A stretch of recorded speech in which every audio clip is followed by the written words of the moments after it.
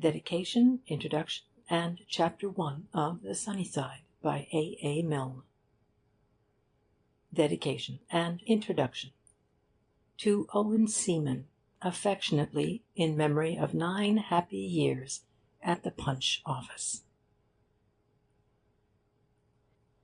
My publisher wants me to apologize for introduce was the kindly word he used this collection of articles and verses from Punch. I do so with pleasure. Among the many interests of a long and varied career... No, I don't think I shall begin like that. It was early in 1871... Nor like that. Really, it is very difficult, you know. I wrote these things for a number of years, and, well, here they are. But just to say, here they are, is to be too informal for my publisher. He wants not a casual introduction, but a presentation. Let me tell you a little story instead. When war broke out, I had published 3 of these books in England, the gleanings of 9 years' regular work for Punch. There are, I understand, a few Americans who read Punch, and it was suggested to me that a suitable collection of articles from these 3 books might have some sort of American sale. So I made such a collection, leaving out the more topical and allusive sketches, and including those with a more general appeal. I called the result Happy Days, an attractive title, you will agree, and in 1915 a New York publisher was found for it. The joke lay in one of the few notices which the book received from the press, for a New York critic ended his review of Happy Days with these immortal words: "Mr. Milne is at present in the trenches facing the German bullets, so this will probably be his last book." You see now why an apology is necessary. Here we are, 7 years later, and I am still at it. But at any rate, it is the last of this sort of book. As I said in a foreword to the English edition, it is the last time because this sort of writing depends largely upon the irresponsibility and high spirits of youth for its success, and I want to stop before, may I say, before the high spirits become mechanical. Perhaps the fact that this collection is final will excuse its air of scrappiness. Odd verses have crept in on the unanswerable plea that, if they didn't do it now, they never would. War sketches protested that I shouldn't have a book at all if I left them out. An early article, omitted from 3 previous volumes, paraded for the 4th time with such a pathetic "I suppose you don't want me" in its eye, that it could not decently be rejected. So here they all are. One further word of explanation. You may find the first section of this book, Oranges and Lemons, a little difficult. The characters of it are old friends to that limited public which reads my books in England. Their earlier adventures have been told in those previous volumes, and purposely omitted from Happy Days as being a little too insular. I feel somehow that strangers will not be on such easy terms with them, and I would recommend that you approach them last. By that time you will have discovered whether you are in a mood to stop and listen at their chatter, or prefer to pass them by with a nod. A.M. End of Dedication and Introduction. Chapter 1. Oranges and Lemons. 1. The Invitation. Dear Myra, wrote Simpson at the beginning of the year, I have an important suggestion to make to you both, and I am coming round to-morrow night after dinner, about 9 o'clock. As time is so short, I have asked Dahlia and Archie to meet me there, and if by any chance you have gone out, we shall wait till you come back. Yours ever, Samuel. P.S. I have asked Thomas, too. "Well," said Myra eagerly, as I gave her back the letter. In deep thought, I buttered a piece of toast. "We could stop Thomas," I said. "We might ring up the Admiralty and ask them to give him something to do this evening. I don't know about Archie. Is he... Oh, what do you think it is? Aren't you excited?" She sighed, and added, "Of course, I know what Samuel is." "Yes, probably he wants us all to go to the Zoo together, or he's discovered a new way of putting, or... I say, I didn't know Archie and Dahlia were in town." "They aren't. But I expect Samuel telegraphed to them to meet him under the clock at Charing Cross disguised, when they would hear of something to their advantage. Oh, I wonder what it is. It must be something real this time." Since the day when Simpson woke me up at 6 o'clock in the morning to show me his stance for a full wooden club shot, I have distrusted his enthusiasms. But Myra loves him like a mother. And I couldn't do without him. And when a man like that invites a whole crowd of people to come to your flat, just about the time when you are wondering what has happened to the sardines on toast, well, it isn't polite to put the chain on the door and explain through the letter-box that you have gone away for a week. "We'd better have dinner a bit earlier, to be on the safe side," I said, as Myra gave me a parting brush-down in the hall. "If any further developments occur in the course of the day, ring me up at the office. By the way, Simpson doesn't seem to have invited Peter. I wonder why not. He's nearly 2, and he ought to be in it. Myra, I'm sure I'm tidy now. Pipe? Tobacco? Matches? Keys? Money?" "Everything," I said. "Bless you. Good-bye." "Good-bye," said Myra lingeringly. What do you think that he meant by 'as time is so short'?" "I don't know. At least," I added, looking at my watch, "I do know I shall be horribly late. Good-bye." I fled down the stairs into the street, waved to Myra at the window, and then came cautiously up again for my pipe. Life is very difficult on the mornings when you are in a hurry. At dinner that night Myra could hardly eat for excitement. "You'll be sorry afterwards," I warned her, "when it turns out to be nothing more than that he has had his hair cut." "I don't see why I shouldn't be excited at seeing my only brother again, not to mention sister-in-law." "Then let's move," I said. "They'll be here directly." Archie and Dahlia came first. We besieged them with questions as soon as they appeared. "Haven't an idea," said Archie. "I wanted to bring a revolver in case it was anything really desperate, but Dahlia wouldn't let me." "It would have been useful, too," I said, "if it turned out to be something merely futile." "You're not going to hurt my Samuel, however futile it is," said Myra. "Dahlia, how's Peter? And will you have some coffee?" "Peter's lovely. You've had coffee, haven't you, Archie?" "Better have some more," I suggested. "In case Simpson is merely soporific, we anticipate a slumbering audience, and Samuel explaining a new kind of googly he's invented." Entered Thomas, lazily. "Hullo," he said in his slow voice. "What's it all about?" "It's a raid on the Begum's palace," exclaimed Archie rapidly. "Dahlia decoys the chief mucilage. You, Thomas, drive the submarine. Myra has charge of—" "Coffee, Thomas?" said Myra. "I bet he's having us on," said Thomas, gloomily, as he stirred his coffee. There was a hurricane in the hall. Chairs were swept over. Coats and hats fell to the ground. A high voice offered continuous apologies, and Simpson came in.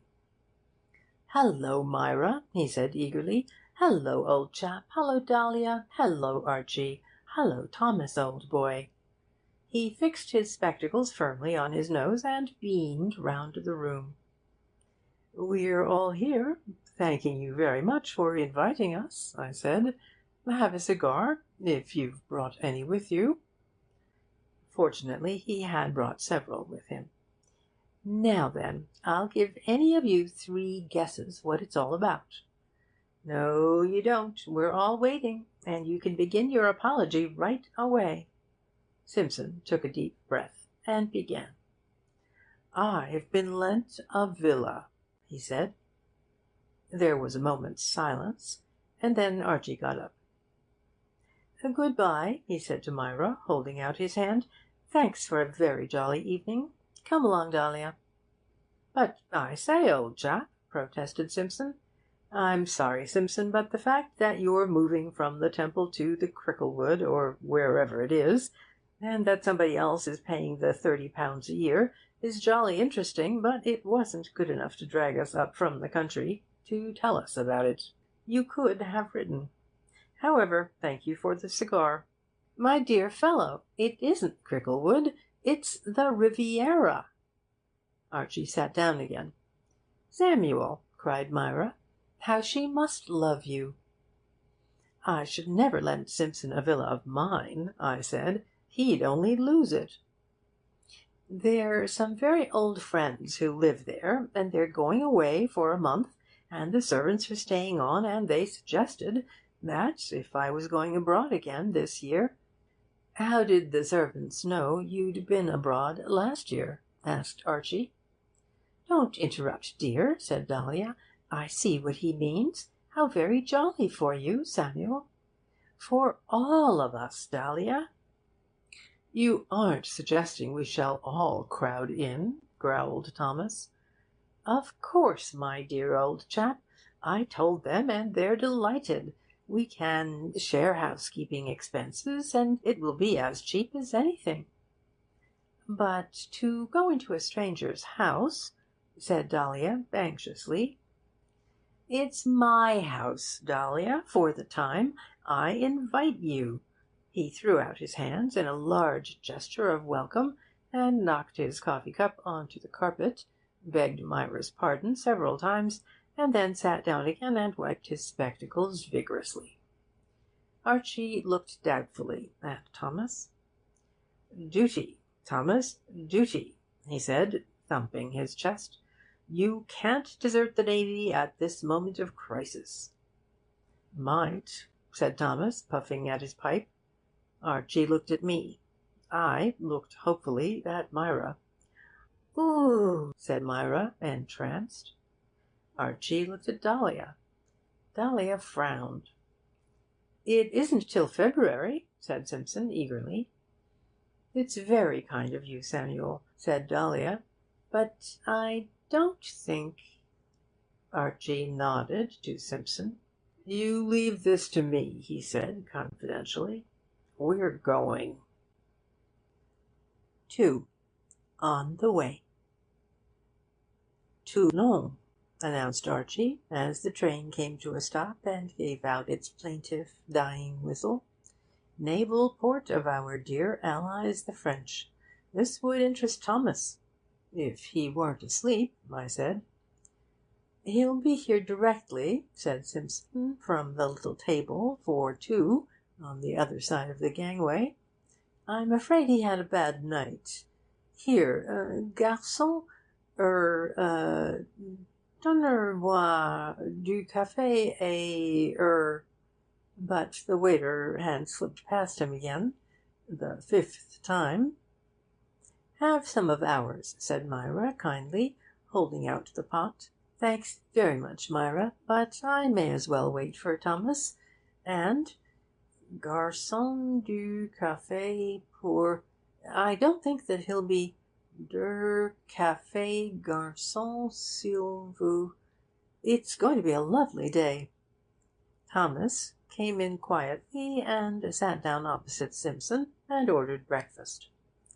Samuel wants some too, said Myra. Thomas looked surprised, grunted, and ordered another breakfast. You see how easy it is, said Archie. Thomas, we're at Toulon, where the Entente Cordiale came from. You ought to have been up long ago, taking notes for the Admiralty. I had a rotten night, said Thomas.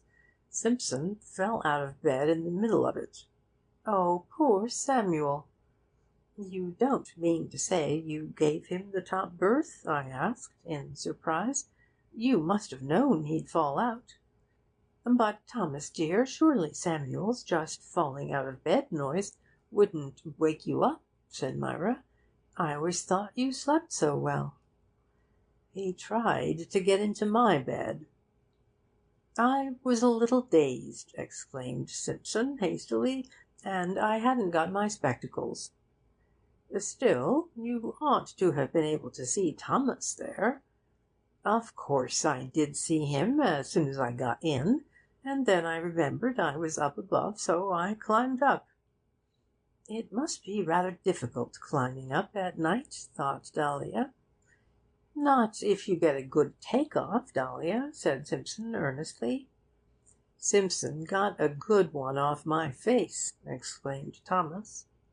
"My dear old chap, I was frightfully sorry. I did come down at once and tell you how sorry I was, didn't I?" "You stepped back onto it," said Thomas shortly, and he turned his attention to the coffee. Our table had finished breakfast. Dahlia and Myra got up slowly, and Archie and I filled our pipes and followed them out. "Well, we'll leave you to it," said Archie to the other table. "Personally, I think it's Thomas's turn to step on Simpson. But don't be long, because there's a good view coming." The good view came, and then another, and then another, and they merged together and became one long, moving panorama of beauty. We stood in the corridor and drank it in, and at intervals we said, "Oh," and "Oh, I say," and "Oh, I say, really?" And there was one particular spot, I wish I could remember where, so that it might be marked by a suitable tablet, at the sight of which Simpson was overheard to say, "Mon Dieu," for probably the first time in his life. "You know, all these are olive trees, you chaps," he said every 5 minutes. "I wonder if there are any olives growing on them." "Too early," said Archie. "It's the sardine season now." It was at Cannes that we saw the first oranges. "That does it," I said to Myra. "We're really here. And look, there's a lemon tree. Give me the oranges and lemons, and you can have all the palms and the cactuses and the olives." "Like polar bears in the Arctic regions," said Myra. I thought for a moment. Superficially, there is very little resemblance between an orange and a polar bear. "Like polar bears," I said hopefully. "I mean," luckily she went on, "polar bears do it for you in the polar regions. You really know you're there, then. Give me the polar bears, I always say, and you can keep the seals and the walruses and the penguins." "Right. I knew you meant something." "In London," I went on, "it is raining. Looking out of my window, I see a lamp post, not in flower, beneath a low grey sky. Here we see oranges against a blue sky 1,000,000 miles deep. What a blend! Myra, let's go to a fancy dress ball when we get back. You go as an orange, and I'll go as a very blue, blue sky, and you shall lean against me." "And we'll dance the tangerine," said Myra. But now observe us approaching Monte Carlo. For an hour past Simpson has been collecting his belongings: 2 bags, 2 coats, a camera, a rug. Thomas, golf clubs, books. His compartment is full of things which have to be kept under his eye, lest they should evade him at the last moment. As the train leaves Monaco, his excitement is intense. "I think, old chap," he says to Thomas, "I'll wear the coats after all." "And the bags," says Thomas, "and then you'll have a suit." Simpson puts on the two coats and appears very big and hot. "I'd better have my hands free," he says, and straps the camera and the golf clubs onto himself. "Then if you nip out and get a porter, I can hand the bags out to him through the window." "All right," says Thomas. He is deep in his book, and looks as if he were settled in his corner of the carriage for the day. The train stops. There is bustle, noise, confusion. Thomas, in some magical way, has disappeared. A porter appears at the open window and speaks voluble French to Simpson. Simpson looks round wildly for Thomas. "Thomas!" he cries. "Un moment," he says to the porter. "Thomas!" "Mon ami, il n'est pas... I say, Thomas, old chap, where are you? Attendez un moment. Mon ami reviendra." He is very hot. He is wearing, in addition to what one doesn't mention, an ordinary waistcoat, a woolly waistcoat for steamer use, a tweed coat, an aquascutum, an ulster, a camera, and a bag of golf clubs. The porter, with many gesticulations, is still hurling French at him. It is too much for Simpson. He puts his head out of the window, and, observing in the distance a figure of such immense dignity that it can only belong to the station-master, utters to him across the hurly-burly a wild call for help. "Où est Cook's, he cries. 3. Settling down. The villa was high up on the hill, having, as Simpson was to point out several times later, Mentone on its left hand and Monte Carlo on its right. A long winding path led up through its garden of olives to the front door, and through the mimosa trees which flanked this door we could see already a flutter of white aprons. The staff was on the loggia, waiting to greet us. We halted a moment out of sight of the ladies above and considered ourselves. It came to us with a sudden shock that we were a very large party. "I suppose," said Archie to Simpson, "they do expect all of us, and not only you?" "We are only 6," said Myra, "because I've just counted again, but we seem about 20. "It's quite all right," said Simpson cheerfully. "I said we'd be 6. But 6 in a letter is much smaller than 6 of us like this, and when they see our luggage—" "Let's go back," I suggested, suddenly nervous. "To be 5 guests of the guest of a man you have never met is delicate work." At this critical moment Archie assumed command. He is a captain in the yeomanry, and has tackled bigger jobs than this in his time. "We must get ourselves into proper order," he said. "Simpson, the villa has been lent to you. You must go first. Dahlia and I come next. When we arrive, you will introduce us as your friends, Mr. and Mrs. Mannering. Then, turning to Myra, you say, 'Mr. Mannering's sister, and this,' you add, 'is her husband.' Then, Thomas—" "It will be difficult to account for Thomas," I said. "Thomas comes at the end. He hangs back a little at first, and then, if he sees that there is going to be any awkwardness about him, he can pretend he's come on the wrong night, and apologise, and go home again." "If Thomas goes, I go," said Myra dramatically. "I have another idea," I said. "Thomas hides here for a bit. We introduce ourselves, and settle in and have lunch, and after lunch we take a stroll in the garden, and to our great surprise discover Thomas. 'Thomas,' we say, 'you here? Dear old chap, we thought you were in England. How splendid! Where are you staying? Oh, but you must stop with us. We can easily have a bed put up for you in the garage. And then—' 'Not after lunch,' said Thomas. 'Before lunch.' 'Don't all be so silly,' smiled Dahlia. 'They'll wonder what has happened to us if we wait any longer. Besides, the men will be here with the luggage directly. Come along.'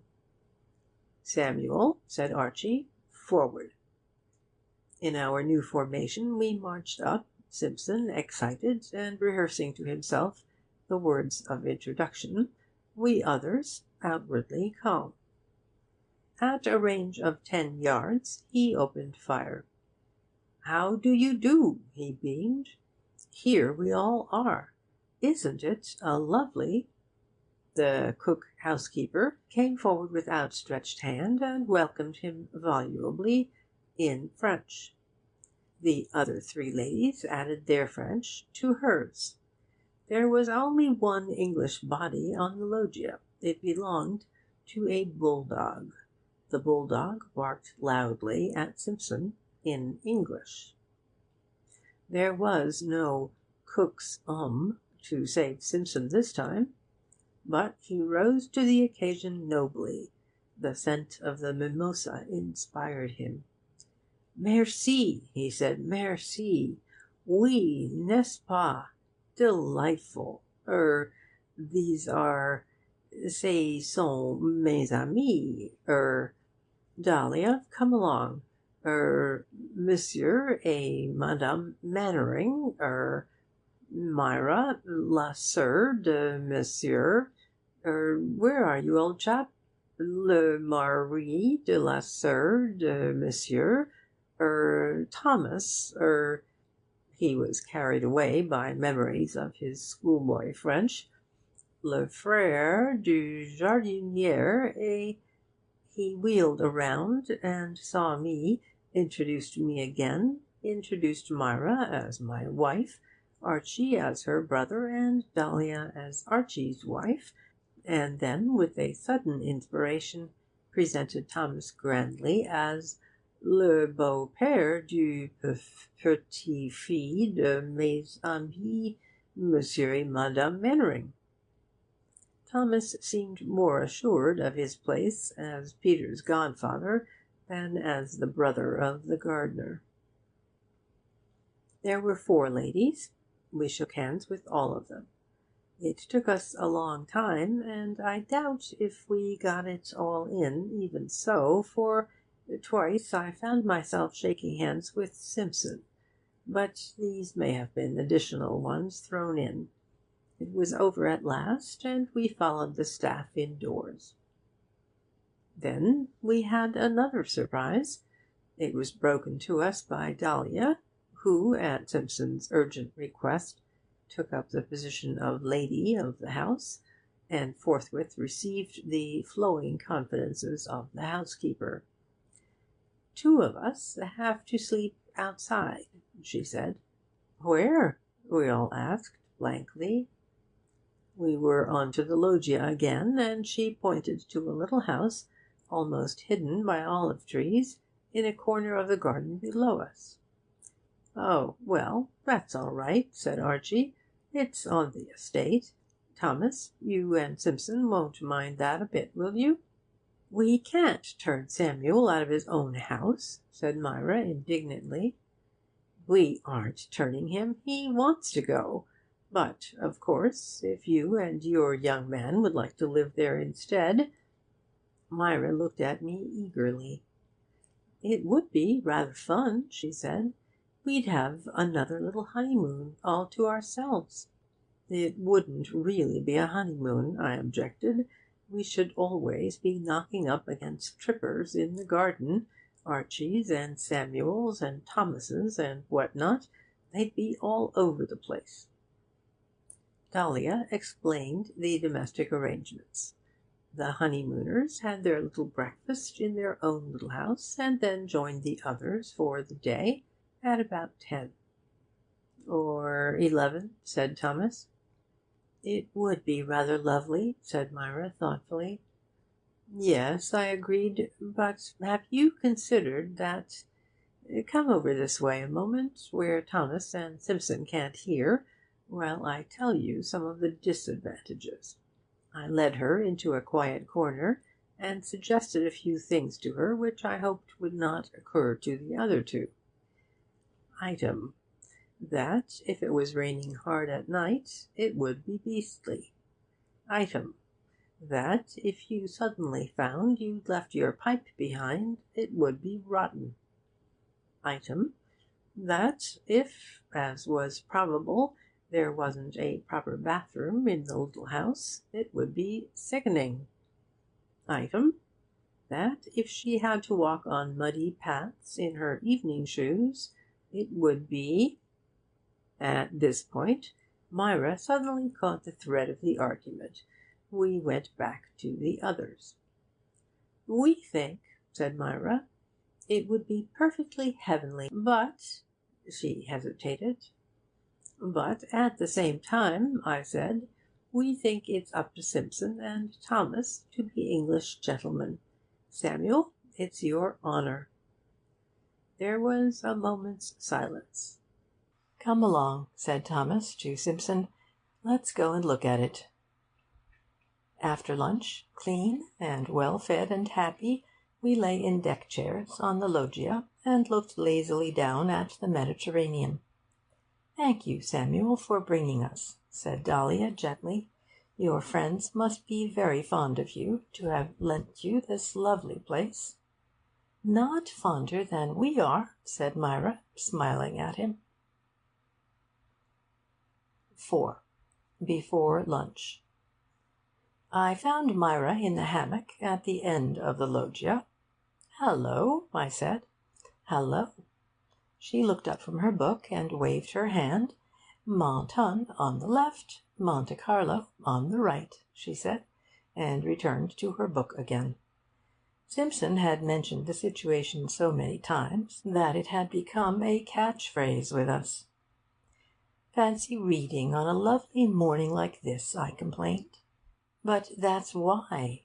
It's a very gloomy play by Ibsen, and whenever it's simply more than I can bear, I look up and see Mentone on the left, Monte Carlo on the right. I mean, I see all the loveliness round me, and then I know the world isn't so bad after all." She put her book down. "Are you alone?" I gripped her wrist suddenly and put the paper knife to her throat. "We are alone," I hissed, or whatever you do to a sentence without any S's in it to make it dramatic. "Your friends cannot save you now. Prepare to come a walk up the hill with me." "Help! Help!" whispered Myra. She hesitated a moment, then swung herself out of the hammock and went in for her hat. We climbed up a steep path which led to the rock village above us. Simpson had told us that we must see the village. Still more earnestly, he had begged us to see Corsica. The view of Corsica was to be obtained from a point some miles up, too far to go before lunch. "However, we can always say we saw it," I reassured Myra. "From this distance you can't be certain of recognizing an island you don't know. Any small cloud on the horizon will do." "I know it on the map." "Yes, but it looks quite different in real life. The great thing is to be able to assure Simpson at lunch that the Corsican question is now closed. When we're a little higher up, I shall say, 'Surely that's Corsica?' And you'll say, 'Not Corsica,' as though you thought you'd rather expected the Isle of Wight, and then it'll be all over. Hallo!" We had just passed through the narrow archway leading into the courtyard of the village, and were following the path up the hill, but in that moment of passing we had been observed. Behind us a dozen village children now trailed eagerly. "Oh, the dears!" cried Myra. "But I think we made a mistake to bring them," I said severely. "No one is fonder of our 1, 2, 3 I make it 11, our 11 children, and I am, but there are times when father and mother want to be alone. I'm sorry, dear. I thought you'd be so proud to have them all with you. I am proud of them. To reflect that all the 1, 2, I make it 13, all these 13 are ours, is very inspiring. But I don't like people to think that we cannot afford our youngest, our little Philomene, shoes and stockings. And Giuseppe should have washed his face since last Friday. These are small matters, but they are very trying to a father. "Have you any coppers?" asked Myra suddenly. "You forgot their pocket money last week." 1, 2, 3. I cannot possibly afford 1, 2, 3, 4. Myra, I do wish you'd count them definitively and let me know how many we have. One likes to know. I cannot afford pocket money for more than a dozen. 10. She took a franc from me and gave it to the biggest girl, Anne Marie, our first, and getting on so nicely with her French. Rapidly she explained what was to be done with it, Anne Marie's look of intense rapture slowly straightening itself to one of ordinary gratitude, as the financial standing of the other 9 in the business became clear. Then we waved farewell to our family and went on. High above the village, 1,000 feet above the sea, we rested and looked down upon the silvery olives stretching into the blue, and more particularly upon one red roof which stood up amid the grey-green trees. "That's the Cardew's villa," I said. Myra was silent. When Myra married me, she promised to love, honour, and write all my thank you very much letters for me, for we agreed before the ceremony that the word obey should mean nothing more than that.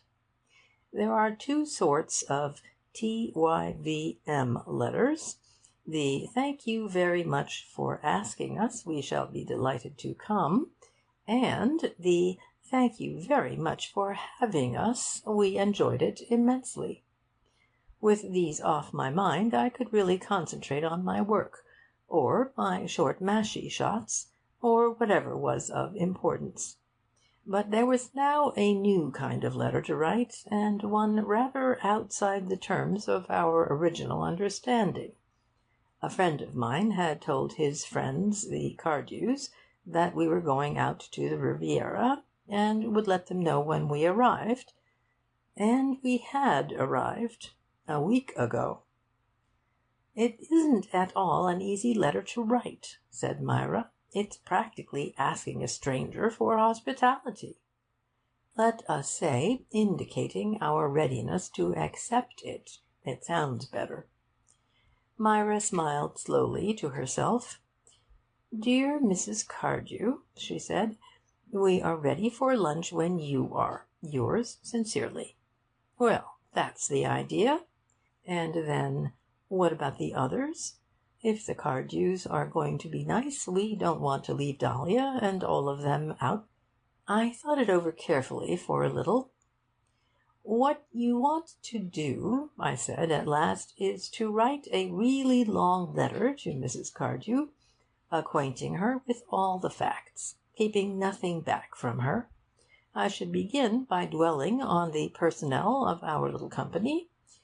My husband and I, you should say, are not alone. We have also with us Mr. and Mrs. Archibald Mannering, a delightful couple. Mr. A. Mannering is something in the territorials when he is not looking after his estate. His wife is a great favourite in the county. Next, I have to introduce you to Mr. Thomas Todd, an agreeable young bachelor. Mr. Thomas Todd is in the sucking a ruler and looking out of the window department at the Admiralty, by whose exertions, so long as we preserve the 2 Todds to 1 formula, or, excluding Canadian Todds, 16 to 10, Britannia rules the waves. Lastly, there is Mr. Samuel Simpson, short of sight, but warm of heart. Mr. S. Simpson is a litterateur of some eminence, but little circulation, combining on the cornet intense wind power with no execution, and on the golf course an endless enthusiasm with only occasional contact. This, dear Mrs. Cardew, is our little party. I say nothing of my husband. Go on, smiled Myra. You still have to explain how we invite ourselves to lunch. We don't. We leave that to her. All we do is give a list of the meals in which, in the ordinary course, we are wont to indulge, together with a few notes on our relative capacities at each. Perhaps, you wind up, it is at luncheon-time that, as a party, we show to the best advantage. Some day, my dear Mrs. Cardew, we must all meet at lunch. You will then see that I have exaggerated neither my husband's appetite, nor the light conversation of my brother, nor the power of apology, should any little contretemps occur, of Mr. Samuel Simpson. Let us, I say, meet at lunch. Let us— I took out my watch suddenly. Come on, I said, getting up and giving a hand to Myra. We shall only be just in time for it. 5. The Gamesters. It's about time, said Simpson one evening, that we went to the tables and, he adjusted his spectacles, had a little flutter. We all looked at him in silent admiration. Oh, Samuel, sighed Myra, and I promised your aunt that you shouldn't gamble while you were away. But, my dear Myra, it's the first thing the fellows at the club ask you when you've been to the Riviera, if you've had any luck. Well, you've had a lot of luck, said Archie, several times when you've been standing on the heights and calling attention to the beautiful view below. I've said to myself, one push and he's a deader. But something, some mysterious agency within, has kept me back.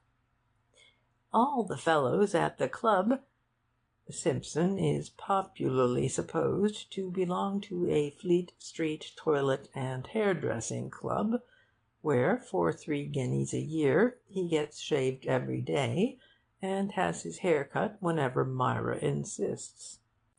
On the many occasions when he authorises a startling story of some well-known statesman with the words, "My dear old chap, I know it for a fact. I heard it at the club to-day from a friend of his," then we know that once again the barber's assistant has been gossiping over the lather.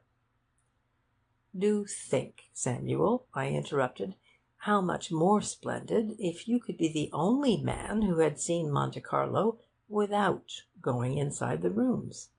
And then, when the when your friends at the club ask if you've had any luck at the tables, you just say coldly, "What tables?" Preferably in Latin, said Archie. Cui mense? But it was obviously no good arguing with him. Besides, we were all keen enough to go. We needn't lose, said Myra. We might win. Good idea, said Thomas. He lit his pipe and added, Simpson was telling me about his system last night. At least, he was just beginning when I went to sleep. He applied another match to his pipe and went on, as if the idea had suddenly struck him. Perhaps it was only his internal system he meant. I didn't wait. Samuel, you are quite well inside, aren't you?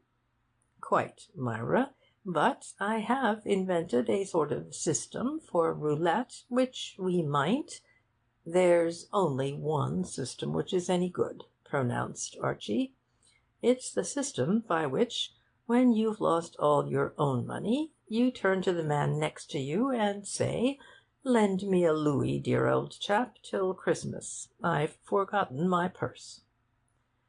"No systems," said Dahlia. "Let's make a collection, and put it all on one number, and hope it will win." Dahlia had obviously been reading novels about people who break the bank.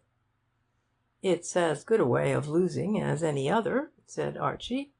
"Let's do it for our first gamble, anyway. Simpson, as our host, shall put the money on. I, as his oldest friend, shall watch him to see that he does it. What's the number to be?" We all thought hard for several moments. "Samuel, what's your age?" asked Myra at last. "Right off the board," said Thomas. "You're not really more than 36," Myra whispered to him. "Tell me as a secret." "Peter's nearly 2," said Dahlia. "Do you think you could nearly put our money on 2?" asked Archie. "I once made 17," I said, "on that never-to-be-forgotten day when I went in first with Archie." "That settles it. Here's to the highest score of the Rabbit's wicket-keeper. To-morrow afternoon we put our money on 17. Simpson, you have between now and 3:30 tomorrow to perfect your French delivery of the magic word 17. I went to bed a proud but anxious man that night. It was my famous score which had decided the figure that was to bring us fortune, and yet... Suppose 18 turned up. The remorse, the bitterness.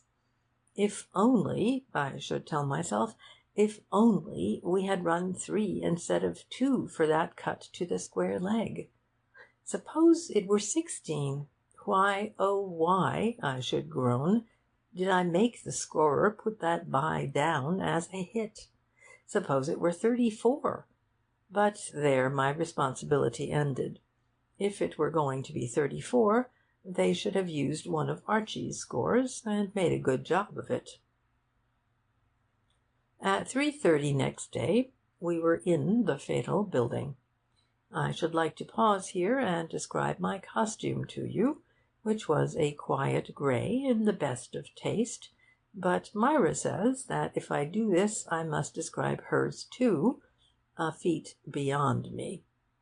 Sufficient that she looked dazzling, that as a party we were remarkably well dressed, and that Simpson, murmuring 17 to himself at intervals, led the way through the rooms till he found a table to his liking. "Aren't you excited?" whispered Myra to me. "Frightfully," I said, and left my mouth well open.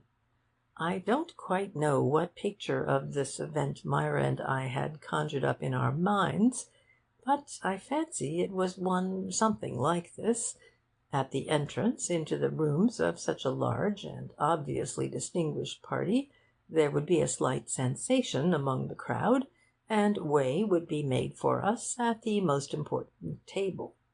It would then leak out that Chevalier Simpson, the tall, poetical-looking gentleman in the middle, my dear, had brought with him no less a sum than 30 francs, with which to break the bank, and that he proposed to do this in one daring coup. At this news, the players at the other tables would hastily leave their winnings, or losings, and crowd round us. Chevalier Simpson, pale but controlled, would then place his money on 17, 17, he would say to the croupier to make it quite clear, and the ball would be spun.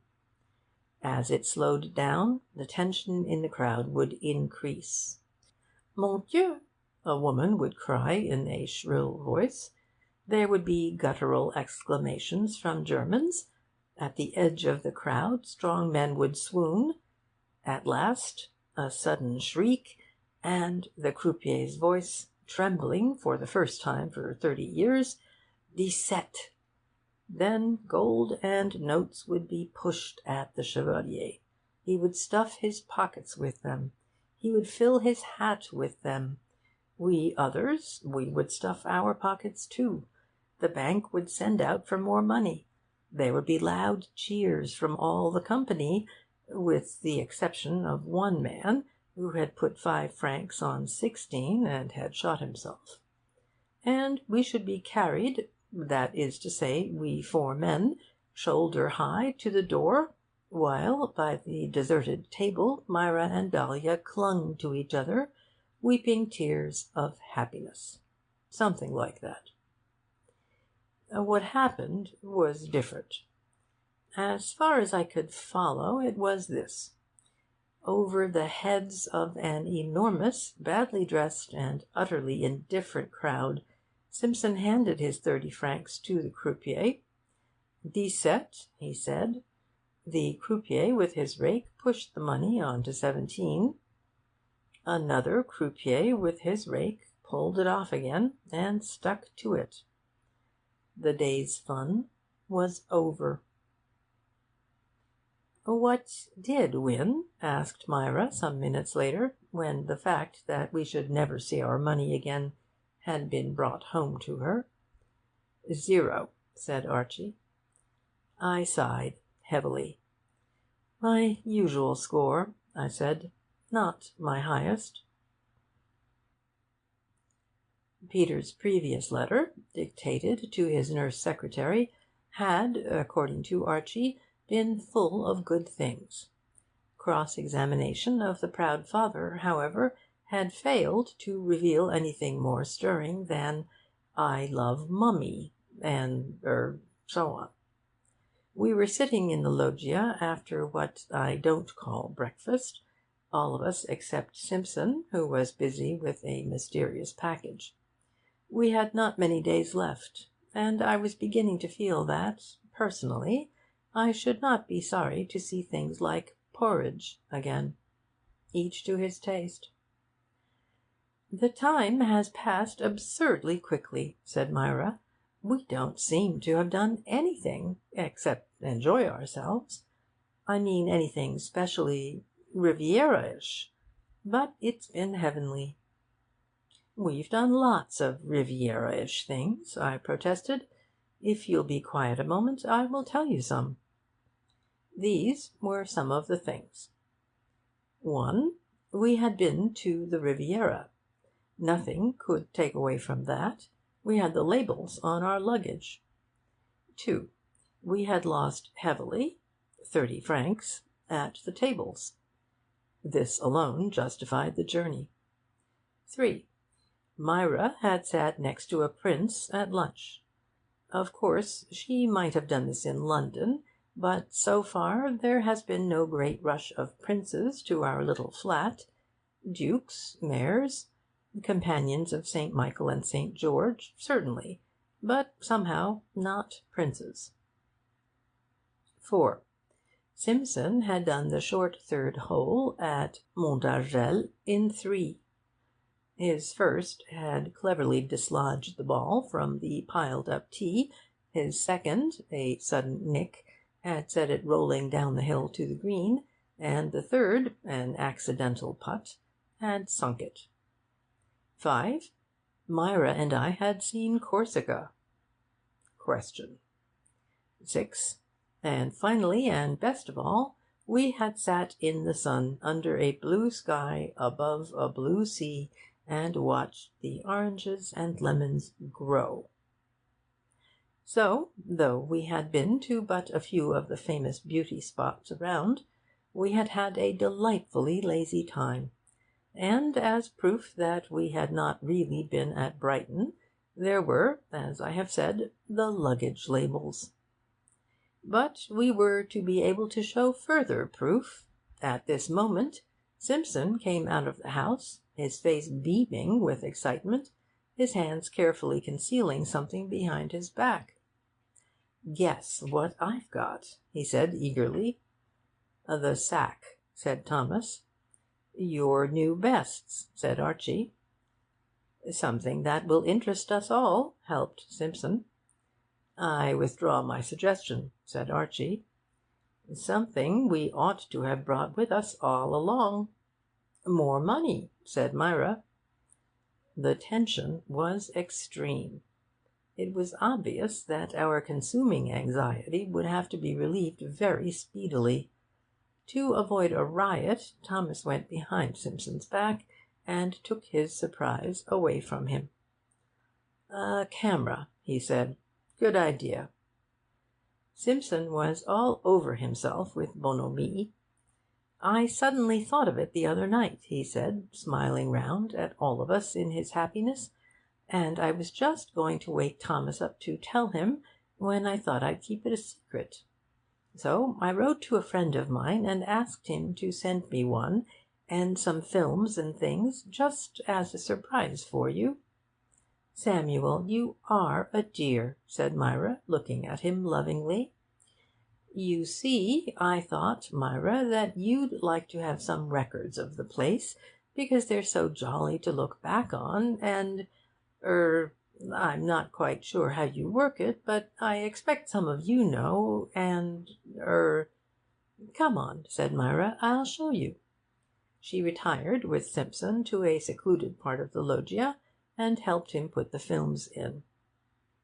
"Nothing can save us," said Archie. "We are going to be taken together in a group.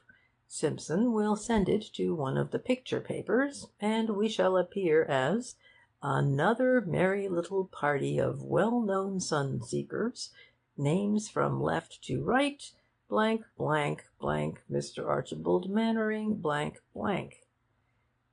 I'd better go and brush my hair." Simpson returned to us, nervous and fully charged with advice. "Right, Myra, I see. That'll be all right. Oh, look here, do you... Oh, yes, I see. Right. Now then, wait a bit. Oh, yes, I've got it. Now then, what shall we have first? A group? Take the house and the garden and the village," said Thomas. "You'll see plenty of us afterwards." "The first one is bound to be a failure," I pointed out. "Rather let him fail at us, who are known to be beautiful, than at the garden, which has its reputation yet to make. Afterwards, when he has got the knack, he will be able to do justice to the scenery."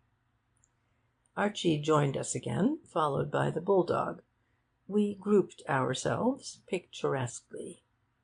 "That looks ripping," said Simpson. "Oh, look here, Myra, do you... No, don't come. You'll spoil the picture. I suppose you have to...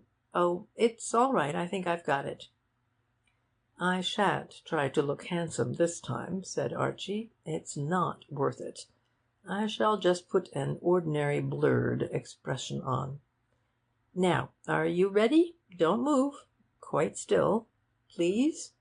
Quite... It's instantaneous, you know," said Myra gently.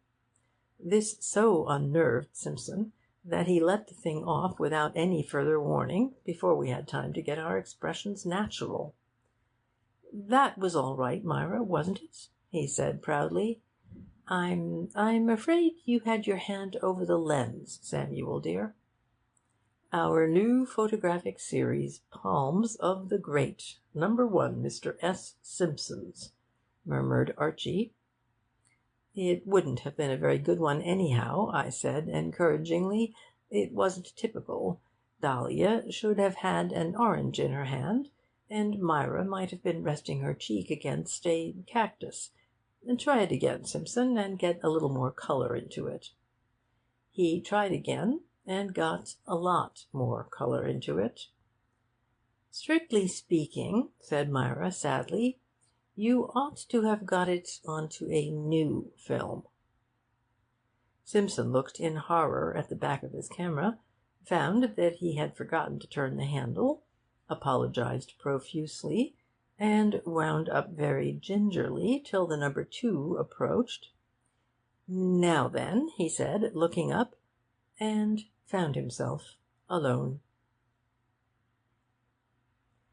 As I write this in London, I have Simpson's album in front of me. Should you ever do us the honour of dining with us, as I hope you will, and, which seems impossible, should there ever come a moment when the conversation runs low, and you are revolving in your mind whether it is worth while asking us if we have been to any theatres lately, then I shall produce the album, and you will be left in no doubt that we are just back from the Riviera.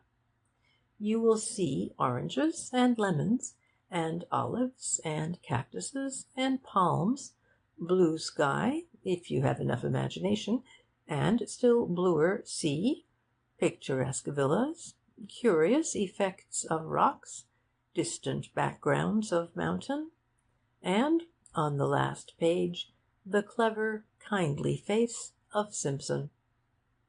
The whole affair will probably bore you to tears. But with Myra and me the case, of course, is different. We find these things, as Simpson said, very jolly to look back on. End of section 1.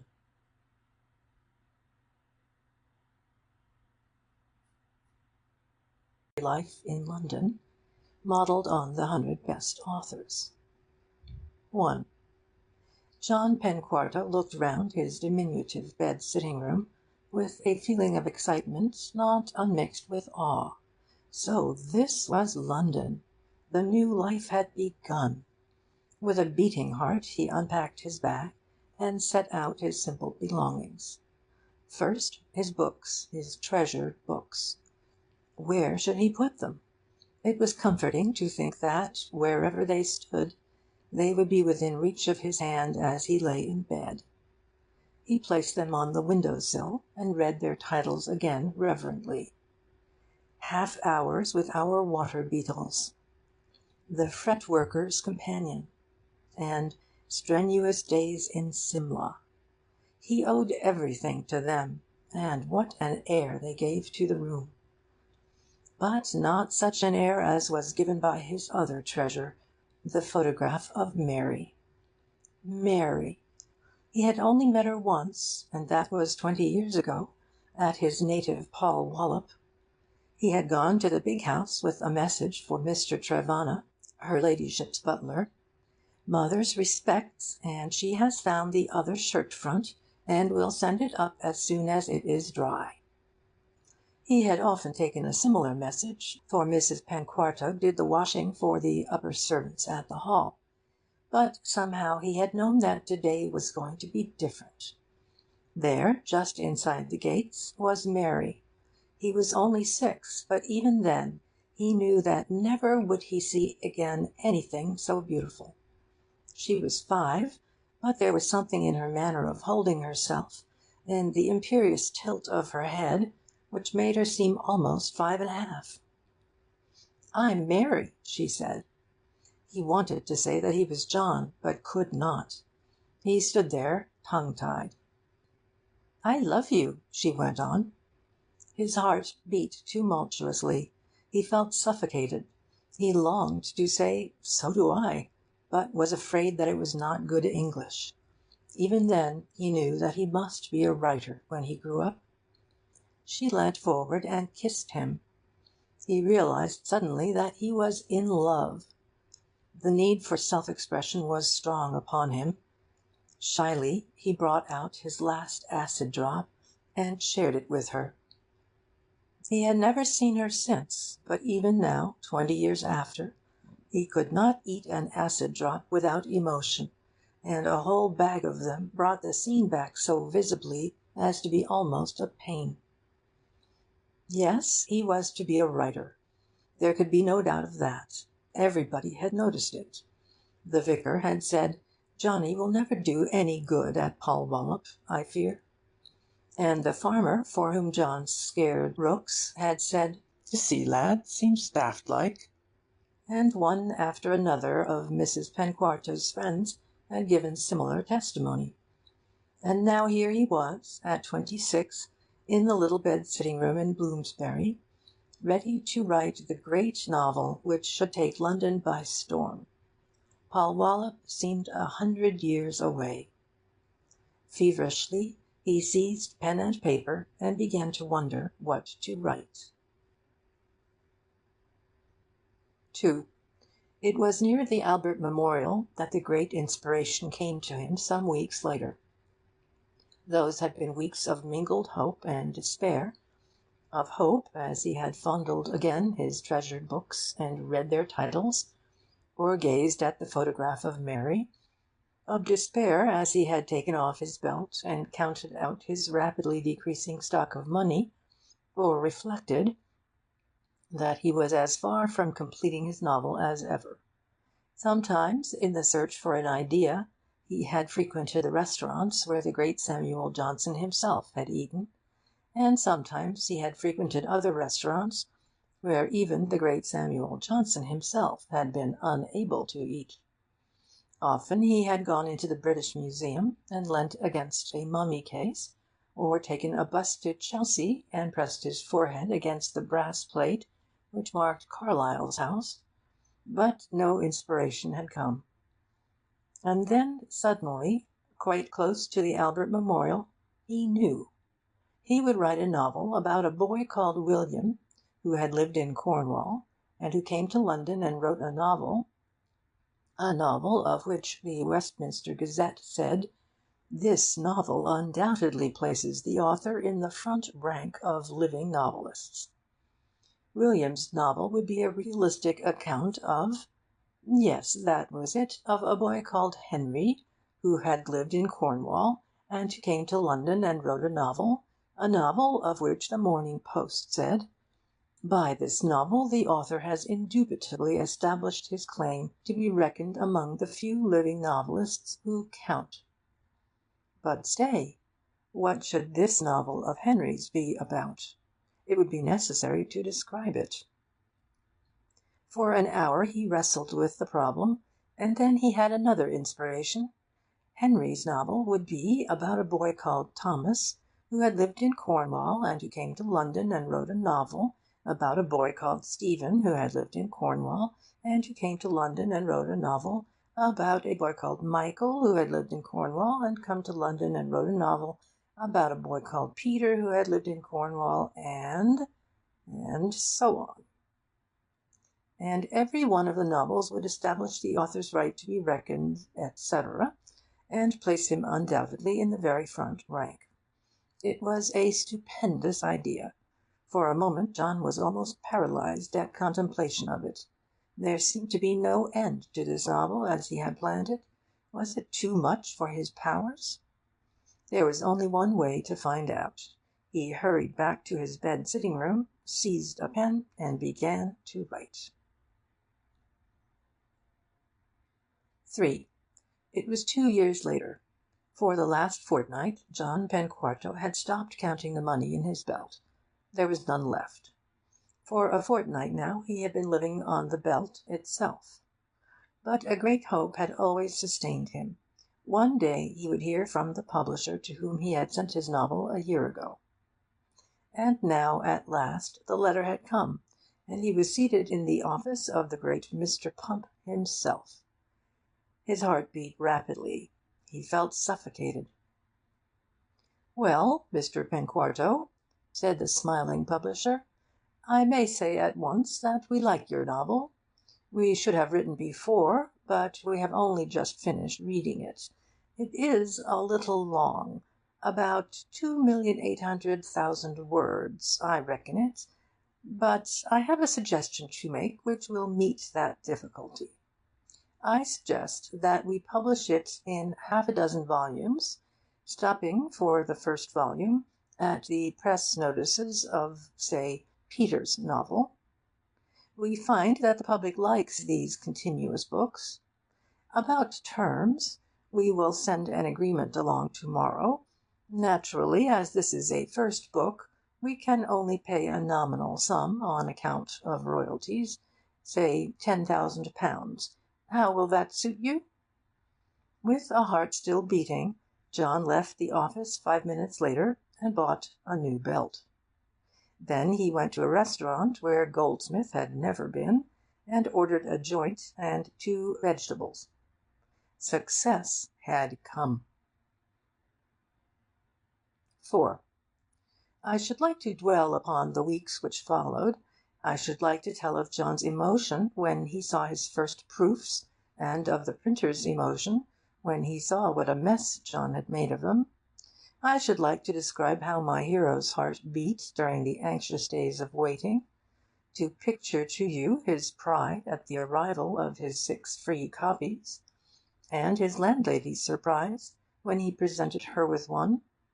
Above all, I should like to bring home to you the eagerness with which he bought and opened the Times Literary Supplement and read his first review. William Trewulliam, The First Phase, by John Penquarto, 7½ by 5¼ 896 pages, Albert Pump, 9 shillings.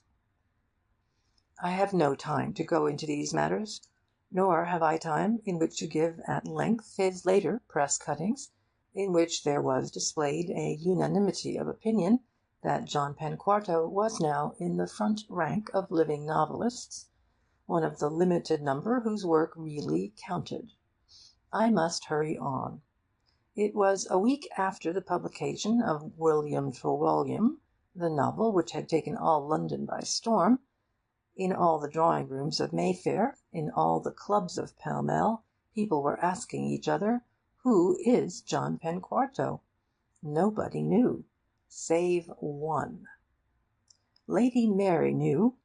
It was not the name Penquarto which had told her. It was, yes, you have guessed it, the scene at the beginning of the book when William Trewulliam meets the little Anne and shares his last raspberry drop with her.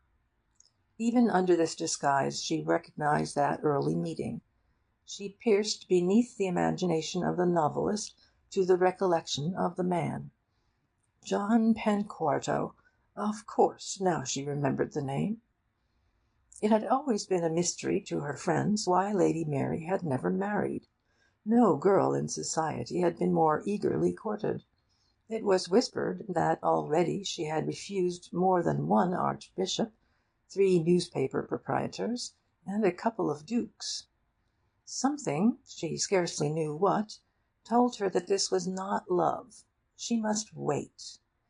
As she dressed to go to the Duchess of Bilberry's At Home, she wondered if she would ever meet John Penquarto again, and if he had altered. "Mary!" It was John speaking. He had seen her the moment she came in at the door. Something, was it the Duchess's champagne at dinner, had reminded him of the acid drop they had eaten together, and this had brought back his memories in a flood. To-night he would meet her again. He knew it instinctively. Besides, it was like this that William Trewulliam had met Anne again, and Henry Polhenery had met Sarah, and Thomas Pentumus had met Alice, and... well, anyhow, he knew. "John!" It was Mary speaking. Perhaps you had guessed. "You knew me?" This is John. It was his turn. "I knew you," said Mary. "Do you remember?" Mary blushed, and John did not deviate from the healthy red colour which he had maintained throughout the conversation. In spite of his success, he was never quite at ease in society at this period of his life, nor were Henry Polhenery and Thomas Pentumus. They remained handsome, but awkward, which was why women loved them so. "I love you," John speaking. "I think I must have always loved you," Mary going it. He took her hand in his. Nobody noticed them. They were as much alone as if they had been at the National Gallery together. Many of the guests were going through similar scenes of recognition and love-making. Others were asking each other if they had read William Trewulliam yet, and lying about it. Others again were making for the buffet. John and Mary had the world to themselves. 5. They were married a month later.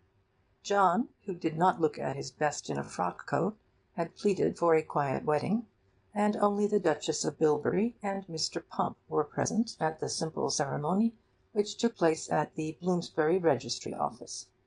Then the happy couple drove away. And where are they spending the honeymoon? Ah, do you need to ask? At Greenwich? No, fathead, not at Greenwich. At Clacton-on-Sea? Look here, I don't believe you're trying. Have another shot. Yes, dear reader, you are right. They are going back to Polwollop. It might be a good plan to leave them there. The Complete Dramatist. I take it that every able-bodied man and woman in this country wants to write a play. Since the news first got out about Orlando What's-his-name making £50,000 out of The Crimson Sponge, there had been a feeling that only through the medium of the stage can literary art find its true expression. The successful playwright is indeed a man to be envied. Leaving aside for the moment the question of super-tax, the prizes which fall to his lot are worth something of an effort.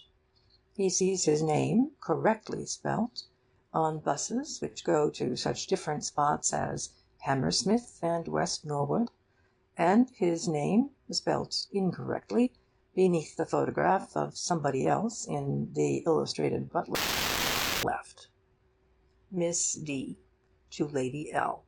Have you seen the Times about here? There is a set of verses in the financial supplement which Lord Larkspur wanted to... She wanders vaguely round the room. Enter Lord Larkspur by door at back. Why, here you are. I've just sent Lord Arthur into the library to... Lord L. I went out to speak to the gardener about... Lady L. Ah, then I'll go and tell Arthur. Exit to library, leaving Miss Devereux and Lord Larkspur alone. And there you are. You will, of course, appreciate that the unfinished sentences not only save time, but also make the manoeuvring very much more natural. So far, I have been writing as if you were already in the thick of your play, but it may well be that the enormous difficulty of getting the first character on has been too much for you. How, you may be wondering, are you to begin your masterpiece? The answer to this will depend upon the length of the play, for upon the length depends the hour at which the curtain rises. If yours is an 8:15 play, you may be sure that the stalls will not fill up till 8:30, and you should therefore let loose the lesser-paid members of the cast on the opening scene, keeping your 50-pounders in reserve. In an 8:45 play, the audience may be plunged into the drama at once. But this is much the more difficult thing to do, and for the beginner I should certainly recommend the 8:15 play, for which the recipe is simple. As soon as the lights go down, and while the bald, stout gentleman is kicking our top-hat out of his way, treading heavily on our toes, and wheezing "sorry, sorry," as he struggles to his seat, a buzz begins behind the curtain. What the players are saying is not distinguishable, but a merry, girlish laugh rings out now and then, followed by the short, sardonic chuckle of an obvious man of the world. Then the curtain rises, and it is apparent that we are assisting at an at-home of considerable splendour. Most of the characters seem to be on the stage, and for once we do not ask how they got there. We presume they have all been invited. Thus you have had no difficulty with your entrances. As the chatter dies down, a chord is struck on the piano. The Bishop of Sploshington. Charming. Quite one of my favourites. Do play it again. Relapses into silence for the rest of the evening. The Duchess of Southbridge to Lord Reggie. Oh, Reggie, what did you say? Lord Reggie, putting up his eyeglass. Said-eyed Ballywell, Topho, what, don't you know? Lady Evangeline to Lady Violet. Oh, I must tell you what that funny Mr. Danby said. Doesn't. Lady Violet none the less trills with happy laughter. Prince von Ichtien, the well-known ambassador, loudly to an unnamed gentleman. What your country ought to do... He finishes his remark in the lip language, which the unnamed gentleman seems to understand, At any rate, he nods several times. There is more girlish laughter, more buzz, and more deaf and dumb language. Then Lord Tuppenny. Well, what about auction? Amid murmurs of "You'll play, Field Marshal," and "Auction, Archbishop," the crowd drifts off, leaving the hero and heroine alone in the middle of the stage. And then you can begin. But now I must give you a warning. You will never be a dramatist until you have learned the technique of meals. In spite of all you can do in the way of avoiding soliloquies, and getting your characters on and off the stage in a dramatic manner, a time will come when you realise sadly that your play is not a bit like life after all. Then is the time to introduce a meal on the stage. A stage meal is popular because it proves to the audience that the actors, even when called Charles Hawtrey or Owen Narr, are real people just like you and me. "Look at Mr. Bourchier eating," we say excitedly to each other in the pit, having had a vague idea up till then that an actor lived like a god on praise and grease paint, and his photograph in the papers. "Another cup, won't you?" says Miss Gladys Cooper. "No, thank you," says Mr. Denis Eady. Dash it, it's exactly what we do at home ourselves. And when, to clinch matters, the dramatist makes Mr. Gerald du Maurier light a real cigarette in the third act, then he can flatter himself that he has indeed achieved the ambition of every stage writer, and brought the actual scent of the hay across the footlights. But there is a technique to be acquired in this matter, as in everything else within the theatre. The great art of the stage craftsman, as I have already shown, is to seem natural rather than to be natural. Let your actors have tea by all means, but see that it is a properly histrionic tea. This is how it should go. Hostess. How do you do? You'll have some tea, won't you? Rings bell. Guest. Thank you. Enter butler. Hostess. Tea, please, Matthews. Butler, impassively. Yes, m'lady. This is all he says during the play, so he must try and get a little character into it, in order that the Era may remark, "Mr. Thompson was excellent as Matthews." However, his part is not over yet, for he returns immediately, followed by 3 footmen, just as it happened when you last called on the Duchess, and sets out the tea. Hostess, holding up the property lump of sugar in the tongs. Sugar? Guest, luckily. No, thanks. Hostess replaces lump, and inclines empty teapot over tray for a moment, then hands him a cup painted brown inside, thus deceiving the gentleman with the telescope in the upper circle. Guest, touching his lips with the cup and then returning it to its saucer. Well, I must be going. Re-enter butler and 3 footmen, who remove the tea things. Hostess to guest. Good-bye. So glad you could come. Exit guest. His visit has been short, but it has been very thrilling while it lasted. Tea is the most usual meal on stage, for the reason that it is the least expensive, the property lump of sugar being dusted and used again on the next night. For a stage dinner a certain amount of genuine sponge cake has to be made to look like fish, chicken, or cutlet. In novels the hero has often pushed his meals away untasted, but no stage hero would do anything so unnatural as this. The etiquette is to have 2 bites before the butler and the 3 footmen whisk away the plate. 2 bites are made, and the bread is crumbled with an air of great eagerness. One feels that in real life the guest would clutch hold of the footman and say, "Half a mo', old chap, I haven't nearly finished." But the actor is better schooled than this. Besides, the thing is coming back again as chicken directly. But it is the cigarette which chiefly has brought the modern drama to its present state of perfection.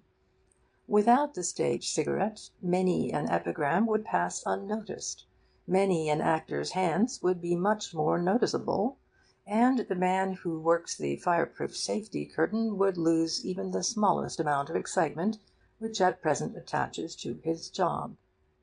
Now, although it is possible, in the case of a few men at the top of the profession, to leave the conduct of the cigarette entirely to the actor, you will find it much more satisfactory to insert in the stage directions the particular movements, with match and so forth, that you wish carried out.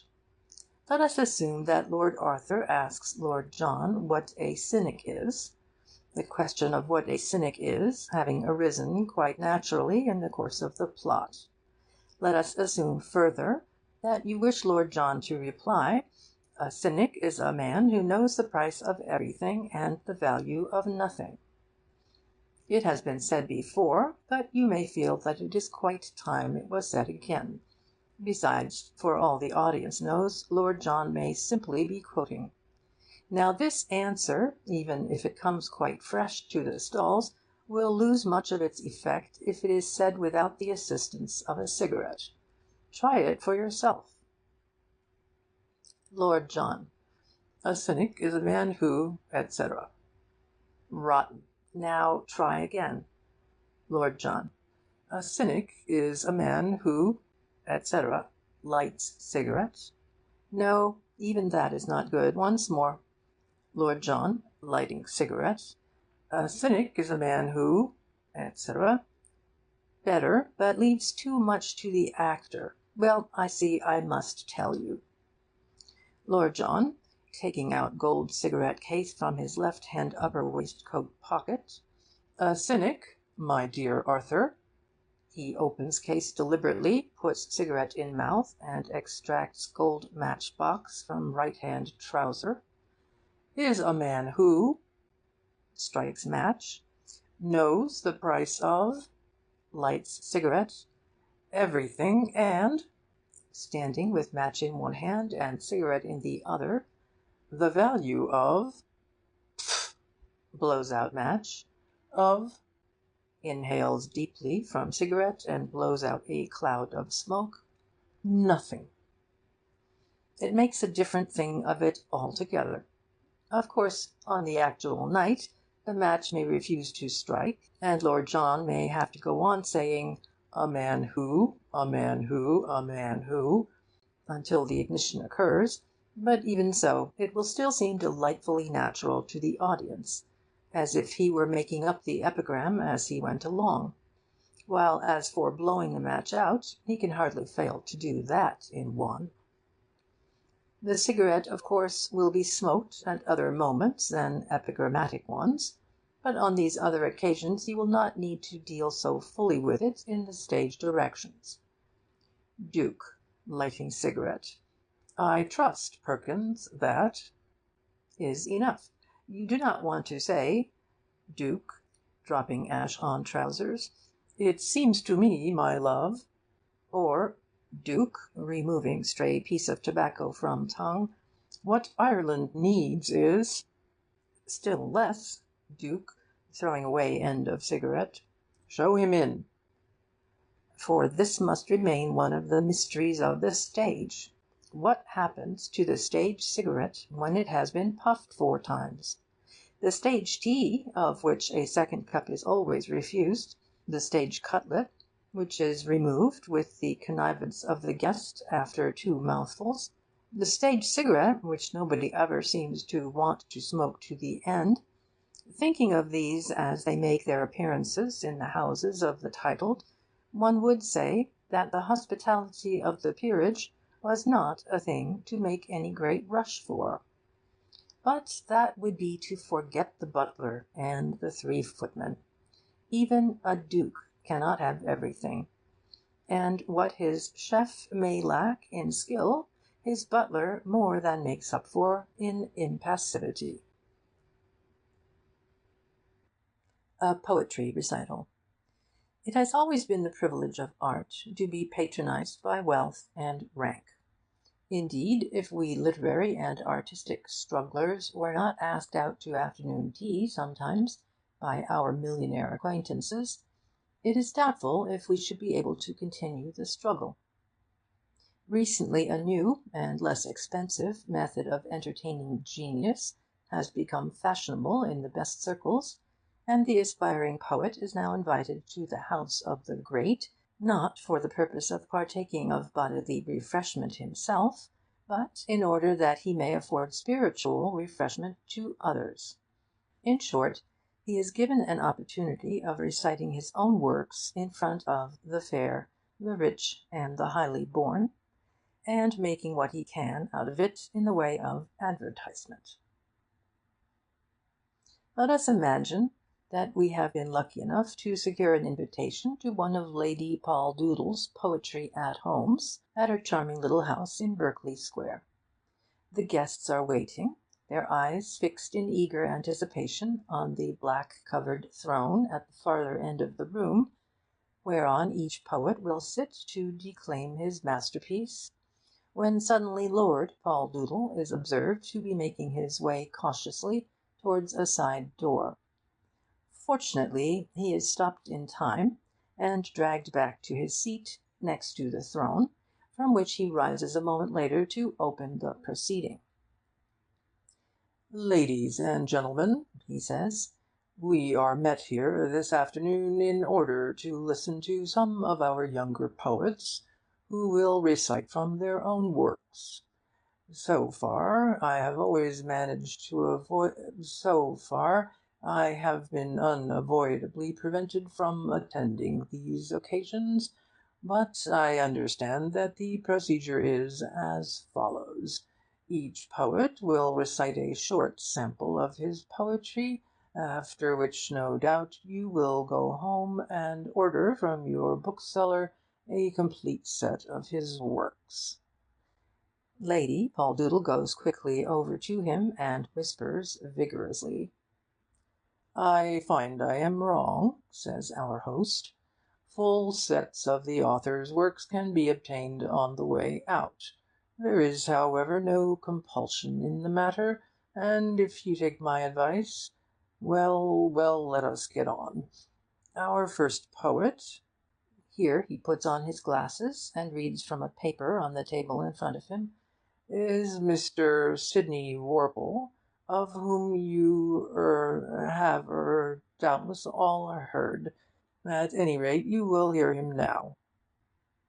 Mr. Sidney Worple, tall and thin, wearing the sort of tie which makes you think you must have seen him before, steps forward amidst applause. He falls back into the throne as if in deep thought, and passes a hand across his hair. Mr. Worple, very suddenly: "Dawn at Surbiton." "Where?" says a frightened voice at the back. "Sh!" says Lady Poldoodle in a whisper. "Surbiton." "Surbiton" is passed round the back seats. Not that it is going to matter in the least. Mr. Worple repeats the title, and then recites in an intense voice these lines: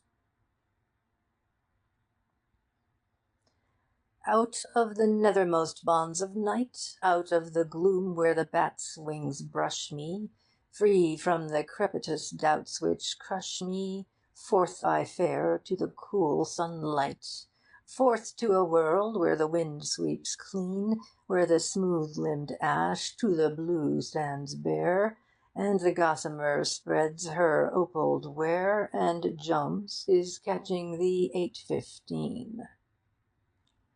After several more verses like this, he bows and retires. Lady Poldoodle, still mechanically clapping, says to her neighbour, "How beautiful!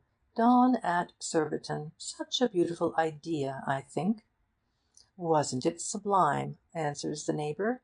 "The wonderful contrast between the great pageant of nature and poor Mr. Jones always catching, the 8:15.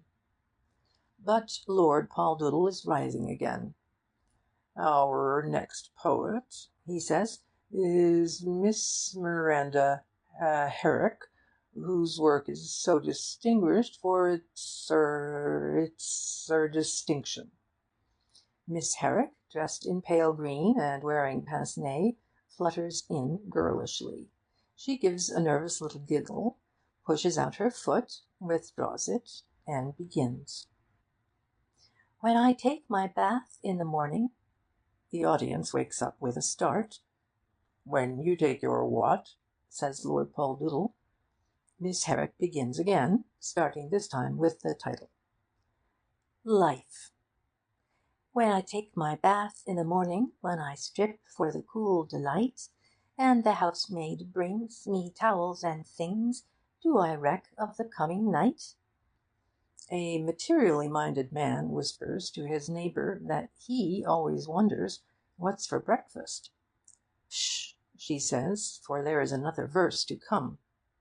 When my hair comes down in the evening, and my tired clothes swoon to the ground, do I bother my head, as I leap in bed, of the truth which the dawn brings round? In the uncomfortable pause which follows, a voice is heard saying, Does she? And Lady Poldoodle asks kindly, Is that all, dear? What more could there be? Says Miss Herrick with a sigh. What more is there to say? It is life.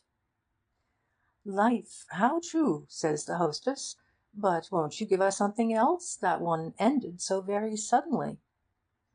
After much inward and outward wrestling, Miss Herrick announces, A thought.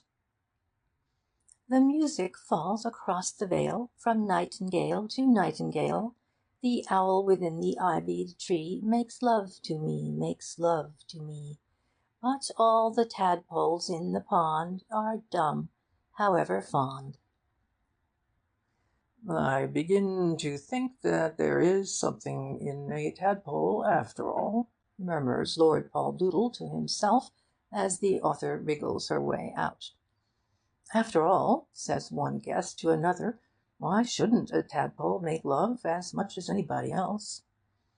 I think, says her neighbour, that the idea of youth trying vainly to express itself, or am I thinking of caterpillars? Lord Poldoodle, what is a tadpole exactly? A tadpole, he answers decisively, is an extremely immature wriggling creature which is quite rightly dumb. Now steps forward Mr. Horatio Bullfinch, full of simple enthusiasm, one of the London school. He gives us his famous poem, Berkeley Square. The men who come from the north country are tall and very fair. The men who come from the south country have hardly any hair. But the only men in the world for me are the men of Berkeley Square. The sun may shine at Colchester, the rain may rain at Penge. From low-hung skies the dawn may rise broodingly on Stonehenge. Knee-deep in clover the lambs at Dover nibble awhile and stare. But there's only one place in the world for me, Berkeley, Berkeley Square. And so on, down to that magnificent last verse. The skylark triumphs from the blue above the barley fields at Loo. The blackbird whistles loud and clear upon the hills at Windermere. But oh, I simply love the way our organ grinder plays all day. Lord Poldoodle rises to introduce Mr. Montague Mott. Mr. Mott, he says, is, I am told, our leading exponent of what is called vers libre, which means, well, you will see what it means directly. Mr. Mott, a very ugly little man, who tries to give you the impression that he is being ugly on purpose, and could easily be beautiful if he were not above all that sort of thing, announces the title of his masterpiece. It is called Why is the Fat Woman's Face So Red? Well, what else could you call it? Why is the fat woman's face so red? Is it because her stays are too tight? Or because she wants to sneeze and lost her pocket handkerchief? Or only because her second son, the engineer, is dying of cancer? I cannot be certain, yet I sit here and ask myself, wonderingly, why is the fat woman's face so red? It is generally recognised that, in Mr. Mott, we have a real poet. There are loud cries of encore. Mr. Mott shakes his head. "I have written no more," he says in a deep voice. "I have given you the result of 3 years' work. Perhaps in another 3 years—" He shrugs his shoulders and walks gloomily out. "Such a sweet idea," says Lady Poldoodle. "I sit here and ask myself, wonderingly, how true, how very true." "I couldn't quite follow it, dear," says her neighbour frankly. "Did he marry her after all?" Lord Poldoodle, looking slightly more cheerful, gets once more onto his legs. "You will all be very glad to hear, you will all be very sorry to hear that we have only one more poet on our list this afternoon. Mr. Cecil Willow, the well-known poet." Mr. Willow, a well-dressed young man, fair and rather stout, and a credit to any drawing-room, announces the subject of his poem, Liberty. "Liberty, what crimes have been committed in thy name?" murmurs Lord Poldoodle to himself. Liberty. There were 2 thrushes in a tree. The one was tamed, the other free. Because his wings were clipped so small, the tame one did not fly at all, but sang to heaven all the day. The other, shortly after, flew away. There were 2 women in a town. The one was blonde, the other brown. The brown one pleased a viscount's son, not Richard, but the other one. He gave her a delightful flat. The blonde one loved a man called Alfred Spratt. There were 2 kings on thrones of gold. The one was young, the other old. The young one's laws were wisely made, till someone took a hand grenade and threw it, shouting, "Down with kings!" The old one laid foundation stones and things. "How delightful!" says everybody. "How very delightful! Thank you, Lady Poldoodle, for such a delightful afternoon." The Perils of Reviewing. A most unfortunate thing has happened to a friend of mine to a well, I suppose the truth will have to come out. It happened to me. Only don't tell anybody. I reviewed a book the other day. It is not often that I do this, because before one can review a book, one has to, or is supposed to, read it, which wastes a good deal of time. Even that isn't an end of the trouble. The article which follows is not really one's own, for the wretched fellow who wrote the book is always trying to push his way in with his views on matrimony, or the Sussex Downs, or whatever his ridiculous subject is. He expects one to say, "Mr. Blank's treatment of Hilda's relations with her husband is masterly," whereas what one wants to say is, "Putting Mr. Blank's book on one side, we may consider the larger question whether—" and so consider it, alone, to the end of the column. Well, I received Mr. Blank's book, Rotundity. As I expected, the first draft had to be re-headed "A Corner of Old London," and used elsewhere. Mr. Blank didn't get into it at all. I kept promising myself a sentence. Take Rotundity, for instance, the new novel by William Blank, which, etc. But before I was ready for it, the article was finished. In my second draft, Realizing the dangers of delay, I began at once. This remarkable novel, and continued so for a couple of sentences, but on reading it through afterwards I saw at once that the first two sentences were out of place in an article that obviously ought to be called The Last Swallow. So I cut them out, sent The Last Swallow, a reverie, to another editor, and began again. The third time I was successful. Of course, in my review I said all the usual things. I said that Mr. Blank's attitude to life was subjective rather than objective, and a little lower down that it was objective rather than subjective. I pointed out that in his treatment of the major theme he was a neo-romanticist, but I suggested that, on the other hand, he had nothing to learn from the Russians, or the Russians had nothing to learn from him, I forget which. And finally, I said, and this is the cause of the whole trouble, that Antoine Vaurel's world-famous classic, and I looked it up in the encyclopedia, world-renowned classic, Je comprends tout, had been not without its influence on Mr. Blank. It was a good review, and the editor was pleased about it. A few days later, Mr. Blank wrote to say that, curiously enough, he had never read Je comprends tout. It didn't seem to me very curious, because I had never read it either, but I thought it rather odd of him to confess as much to a stranger. The only book of Vaurel's which I had read was Consolatrice, in an English translation. However, one doesn't say these things in a review.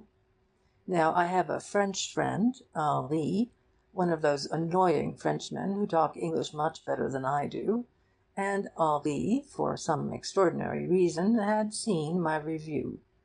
He has to live in London now, but his heart is still in Paris, and I imagine that every word of his beloved language which appears, however casually, in an English paper, mysteriously catches his eye, and brings the scent and sounds of the boulevard to him across the coffee cups.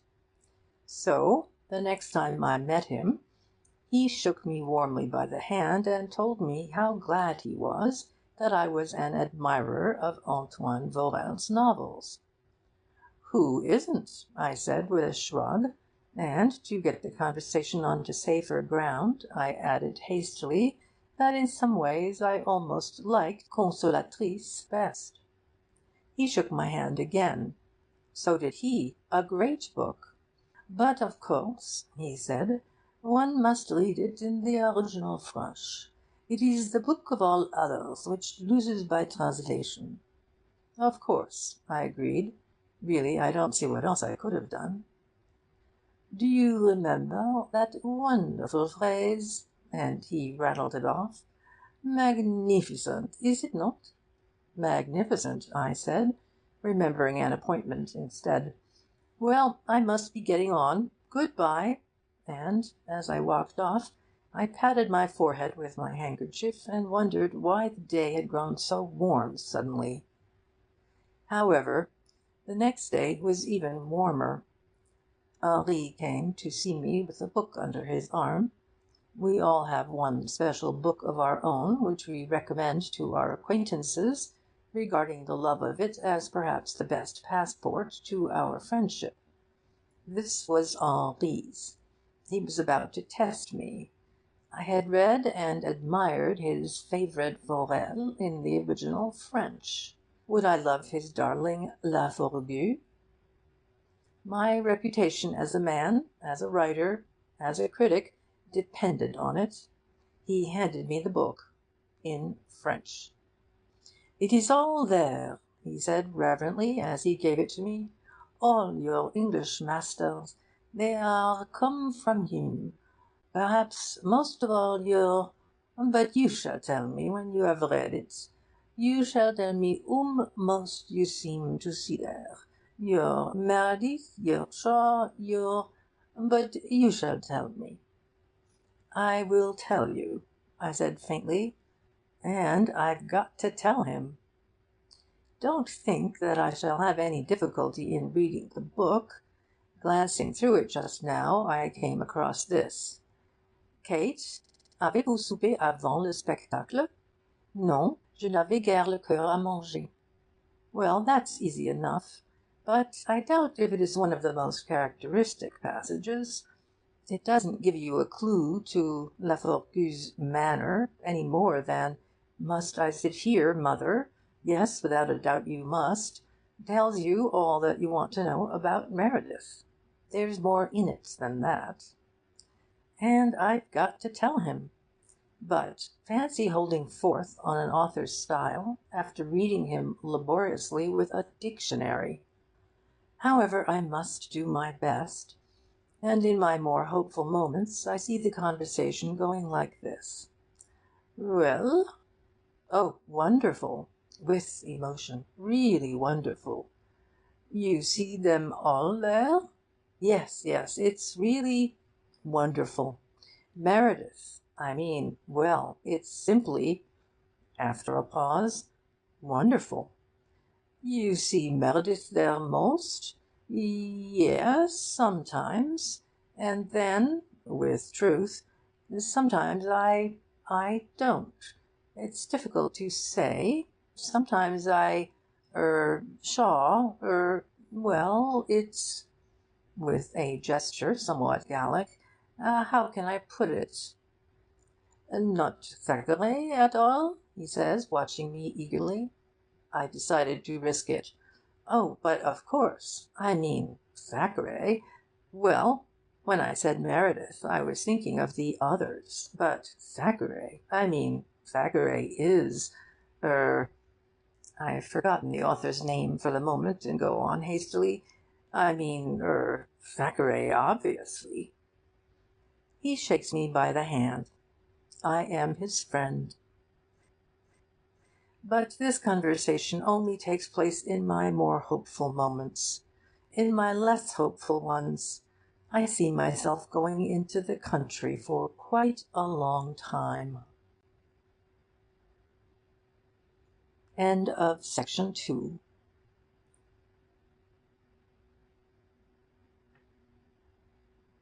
A Song for Summer. Is it raining? Never mind. Think how much the birdies love it. See them in their dozens drawn dancing to the croquet lawn. Could our little friends have dined if there'd been no worms above it? Is it murky? What of that? If the owls are fairly perky, just imagine you were one, wouldn't you detest the sun? I'm pretending I'm a bat, and I know I like it murky. Is it chilly? After all, we must not forget the poodle. If the days were really hot, could he wear one woolly spot? Could he even keep his shawl? No, he'd shave the whole caboodle. The season's prospects. The great question in the Mallory family just now is whether Dick will get into the 11 this year. Confident as he is himself, he's taking no risks. "We're going to put the new net up to-morrow," he said to me as soon as I arrived, "and then you'll be able to bowl to me. How long are you staying?" "Till to-night," I said quickly. "Rot. You're fixed up here till Tuesday, anyhow." "My dear Dick, I've come down for a few days' rest. If the weather permits, I may have the croquet things out one afternoon and try a round. Or possibly—" "I don't believe you can bowl," said Bobby rudely. Bobby is 12, 5 years younger than Dick. It is not my place to smack Bobby's head, but somebody might do it for him. "Then that just shows how little you know about it," I retorted. "In a match last September I went on to bowl." "Why?" "I knew the captain," I explained. "Well, as I say, he asked me to go on to bowl, and I took 4 wickets for 13 runs. There." "Good man," said Dick. "Was it at a girls' school?" said Bobby. You know Bobby is simply asking for it. It was not, nor were children of 12 allowed in without their perambulators. "Well, anyhow," said Bobby, "I bet Phyllis can bowl better than you." "Is this true?" I said to Phyllis. I asked her because, in a general way, my bowling is held to be superior to that of girls of 15. Of course, she might be something special. "I can bowl Bobby out," she said modestly. I looked at Bobby in surprise, and then shook my head sadly. "You jolly well shut up," he said, turning indignantly to his sister. "Just because you did it once, when the sun was in my eyes—" "Bobby, Bobby," I said, "this is painful hearing. Let us be thankful that we don't have to play against girls' schools. Let us—" But Bobby was gone.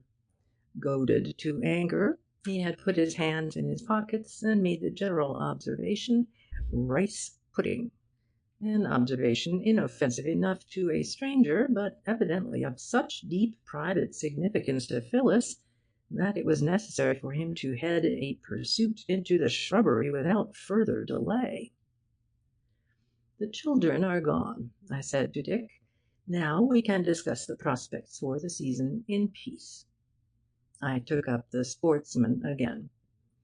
"I see that Kent is going to—" "The prospects are all right," said Dick, "if only I can get into form soon enough. Last year I didn't get going till the end of June. By the way, what sort of stuff do you bowl?" "Ordinary sort of stuff," I said, "with one or two bounces in it." "Do you see that Surrey fast or slow?" "Slow, that is, when I do bowl at all. I'm not quite sure this season whether I hadn't better—" "Slow," said Dick thoughtfully. "That's really what I want. I want lots of that." "You must get Phyllis to bowl to you," I said with detachment. "I shouldn't be surprised if Lancashire—" "My dear man, girls can't bowl. She fields jolly well, though. What about your father? His bowling days are over. He was in the 11, 30 years ago, so there's really nobody but—" "One's bowling days soon get over," I hastened to agree. "But I know now exactly what the prospects of the season, or at any rate of the first week of it, are. Mr. Mallory, the prospects here are on the whole encouraging. To dwell upon the bright side first, there will be half an hour's casual bowling, and an hour and a half's miscellaneous coaching every day. On the other hand, some of his best plants will be disturbed, while there is more than a chance that he may lose the services of a library window. Mrs. Mallory, the prospects here are much as last year, except that her youngest born, Joan, is now 5, and consequently rather more likely to wander in the way of a cricket ball, or fall down in front of the roller, than she was 12 months ago. Otherwise, Mrs. Mallory faces the approaching season with calm, if not with complete appreciation. Dick. Of Dick's prospects there is no need to speak at length. He will have 2 hours batting every day against, from a batsman's point of view, ideal bowling, and in addition the whole-hearted admiration of all of us. In short, the outlook here is distinctly hopeful. Phyllis. The prospects of this player are, from her own point of view, bright, as she will be allowed to field, for 2 hours a day, to the beloved Dick. She is also fully qualified now to help with the heavy roller. A new experiment is to be tried this season, and she will be allowed to bowl for an odd 5 minutes at the end of Dick's innings to me. Bobby enters upon the coming season with confidence, as he thinks there is a chance of my bowling to him too, but he is mistaken. As before, he will be in charge of the heavy roller, and he will also be required to slacken the ropes of the net at the end of the day. His prospects, however, are certainly improved this season, as he will be qualified to bowl for the whole 2 hours, but only on the distinct understanding, with Phyllis, that he does his own fielding for himself. On the prospects of Joan, I have already spoken above. There remain only the prospects of myself, which are frankly rotten. They consist chiefly of 2 hours bowling to the batting of Dick, who hits them back very hard, and 10 minutes batting to the bowling of Phyllis, slow, mild, and Bobby, fast wides. For Dick, having been ordered by the captain not to strain himself by trying to bowl, is not going to try. It is extremely doubtful whether Bobby will approve of my action, while if he or Phyllis should, by an unlucky accident, get me out, I should never hear the last of it. In this case, however, there must be added to Bobby's prospects the possibility of getting his head definitely smacked. Fortunately, it is my only consolation, the season will be a short one. It ends on Tuesday. The first game. There comes a day, I can hear it coming, one of those glorious deep blue days, when larks are singing and bees are humming, and earth gives voice in 1,000 ways. Then I, my friends, I too shall sing, and hum a foolish little thing, and whistle like, but not too like, a blackbird in the spring. There looms a day, I can feel it looming, yes, it will be in a month or less, when all the flowers in the world are blooming, and nature flutters her fairest dress. Then I, my friends, I too shall wear a blazer that will make them stare, and brush, this is official, I shall also brush my hair. It is the day that I watch for yearly, never before has it come so late. But now I've only a month, no, merely a couple of fortnights left to wait. And then, to make the matter plain, I hold at last a bat again. Dear Hobbs, the weeks this summer think the weeks I've lived in vain. I see already the first ball twisting over the green as I take my stand. I hear already Long On insisting it wasn't a chance that came to hand. Or no, I see it miss the bat and strike me on the knees, whereat some silly fool at point says blandly, "How was that?" Then, scouting later, I hold a hot 'un at deep square leg from the local fry, and at short mid-on to the village scot-on I snap a skimmer some 6 foot high. Or else, perhaps, I get the ball upon the thumb, or not at all, or right into the hands, and then, Lord bless me, let it fall. But what care I? It's the game that calls me, simply to be on the field of play. How can it matter what fate befalls me with 10 good fellows and 1 good day? But still, I rather hope spectators will, observing any lack or skill, remark, "This is his first appearance." Yes, I hope they will. The competition spirit. About 6 weeks ago, a Canadian gentleman named Smith arrived in the old country, England. He knew a man who knew a man who knew a man, and so on for a bit, who knew a man who knew a man who knew me. Letters passed, negotiations ensued, and about a week after he had first set foot in the mother city, London, Smith and I met at my club for lunch. I may confess now that I was nervous.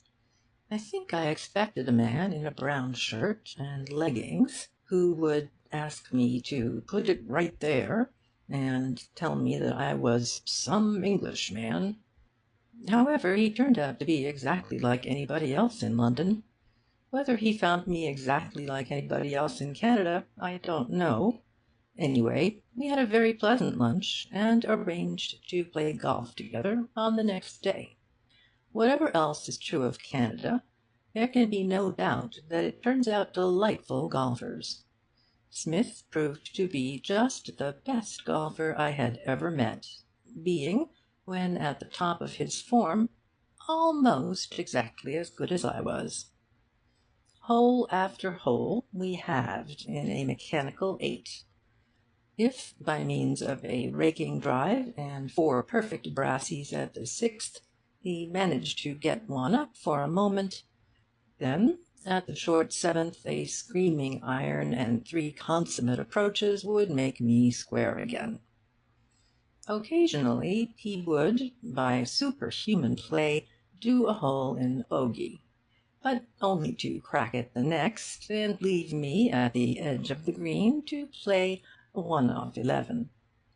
It was, in fact, a ding-dong struggle all the way, and for his one-hole victory in the morning I had my revenge with a one-hole victory in the afternoon. By the end of a month we must have played a dozen rounds of this nature. I always had a feeling that I was really a better golfer than he, and this made me friendly towards his game. I would concede him short putts, which I should have had no difficulty in missing myself. If he lost his ball, I would beg him to drop another and go on with the hole. If he got into a bad place in a bunker, I would assure him it was ground under repair. He was just as friendly in refusing to take these advantages, just as pleasant in offering similar indulgences to me. I thought at first it was part of his sporting way, but it turned out that, absurdly enough, he also was convinced that he was really the better golfer of the two, and could afford these amenities. One day he announced that he was going back to Canada. "We must have a last game," he said, "and this one must be decisive." "For the championship of the Empire," I agreed. "Let's buy a little cup and play for it. I've never won anything at golf yet, and I should love to see a little cup on the dinner table every night." "You can't come to dinner in Canada every night," he pointed out. "It would be so expensive for you."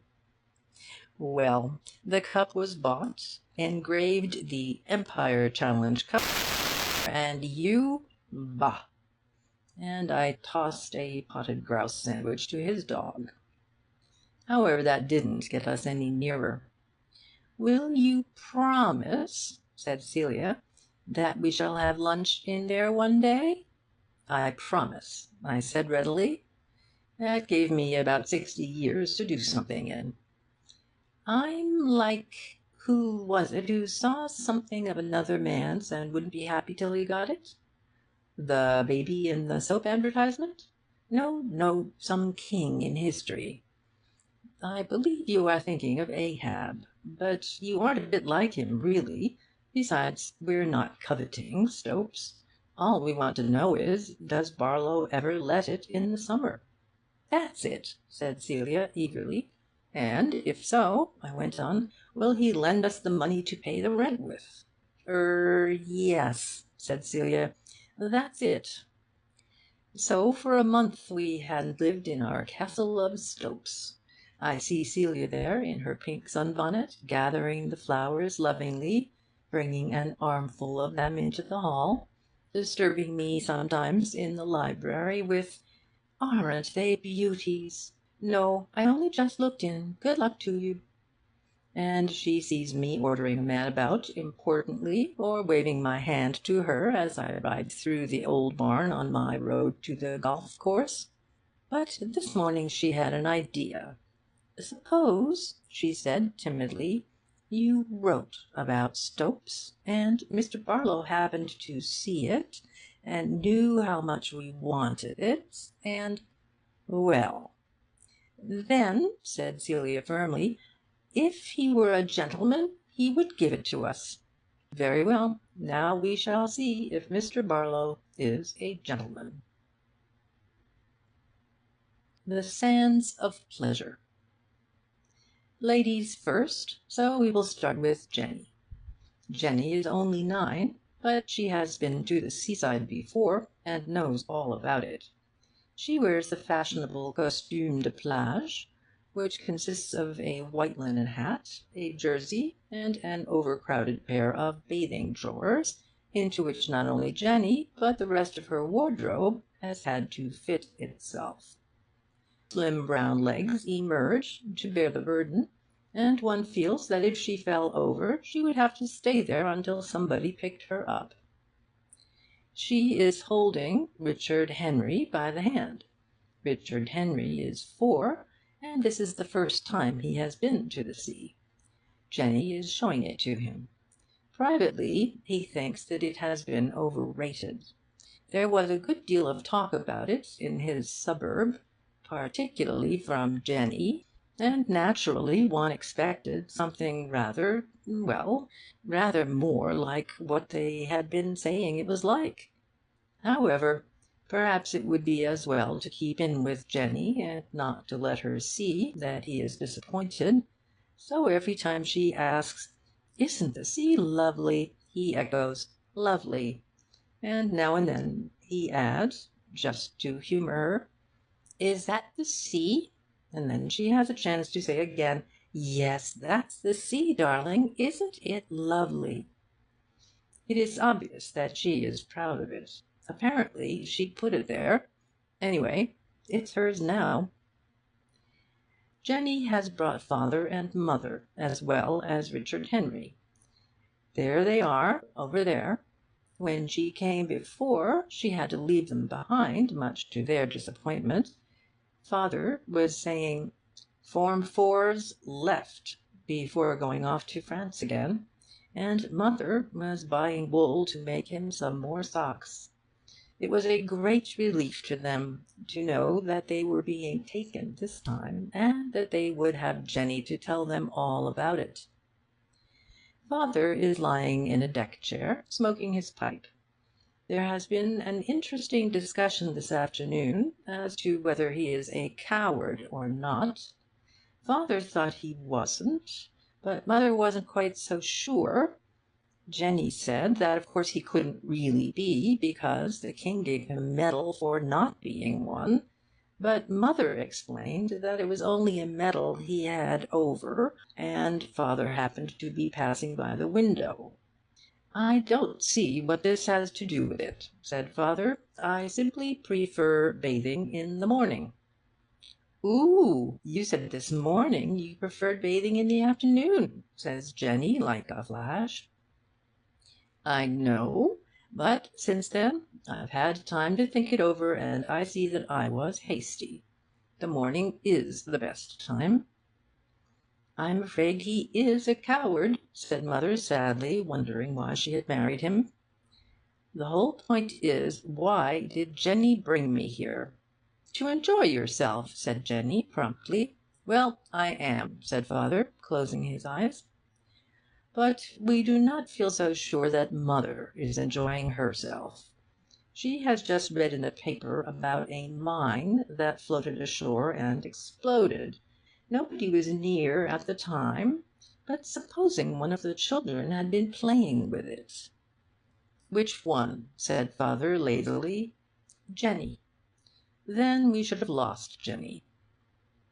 This being so, Jenny promises solemnly not to play with any mine that comes ashore, nor to let Richard Henry play with it, nor to allow it to play with Richard Henry, nor— "I suppose I may just point it out to him and say, 'Look, that's a mine,'" says Jenny wistfully.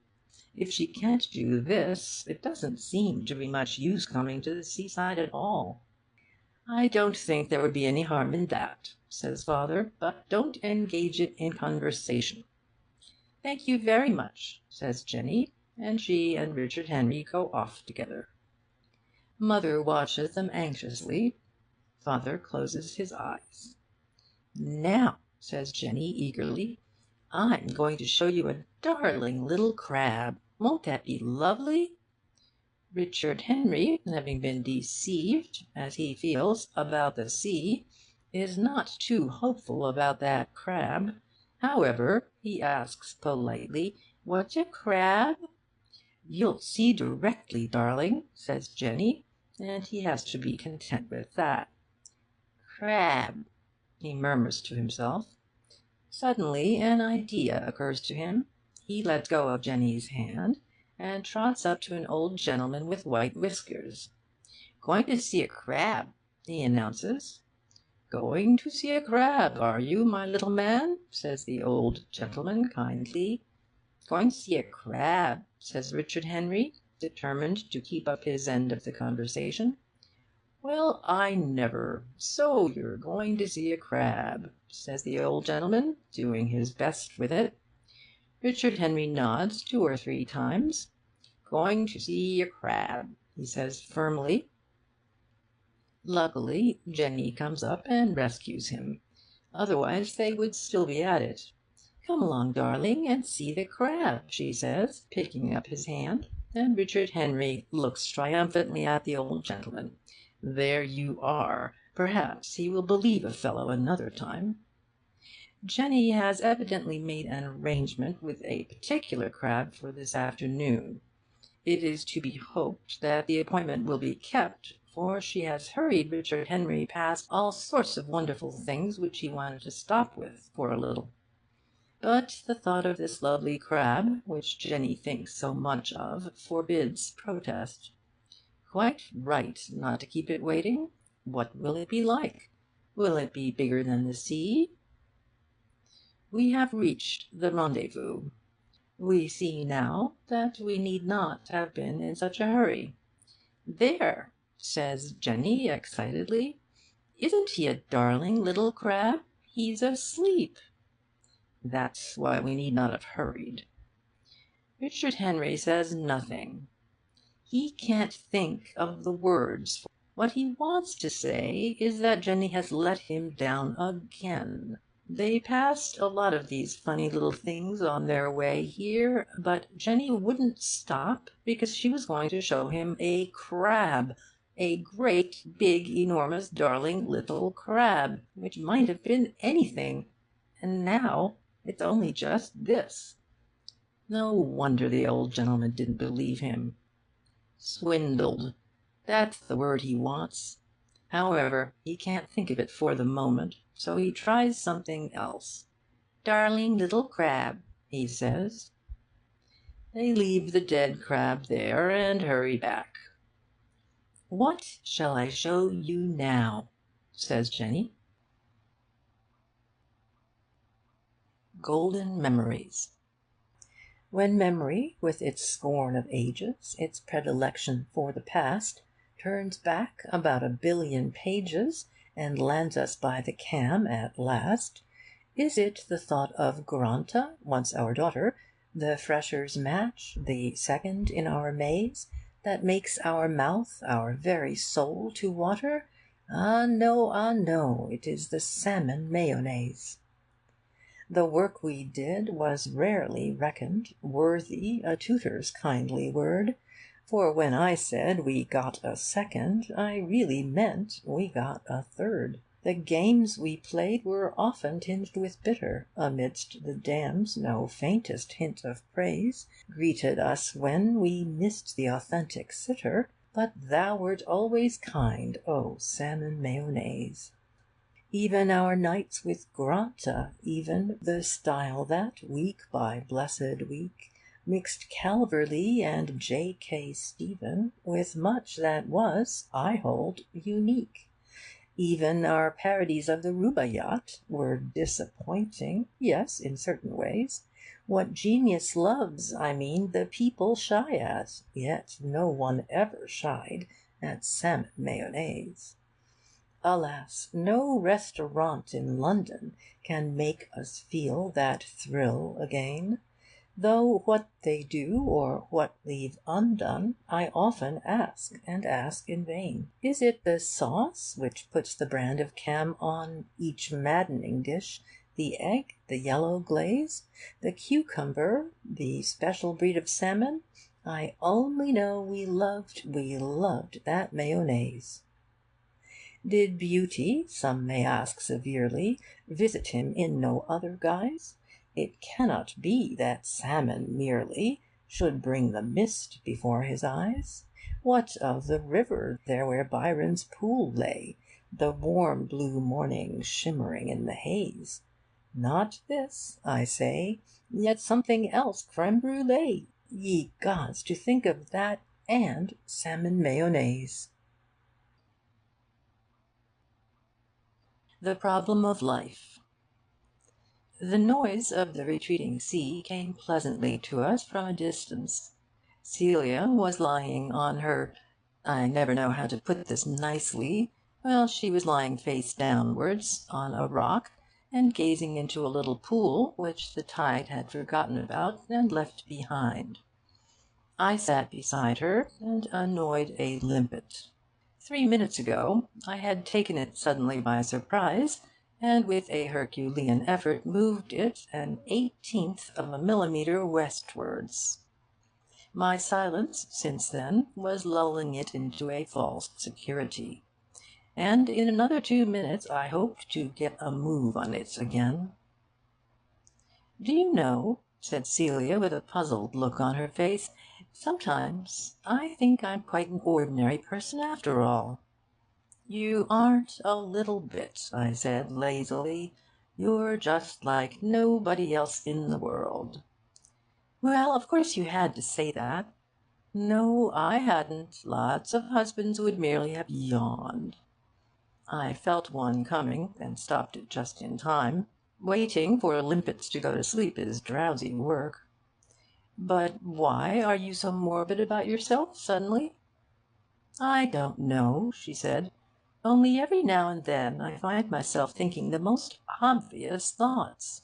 "We all do," I answered, as I stroked my limpet gently. The noise of our conversation had roused it, but a gentle stroking motion, I am told by those to whom it has been confided, will frequently cause its muscles to relax. The great thing is not to speak to them. Still, you'd better tell me now. What is it?" "Well," she said, her cheeks perhaps a little pinker than usual, "I was just thinking that life was very wonderful. But it's a silly thing to say." "It's holiday time," I reminded her. "The need for sprinkling our remarks with thoughtful words like economic and sporadic is over for a bit. Let us be silly." I scratched in the rock the goal to which I was urging my limpet, and took out my watch. 3:35. I shall get him there by 4. Celia was gazing at two baby fishes who played in and out a bunch of seaweed. Above the seaweed an anemone sat fatly. "I suppose they're all just as much alive as we are," she said thoughtfully. "They marry," I looked at my limpet with new interest, "and bring up families, and go about their business, and it all means just as much to them as it does to us." "My limpet's business affairs mean nothing to me," I said firmly. "I am only wrapped up in him as a sprinter." "Aren't you going to try to move him again?" "He's not quite ready yet. He still has his suspicions." Celia dropped into silence.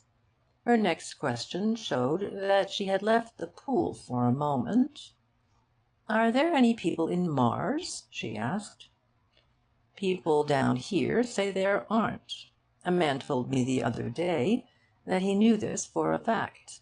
On the other hand, people in Mars know for a fact that there isn't anybody on Earth. Probably they are both wrong." "I should like to know a lot about things," sighed Celia. "Do you know anything about limpets?" "Only that they stick like bilio." "I suppose more about them is known than that?" "I suppose so. By people who have made a specialty of them. For one who has preferred to amass general knowledge rather than to specialize, it is considered enough to know that they stick like bilio." "You haven't specialized in anything, have you?" "Only in wives." Celia smiled and went on. How do you make a specialty of limpets? Well, I suppose you study them. You sit down and watch them. Probably after dark they get up and do something. And of course, in any case, you can always dissect one and see what he's had for breakfast. One way and another, you get to know things about them. They must have a lot of time for thinking, said Celia, regarding my limpet with her head on one side. Tell me, how do they know that there are no men in Mars? I sat up with a sigh. Celia, you do dodge about so. I have barely brought together and classified my array of facts when you've dashed up to another one. What is the connection between Mars and limpets? If there are any limpets in Mars, they are fresh-water ones, in the canals. Oh, I just wondered, she said. I mean, she wrinkled her forehead in the effort to find words for her thoughts, I'm wondering what everything means, and why we're all here, and what limpets are for, and supposing there are people in Mars, if we're the real people whom the world was made for, or if they are. She stopped and added, One evening after dinner, when we get home, you must tell me all about everything.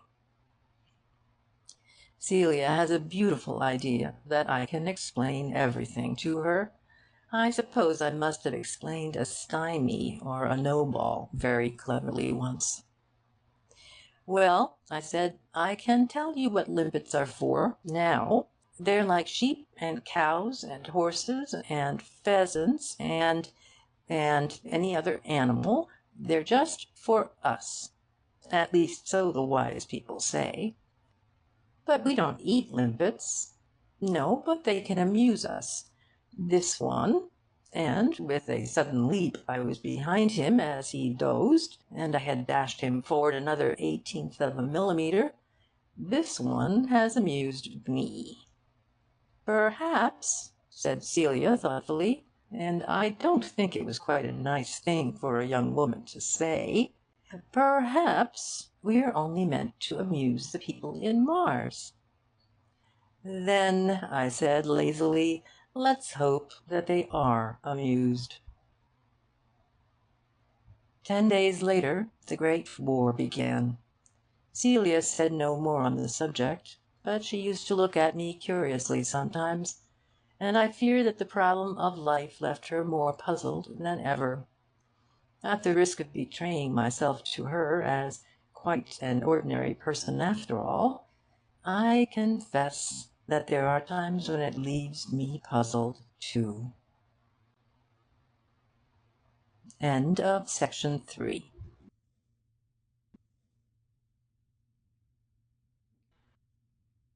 I know a captain of industry who made big bombs for the RFC and collared a lot of LSD, and he, thank God, has the OBE.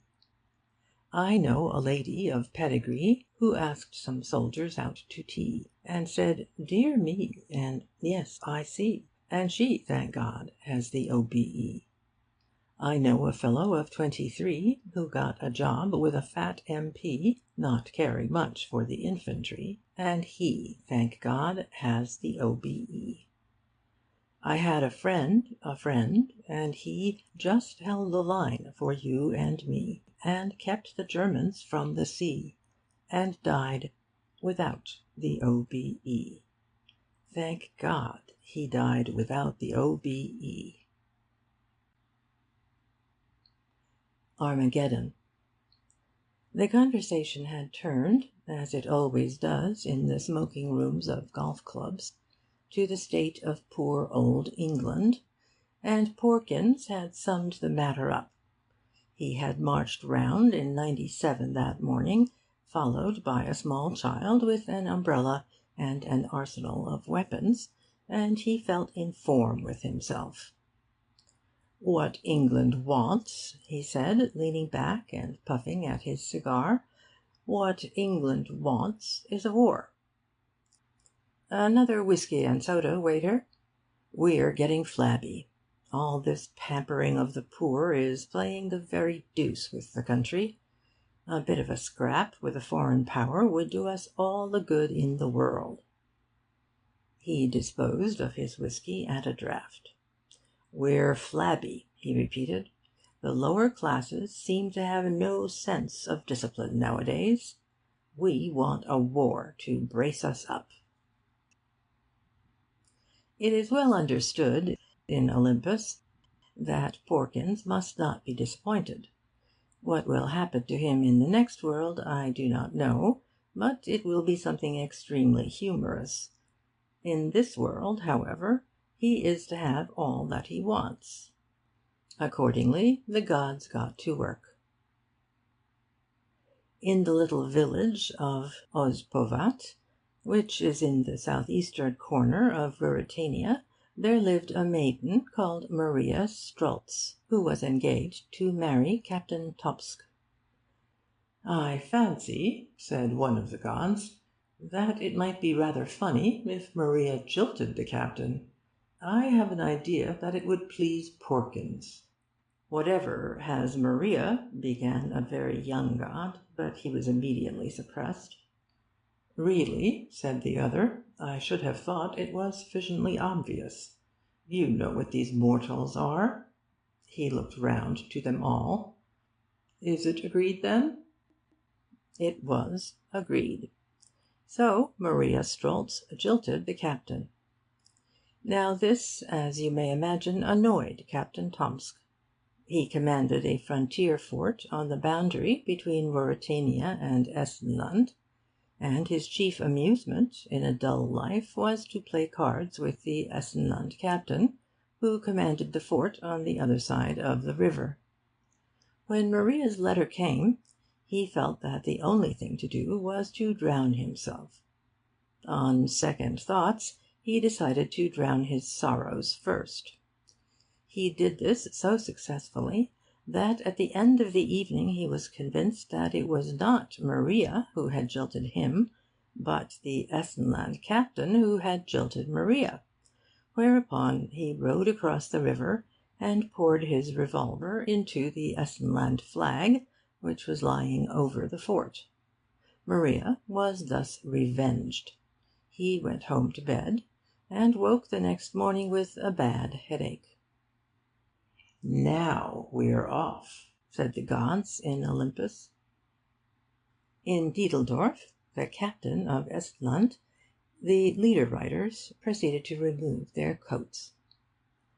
'The blood of every true Essenlander,' said the leader writer of the Diedeldorf Patriot, after sending out for another pot of beer, 'will boil when it hears of this fresh insult to our beloved flag, an insult which can only be wiped out with blood.' Then, seeing that he had two 'bloods' in one sentence, he crossed the second one out, and substituted 'the sword,' and lit a fresh cigarette. 'For years Essenland has writhed under the provocations of Ruritania, but has preserved a dignified silence. This last insult is more than flesh and blood can stand.' Another 'blood' had got in, but it was a new sentence, and he thought it might be allowed to remain. 'We shall not be accused of exaggeration if we say that Essenland would lose, and rightly lose, her prestige in the eyes of Europe if she let this affront pass unnoticed. In a day she would sink from a first-rate to a fifth-rate power.' But he didn't say how. The Chancellor of Essenland, in a speech gravely applauded by both sides of the House, announced the steps he had taken. An ultimatum had been sent to Ruritania demanding an apology, an indemnity of 100,000 marks, and the public degradation of Captain Tomsk, whose epaulets were to be torn off by the commander-in-chief of the Essenland army in the presence of a full corps of cinematograph artists. Failing this, war would be declared. Ruritania offered the apology, the indemnity, and the public degradation of Captain Tomsk, but urged that this last ceremony would better be performed by the commander-in-chief of the Ruritanian army. Otherwise, Ruritania might as well cease to be a sovereign state, for she would lose her prestige in the eyes of Europe and sink to the level of a fifth-rate power. There was only one possible reply to this, and Essenland made it. She invaded Ruritania. "Aren't they wonderful?" said the gods in Olympus to each other. "But haven't you made a mistake?" asked the very young god. "Porkins lives in England, not Essenland." "Wait a moment," said the others. In the capital of Borovia, the leader-writer of the Borovian Patriot got to work. "How does Borovia stand," he asked, "if Essenland occupies Ruritania? Can any thinking man in Borovia feel safe with the enemy at his gate?" The Borovian peasant, earning 5 marks a week, would have felt no less safe than usual, but then he could hardly be described as a thinking man. It is vital to the prestige of Borovia that the integrity of Ruritania should be preserved. Otherwise, we may resign ourselves at once to the prospect of becoming a fifth-rate power in the eyes of Europe. And in a speech gravely applauded by all parties, the Borovian chancellor said the same thing. So the imperial army was mobilized, and, amidst a wonderful display of patriotic enthusiasm by those who were remaining behind, the Borovian troops marched to the front. "And there you are," said the gods in Olympus. "But even now," began the very young god doubtfully. "Silly! Isn't Felicia the ally of Essenland? Isn't Marksland the ally of Borovia? Isn't England the ally of the ally of the ally of the country which holds the balance of power between Marksland and Felicia? But if any of them thought the whole thing stupid, or unjust, or—" "Their prestige," said the gods gravely, trying not to laugh. "Oh, I see," said the very young god. And when, a year later, the 100,000th English mother woke up to read that her boy had been shot, I am afraid she shed foolish tears and thought that the world had come to an end. Poor, short-sighted creature! She didn't realise that Porkins, who had marched round in '96 the day before, was now thoroughly braced up. "What babies they all are!" said the very young god. Same old crossing, same old boat, same old dust round Rouen way, same old narsty 1 franc note, same old merci s'il vous plaît, same old scramble up the line, same old 'orse box, same old straw, same old weather, wet or fine, same old blooming war. Hey, lor, it isn't a dream, just as it used to be, every bit. Same old whistle and same old bang, and me out again to be it. 'Twas up by Lewes I got me first. I just dropped gently, crawled a yard, and rested sickish with a thirst. The 'eat, I thought, and smoking 'ard. Then some one 'ands me out a drink, what poets call the cooling draught, and seeing 'im I done a think. Blighty, I thinks, and laughed. I'm not a soldier natural, no more than most of us to-day. I runs a business with a pal, meaning the missus, Fulham way. Green grocery, the cabbages and fruit and things I take meself, and she has dafts and crocuses a-smiling on a shelf. Blighty, I thinks, the doctor knows. He talks of puncture, damn the things. It's me for Blighty, down I goes. I ain't a singer, but I sings, "Oh, 'oo goes 'ome," I sort of and "'oo's for dear old England's shores?" And by Southampton comes. "Blighty," I says, and roars. I s'pose I thort I'd done my bit. I s'pose I thort the war would stop. I saw meself a getting fit with missus at the little shop. The same like as it used to be. The same old markets, same old crowd, the same old barbers, same old me, but as proud as proud.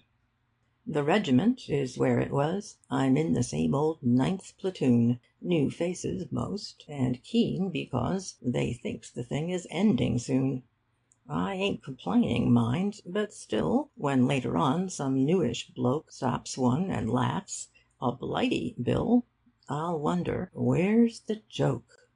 Same old trenches, same old view, same old rats as blooming tame, same old dugouts, nothing new, same old smell, the very same old bodies out in front, same old strafe from 2 till 4, same old scratching, same old 'unt.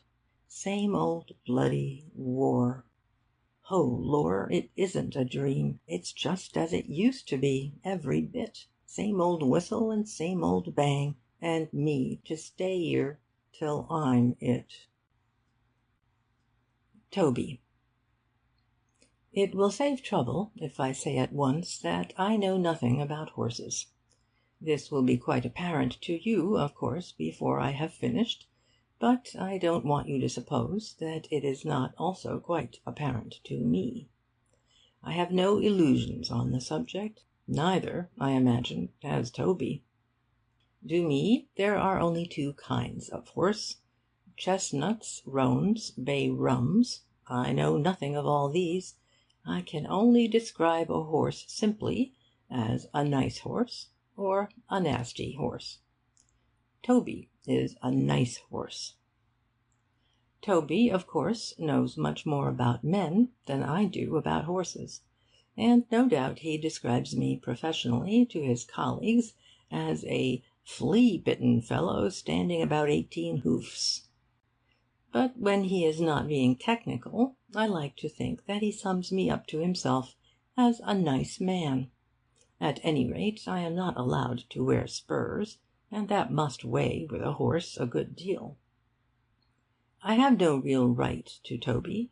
The signalling officer's official mount is a bicycle, but a bicycle in this weather? And there is Toby, and somebody must ride him, and, as I point out to the other subalterns, it would only cause jealousy if one of them rode him, and "Why would it create more jealousy than if you do?" asked one of them. "Well," I said, "you're the officer commanding platoon number 15. 15. Now, why should the officer commanding the 15th platoon ride a horse when the officer commanding the 19th—" He reminded me that there were only 16 platoons in a battalion. It's such a long time since I had anything to do with platoons that I forgot. All right, we'll say the 16th. Why shouldn't he have a horse? Of all the unjust— Well, you see what recriminations it would lead to. Now, I don't say I'm more valuable than a platoon commander or more effective on a horse, but at any rate there aren't 16 of me. There's only 1 signalling officer, and if there is a spare horse over— "What about the bombing officer?" said O.C. Platoon 15 carelessly. I had quite forgotten the bombing officer. Of course he is a specialist too. "Yes, quite so. But if you would only think a little," I said, thinking hard all the time, "you would— Well, put it this way. The range of a Mills bomb is about 50 yards. The range of a field telephone is several miles. Which of us is more likely to require a horse?" "And the sniping officer?" he went on dreamily. This annoyed me. "You don't shoot snipe from horseback," I said sharply. "You're mixing up shooting and hunting, my lad. And in any case, there are reasons, special reasons, why I ride Toby, reasons of which you know nothing. Here are the reasons. 1.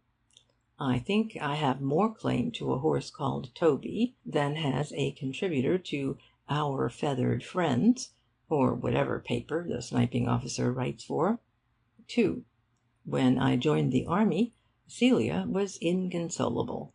I begged her to keep a stiff upper lip, to which she replied that she could do it better if I promised not to keep a bristly one. I pointed out that the country wanted bristles, and though, between ourselves, we might regard it as a promising face spoilt for a tradition, still, discipline was discipline. And so the bristles came and remained until the happy day when the War Office, at the risk of losing the war, made them optional. Immediately they were uprooted. Now, the Colonel has only one fault. I have been definitely promised my second star in 1927, so he won't think I am flattering him with a purpose. He likes moustaches. His own is admirable, and I have no wish for him to remove it. But I think he should be equally broad-minded about mine.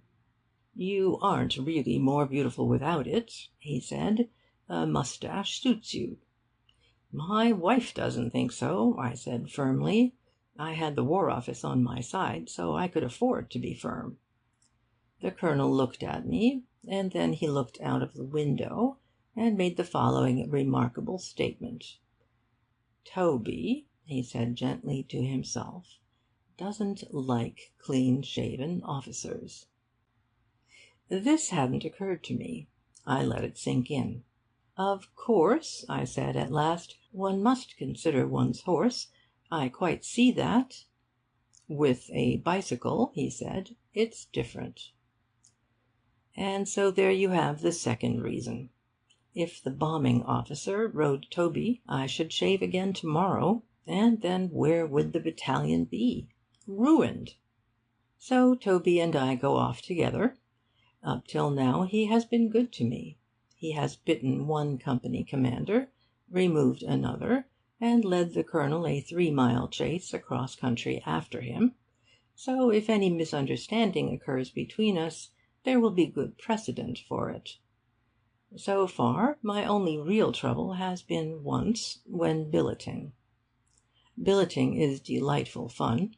You start 3 hours in advance of the battalion, which means that, if the battalion leaves at 8 in the morning, you are up in the fresh of day when the birds are singing. You arrive at the village and get from the mayor or the town major a list of possible hostesses. Entering the first house, labelled Officers 5, you say, "Vous avez un lit pour un officier ici, n'est-ce pas? Vive la France." She answers, "Pas un lit," and you go to the next house. "Vous avez place pour 100 hommes, oui?" "Non," says she, and so on. By and by the battalion arrives, and everybody surrounds you. Where are my men going?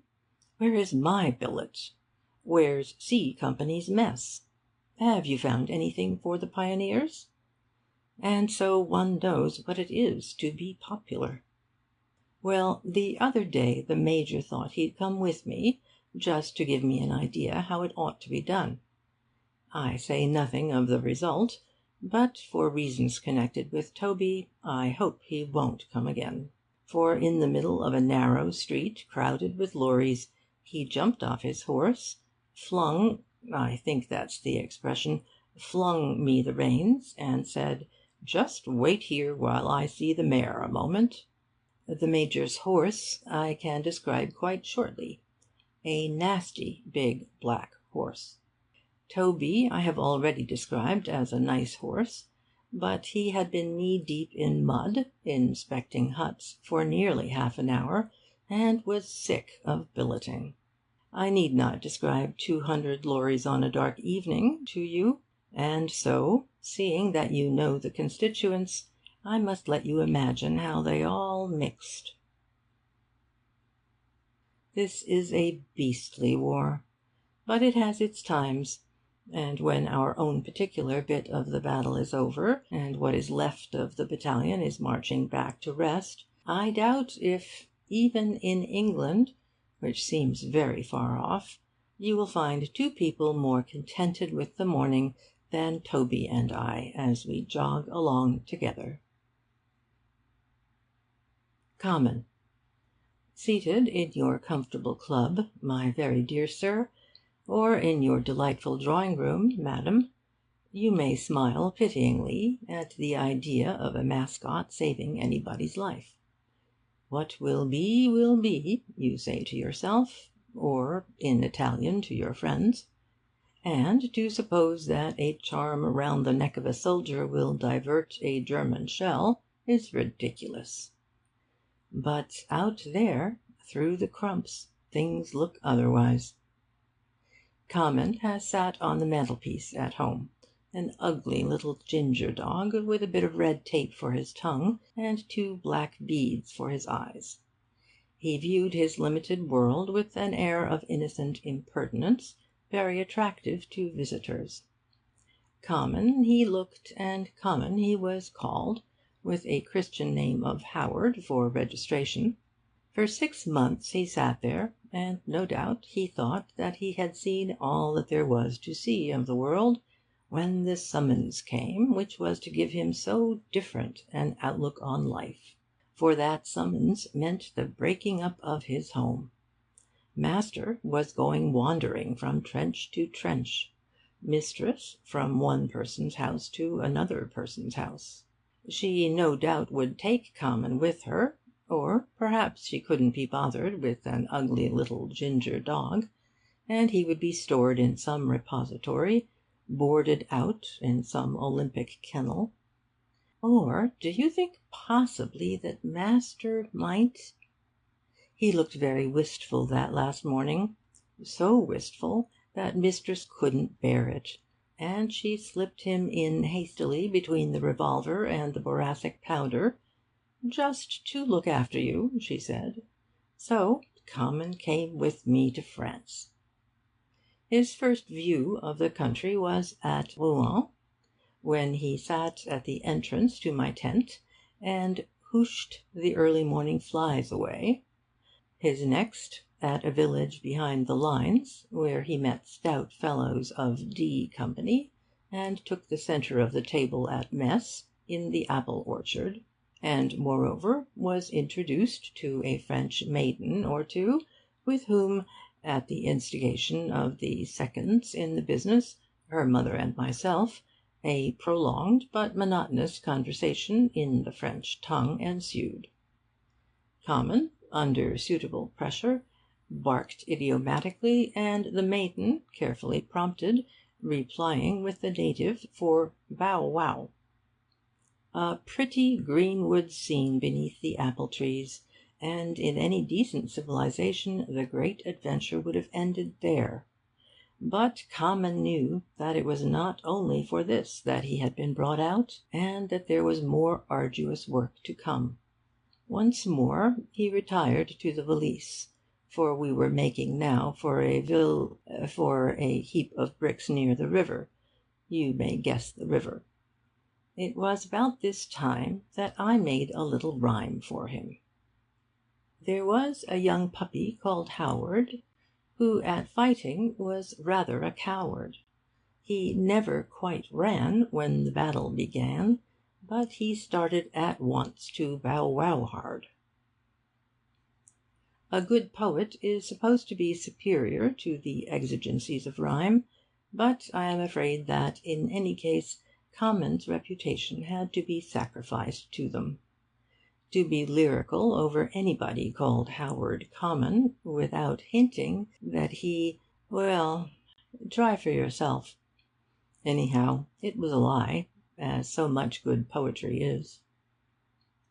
There came a time when valises were left behind, and life for a fortnight had to be sustained on a pack. One seems to want very many things, But there was no hesitation about Common's right to a place, so he came to see his first German dug-out, and to get a proper understanding of this dead, bleached land and the great work which awaited him there. It was to blow away shells and bullets when they came too near the master, in whose pocket he sat. In this he was successful. But I think that the feat in which he takes most pride was performed one very early summer morning. A telephone line had to be laid, and, for reasons obvious to Common, rather rapidly. It was laid safely, a mere nothing to him by this time. But when it was joined up to the telephone in the front line, then he realized that he was called upon to be not only a personal mascot, but a mascot to the battalion, and he sat himself upon the telephone and called down a blessing on that cable, so that it remained whole for 2 days and a night, when, by all the rules, it should have been in 1,000 pieces. "And even if I didn't really do it all myself," he said, "anyhow, I did make some of the men in the trench smile a little that morning. And there wasn't so very much smiling going on just then, you know." After that morning he lived in my pocket, sometimes sniffing at an empty pipe, sometimes trying to lead letters from the mistress, which joined him every day. We had gone north to a more gentlemanly part of the line, and his duties took but little of his time, so that anything novel, like a pair of pliers, or an order from the Director of Army Signals, was always welcome. To begin with, he took up rather more than his fair share of the pocket, but he rapidly thinned down. Alas! In the rigours of the campaign he also lost his voice, and his little black collar, his only kit, disappeared. Then, just when we seemed settled for the winter, we were ordered south again. Common knew what that meant. A busy time for him. We moved down, slowly, and he sampled billet after billet, but we arrived at last and sat down to wait for the day. And then he began to get nervous. Always he was present when the operations were discussed. He had seen all the maps. He knew exactly what was expected of us. And he didn't like it. "It's more than a fellow can do," he said. "At least, to be certain of. I can blow away the shells in front, and the shells from the right. But if master's map is correct, we're going to get enfiladed from the left as well, and one can't be everywhere. This wants thinking about."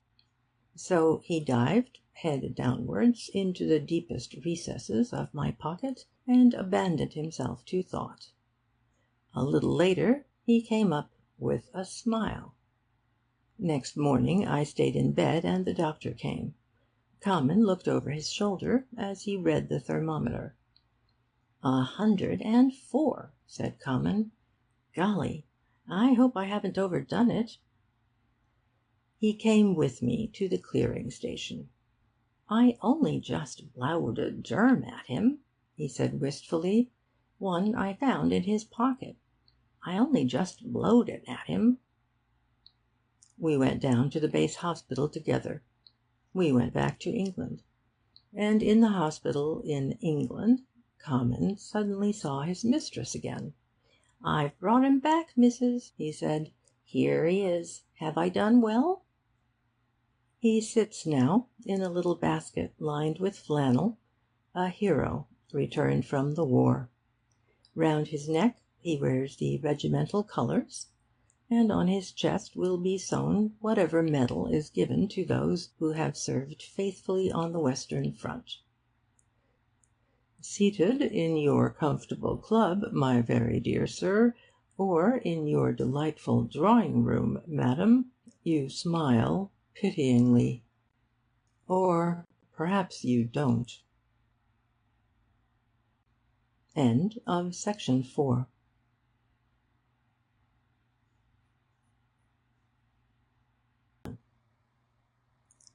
The Colonel of the Nth Blankshires was seated in his office. It was not an imposing room to look at, furnished simply but tastefully with a table, officers for use of, one, and a chair, ditto, one. It gave little evidence of the distressing scenes which had been enacted in it, and still less evidence of the terrible scene which was to come. Within these walls the Colonel was accustomed to deal out stern justice to offenders, and many a hardened criminal had been carried out, fainting, upon hearing the terrible verdict, 1 day's C.B. But the Colonel was not holding the scales of justice now, for it was late afternoon. With an expression of the utmost anxiety upon his face, he read and re-read the official-looking document which he held in his hand. Even the photograph of the Sergeant Major, signed "Yours ever, Henry," which stood upon his desk, brought him no comfort. The door opened, and Major Murgatroyd, second in command of the famous Blankshires, came in. "Come in," said Colonel Blowhard.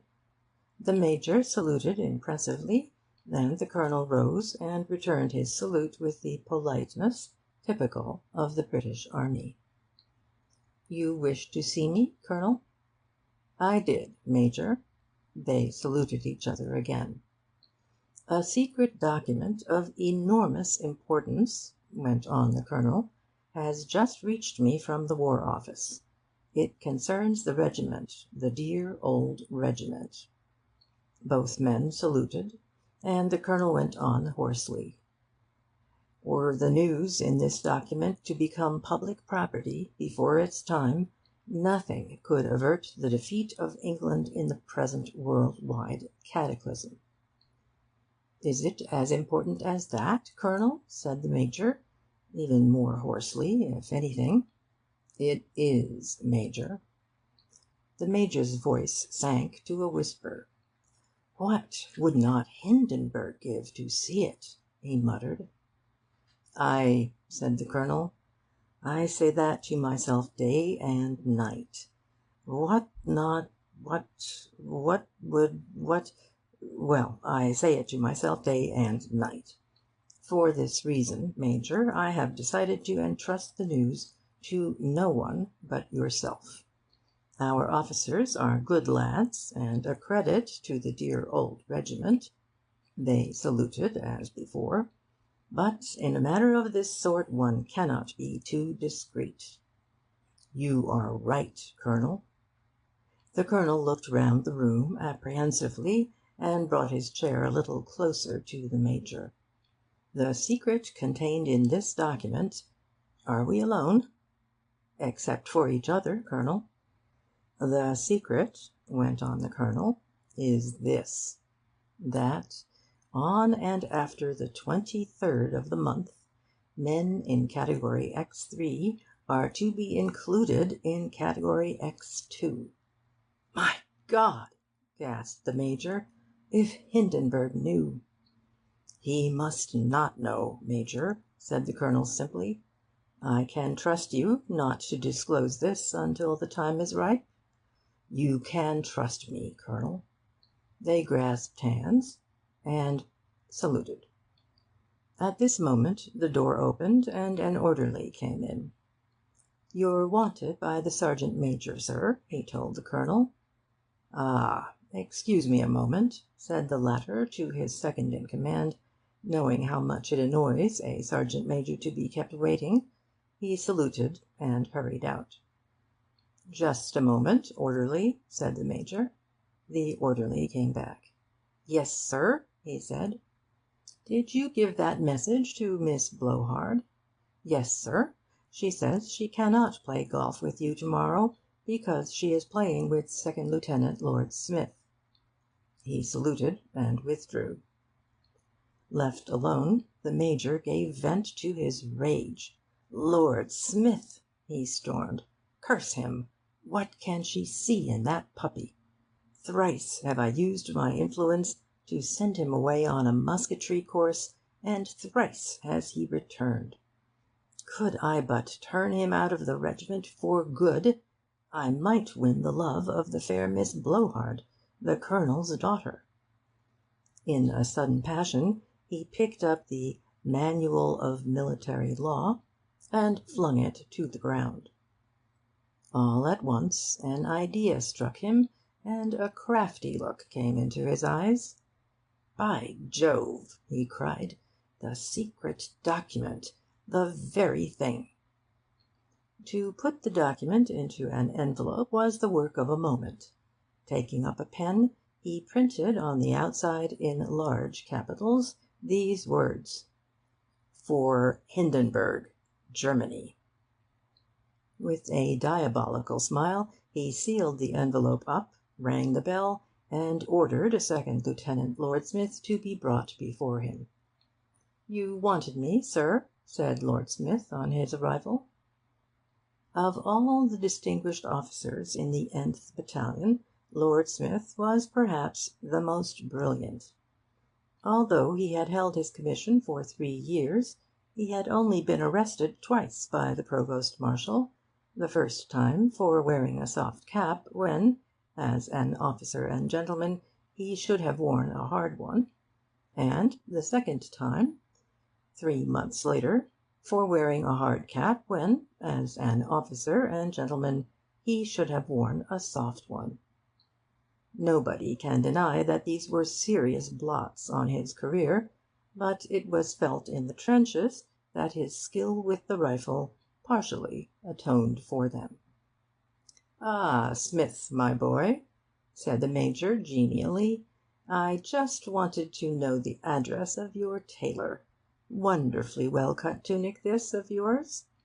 He went over to him, and, under pretence of examining the cut of his tunic, dropped the envelope cautiously into one of the pockets. Somewhat surprised at the compliment paid to his tailor, but entirely unsuspicious, Lord Smith gave him the required address. "Thanks," said the Major. "By the way, I've got to go out now. Would you mind waiting here till the Colonel comes back? He has left an extremely important document on his table, and I do not like to leave the room unoccupied." "Certainly, sir," said Lord Smith. Left alone, our hero gave himself up to thought. For some reason he distrusted the Major. He felt that they were rivals for the hand of Rosamond Blowhard. On 10 Sundays in succession he had been forced to attend church parade, what time the Major and Rosamond were disporting themselves on the golf links. It was only on Saturday afternoons that he had a chance of seeing her alone, and yet he felt somehow that she loved him. "Ah, Smith, my boy," said the Colonel as he bustled in. "Always glad to see you. My favourite subaltern," he went on, with his hand on the young man's shoulder. "The best officer who ever formed a four at bridge. I mean, who ever formed fours. And a holder of no fewer than 3 musketry certificates." Lord Smith smiled modestly. "There, I must get on with my work," went on the Colonel, sitting down at his table and turning over his papers. You find Good heavens! What is it, sir?" "I don't find it. I've lost it. The secret document." "Was it very important, sir?" "Important!" cried the Colonel. "If Hindenburg But we must get to work. Summon the guard, blow the fire alarm, send for the orderly sergeant." In less than a minute the room was full of armed men, including the Major. "Men of the th Blankshires," said the Colonel, addressing them, "a document of enormous importance has been stolen from this room. Unless that document is recovered, the fair name of the regiment will be irretrievably tarnished."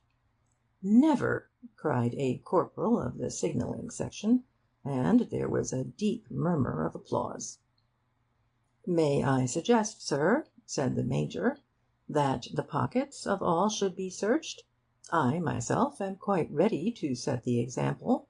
And as he spoke he drew out 3 receipted bills and a price list of tomatoes, and placed them before the Colonel. One by one they followed his example. Suddenly all eyes were fixed on Second Lieutenant Lord Smith, as, with horror and amazement upon his face, he drew from his pocket the official-looking envelope. "I swear I never put it there, sir," he gasped. "Perhaps I ought to tell you, sir," said the Major, "that I asked Lord Smith to keep an eye upon the document during my absence. No doubt he placed it in his pocket for safety." Several men applauded at this suggestion, for Lord Smith was a general favourite. The Colonel gave one glance at the envelope, and then, with fire flashing from his eyes, held it up for all to see. "How do you account for this?" he cried, in a voice of thunder, and with a gasp of horror they read the fatal words, "For Hindenburg, Germany." The Colonel and the other officers drew their swords. The rank and file fixed bayonets. They hacked the buttons off Lord Smith's tunic. They dug the stars out of his sleeves. They tore the regimental badge from his cap. They tore his collar. They tore his tie. They took his gold cigarette case. And still he stood there, saying proudly, "I am innocent." "Go," said the Colonel, pointing with his sword to the door. Suddenly there was a commotion outside, and a breathless figure pushed its way into the room. "Father," cried Rosamond Blowhart, "spare him. He is innocent."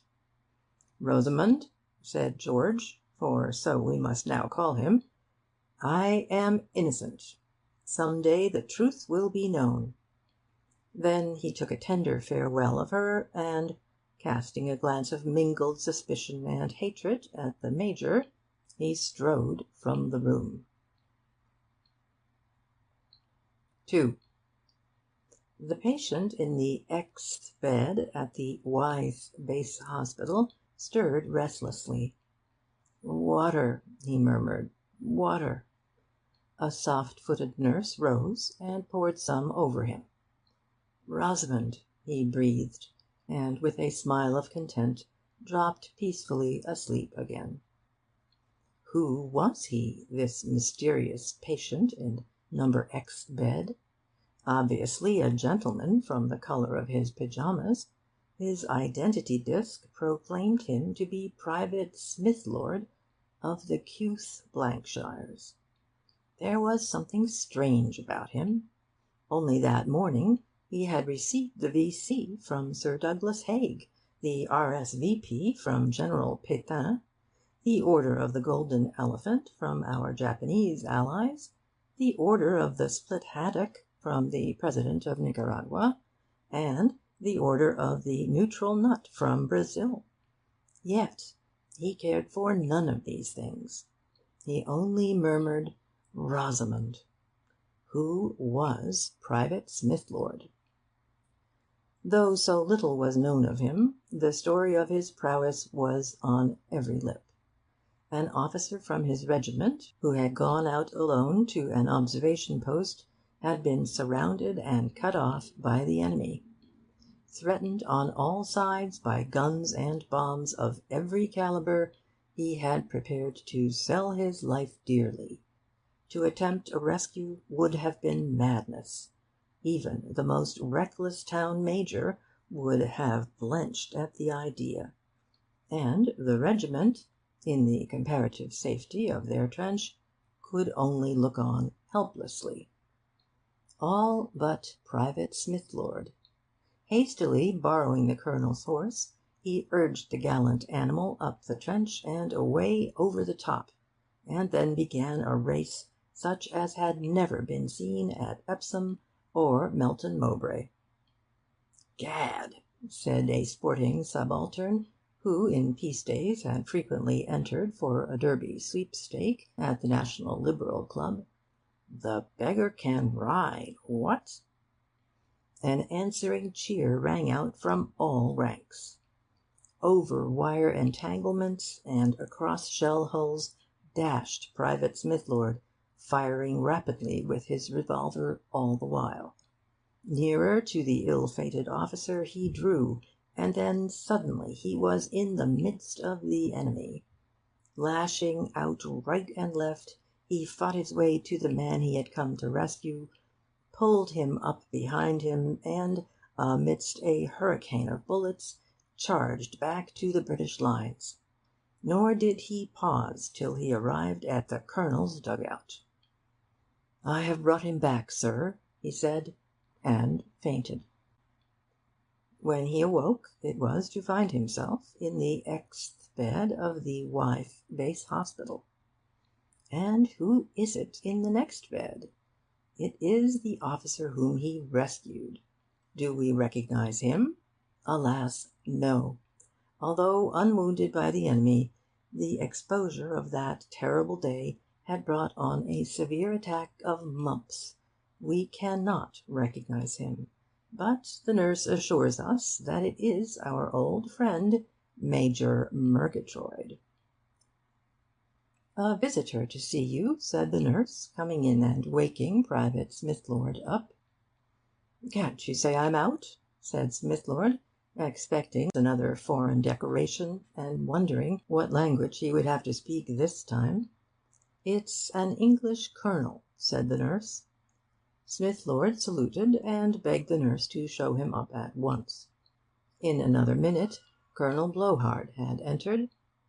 "I want to thank you," said the Colonel, "for so gallantly rescuing an old friend of mine, Major Murgatroyd, belonging to the Nth Battalion, Blankshires, but now attached to the Qth."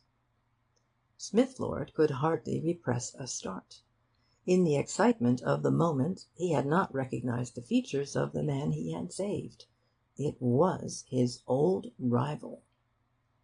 "It is curious," went on the Colonel, "that in features you resemble another old friend of mine, Lord Smith."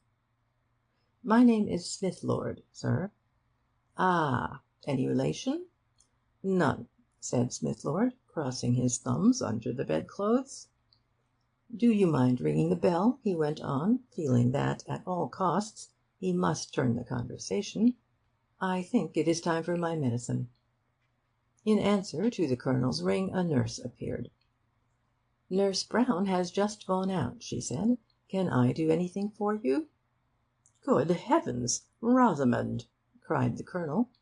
"Yes, father, it is I," she replied simply. "I have come to France to find the man I love." "Murgatroyd?" said the Colonel. "But this gallant fellow was the man who... By the way, let me introduce you. Private Smithlord, my daughter, Rosamond." The two looked at each other face to face. The intuition and ready wit of the woman pierced the disguise which had baffled the soldier. "Father," she cried, "it's not Smithlord, it's Lord Smith. George!" "Rosamond!" cried George. We cannot keep the secret any longer from our readers. It was Lord Smith. "Tut, tut, sir, what is this?" said the Colonel. "I turned you out of the regiment 3 weeks ago. What the deuce," he said, for, like all military men, he was addicted to strong language, "what the deuce does this mean?" "I was innocent, sir." "Father, he was innocent."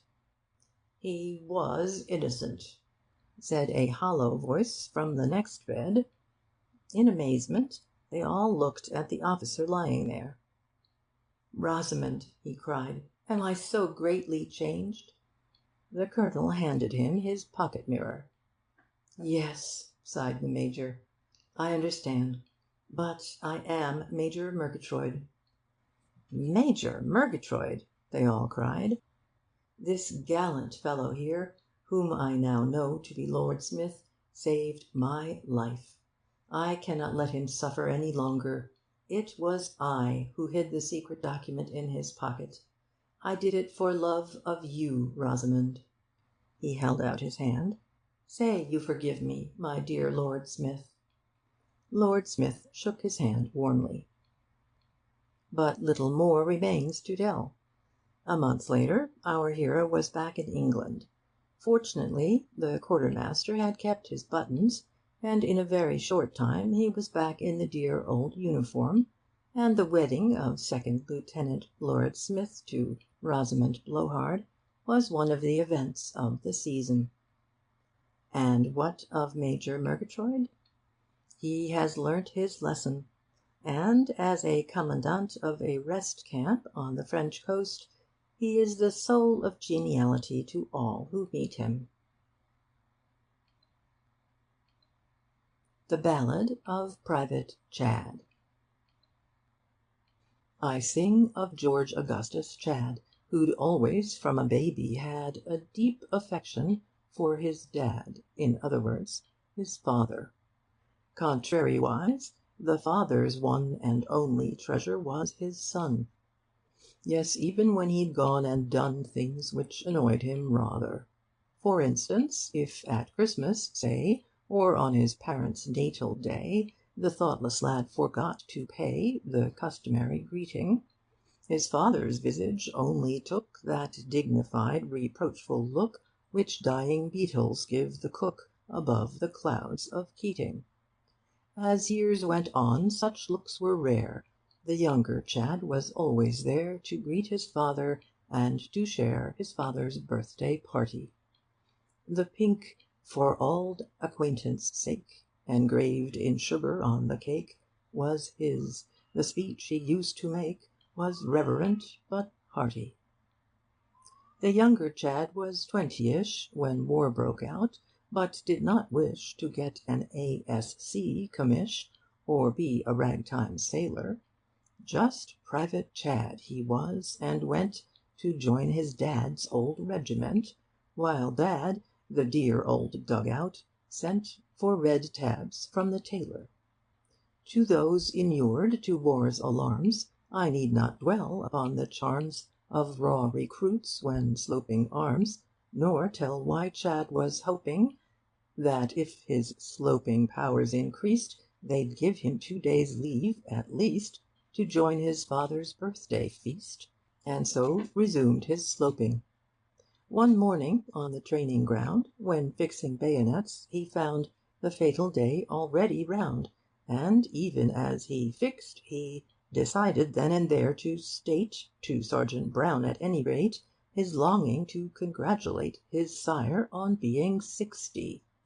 "Sergeant," he said, "we're on the eve of father's birthday. Grant me leave," and here his bosom gave a heave, "to offer him my blessing. And if a private's tender thanks, nay, do not blank my blanky blanks, I could not help but leave the ranks. Birthdays are more than dressing." The sergeant was a kindly soul. He loved his men upon the whole. He'd also had a father's roll pressed on him fairly lately. "Brave Chadd," he said, "thou speakest sooth. O happy day, O pious youth! Great," he extemporised, "is truth, and it shall flourish greatly." The sergeant took him by the hand and led him to the captain, and the captain tried to understand, and more or less succeeded. "Correct me if you don't agree, but one of you wants what?" said he. And George Augustus Chadd said, "Me," meaning, of course, that he did. The captain took him by the ear, and gradually brought him near. The colonel, who was far from clear, but heard it all politely, and asked him twice, "You want a what?" The captain said that he did not, and Chadd saluted quite a lot, and put the matter rightly. The colonel took him by the hair, and furtively conveyed him where the general inhaled the air, immaculately booted, then said, "Unless I greatly err, this private wishes to prefer a small petition to you, sir," and so again saluted. The general inclined his head towards the two of them, and said, Speak slowly, please, or shout instead. I'm hard of hearing, rather." So Chad, that promising recruit, stood to attention, clicked his boot, and bellowed, with his best salute, "A happy birthday, father!" The Visitor's Book.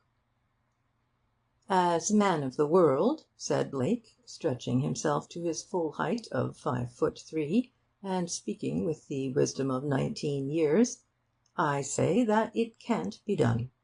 In any other company, certainly. At headquarters, possibly.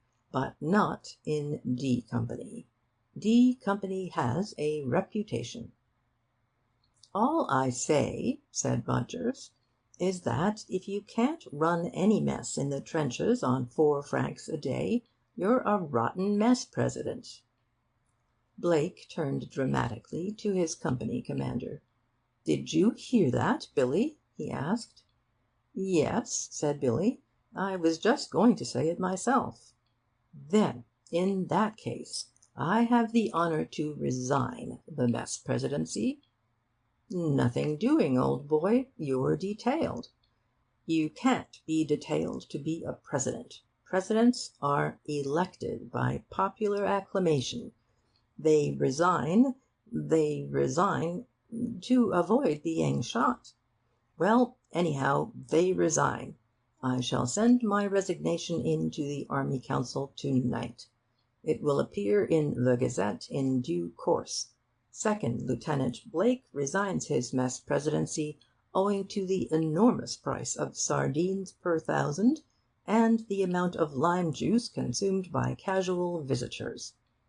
I'll tell you what, I'll run the mess on 4 francs if you'll bar guests." "Rot. It's nothing to do with guests. We never have any." "Never have any?" said Blake indignantly. "Then I shall keep a visitor's book just to show you." So that was how the D Company Visitor's Book was inaugurated. I had the honour of opening it. I happened to be mending a telephone line in this particular trench one thirsty day, and there was the dug-out, and, well, there was I. I dropped in. "Hullo," said Blake, "have a drink." I had a lime juice. Then I had another. And then, very reluctantly, I got up to go. Army Form Book 136 was handed to me. "The Visitor's Book," said Blake. "You can just write your name in it, or you can be funny, whichever you like." "What do they usually do?" I asked. "Well, you're the first, so you'll set the tone. For God's sake, don't be too funny." It was an alarming responsibility. However, as it happened, I had something which I wanted to say. "Thursday, 12:45 p.m.," I wrote. "Pleasantly entertained, as usual, by D Company. Refused a pressing invitation to stay to lunch, although it was a hot day, and I had a long walk back to my own mess." I handed the book back to Blake. He read it, and with one foot on the bottom step of the dug-out, I waited anxiously. "Oh, I say, do stay to lunch," he said. I gave a start of surprise. "Oh, thanks very much," I said, and I took my foot off the step. "It would be rather, I think, perhaps, well, thanks very much." Once begun, the book filled up rapidly. Subalterns from other companies used to call round for the purpose of being funny. I suppose that unconsciously I had been too humorous. Anyway, the tone had been set. The bombing officer, I remembered, vowed that Mrs. Blake's hospitality was so charming that he would bring his wife and family next time. A gunner officer broke into verse, a painful business.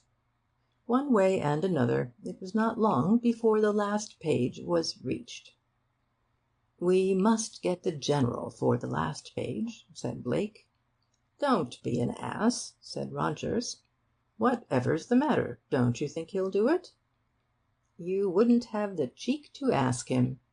Good Lord, you don't stop being a human being because you command a brigade. Why on earth shouldn't I ask him?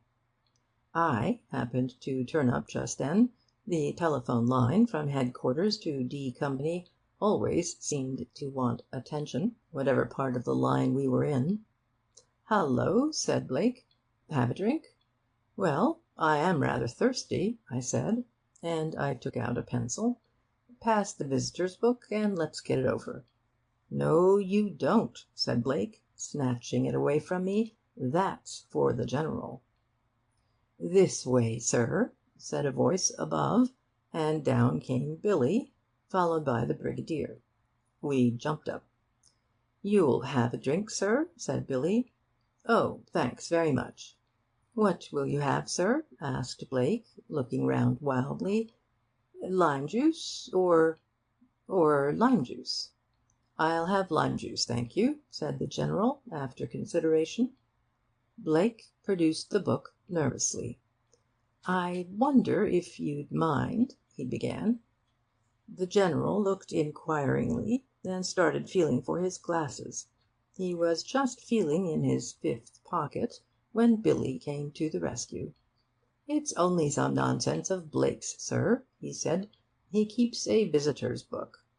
"Ah, well," said the General, getting up, "another day, perhaps."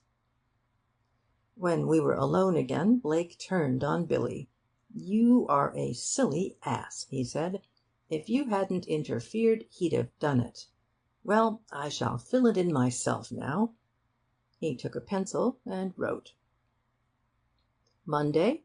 Hospitality received by D Company and much enjoyed the mess president's amusing conversation. The company commander and a subaltern named Rogers struck me as rather lacking in intelligence. R. Blake, D.S.O., Brig. Gen. I had been out of it for a long time, and when, quite accidentally, I met an officer of the battalion in London, I was nearly a year behind the news. "And Blake," I said, after he'd told me some of it, "that nice child in D Company, what happened to him?" "Didn't you hear? He had rather a funny experience. He went into that last show as senior subaltern of D. Billy was knocked out pretty early, and Blake took on.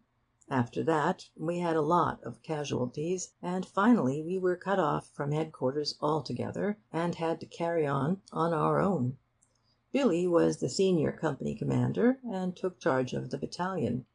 I don't quite know how it happened after that. We all got rather mixed up, I suppose. Anyway, at one time Blake was actually commanding the brigade. He was splendid, simply all over the place. He got the D.S.O.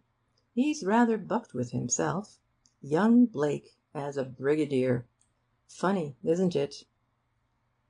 "Not so very," I said.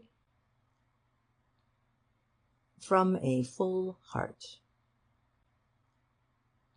In days of peace, my fellow men rightly regarded me as more like a bishop than a major gen, and nothing since has made me more like.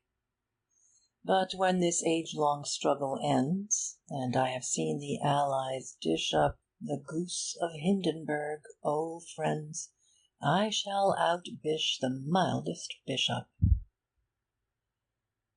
When the war is over and the Kaiser's out of print, I'm going to buy some tortoises and watch the beggars sprint. When the war is over and the sword at last we sheathe, I'm going to keep a jellyfish and listen to it breathe. I never really longed for gore, and any taste for red corpuscles that lingered with me left before the German troops had entered Brussels. In early days the Colonel's shun froze me, and as the war grew older, the noise of someone else's gun left me considerably colder. When the war is over and the battle has been won, I'm going to buy a barnacle and take it for a run. When the war is over and the German fleet we sink, I'm going to keep a silkworm's egg and listen to it think. The captains and the kings depart, it may be so, but not lieutenants. Dawn after weary dawn I start the never-ending round of penance.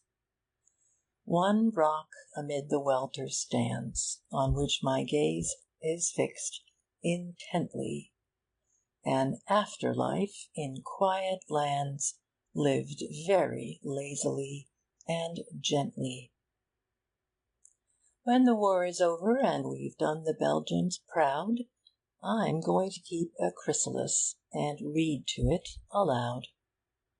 When the war is over and we've finished up the show, I'm going to plant a lemon pip and listen to it grow.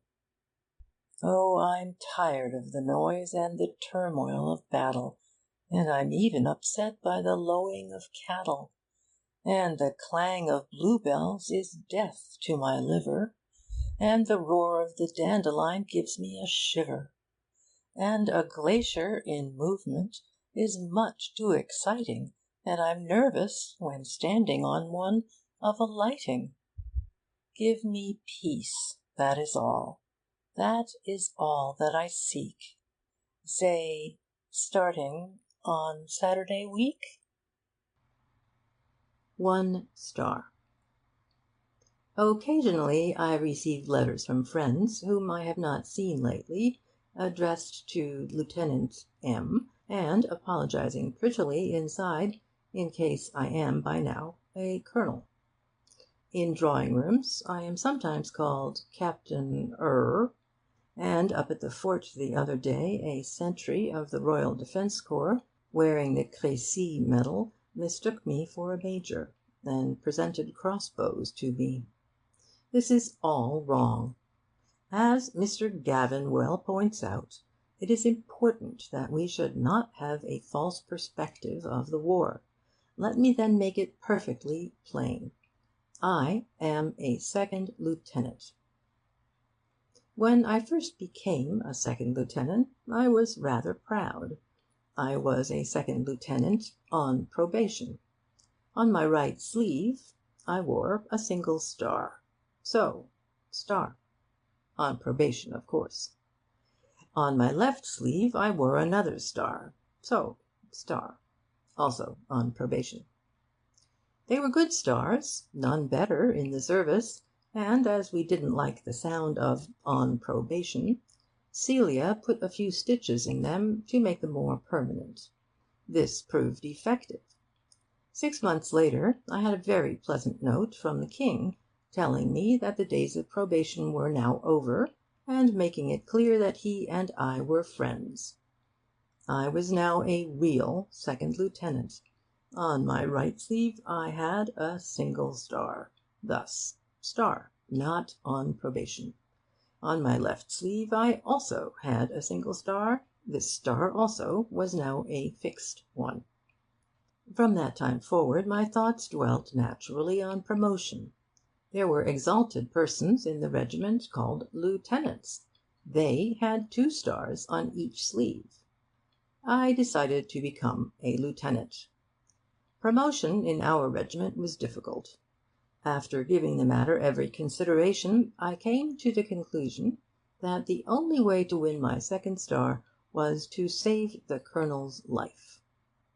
I used to follow him about affectionately, in the hope that he would fall into the sea. He was a big, strong man, and a powerful swimmer, but once in the water it would not be difficult to cling round his neck and give an impression that I was rescuing him. However, he refused to fall in. I fancy that he wore somebody's military soles, which prevent slipping.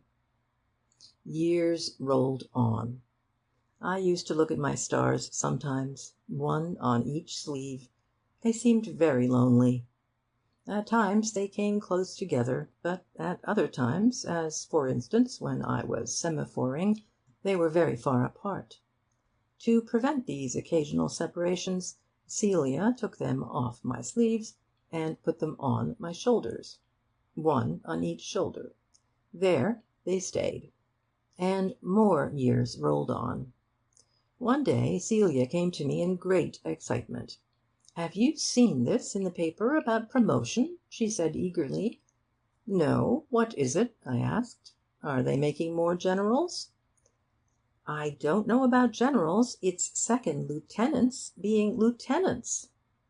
"You're joking on a very grave subject," I said seriously. "You can't expect to win the war if you go on like that." "Well, you read it," she said, handing me the paper. I took the paper with a trembling hand and read. She was right. If the paper was to be believed, all second lieutenants were to become lieutenants after 18 years' service. At last my chance had come. "My dear, this is wonderful," I said. "In another 15 years we shall be there. You might buy 2 more stars this afternoon and practise sewing them on, in order to be ready.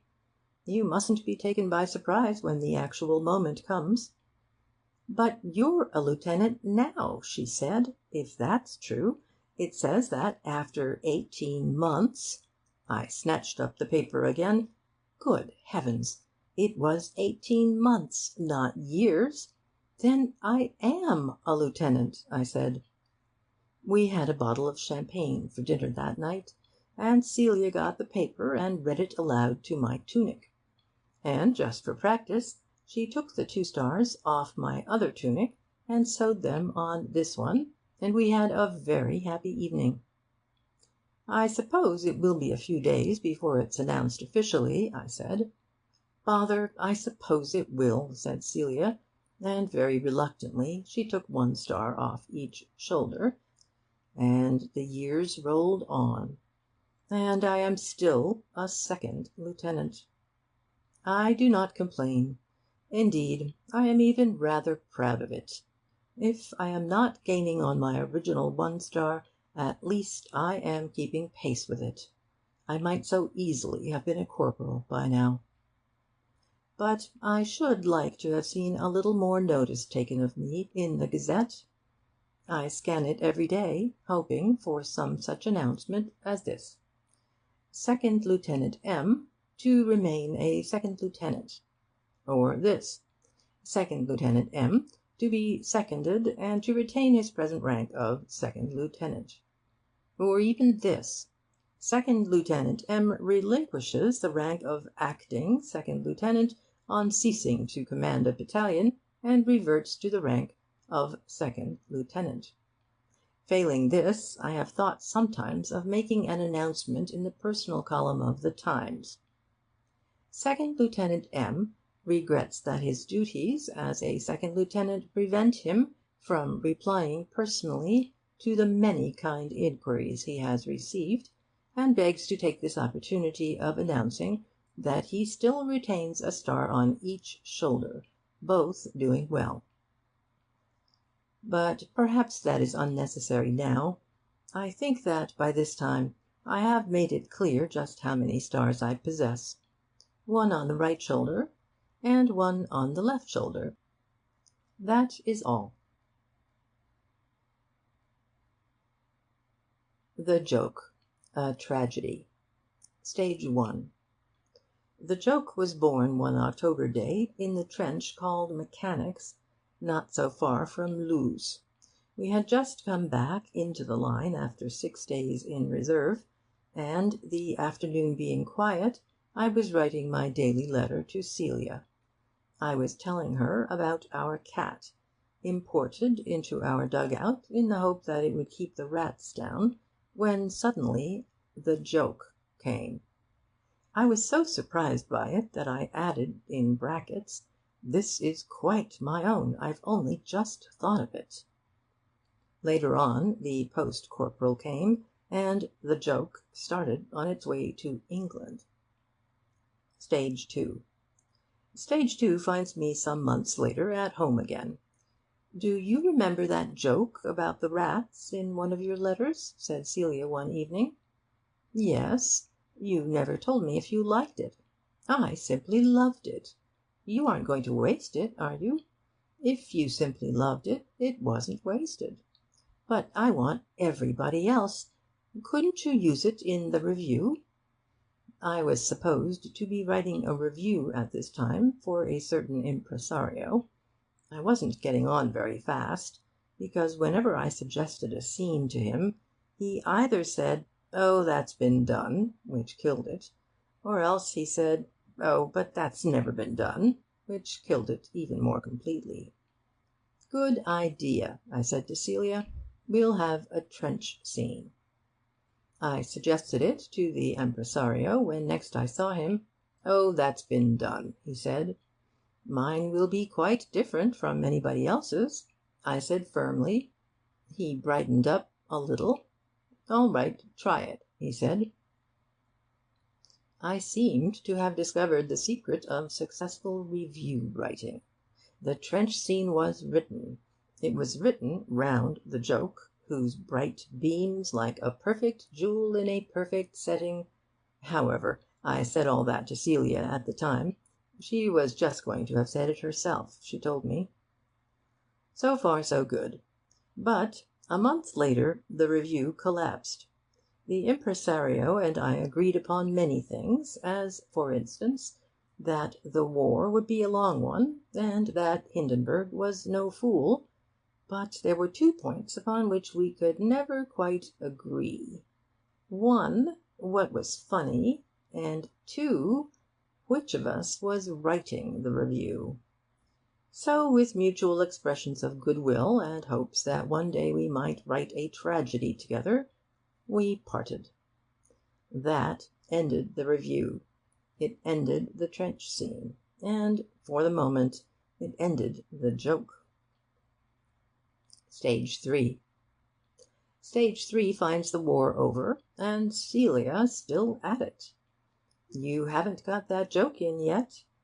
She had just read an article of mine called "Autumn in a Country Vicarage." It wouldn't go in there very well, I said. It would go in anywhere where there were rats. There might easily be rats in a vicarage. Not in this one. You talk about poor as a church mouse. I am an artist, I said, thumping my heart and forehead and other seats of the emotions. I don't happen to see rats there, and if I don't see them, I can't write about them. Anyhow, they wouldn't be secular rats like the ones I made my jokes about. "I don't mind whether the rats are secular or circular," said Celia, "but do get them in soon." Well, I tried.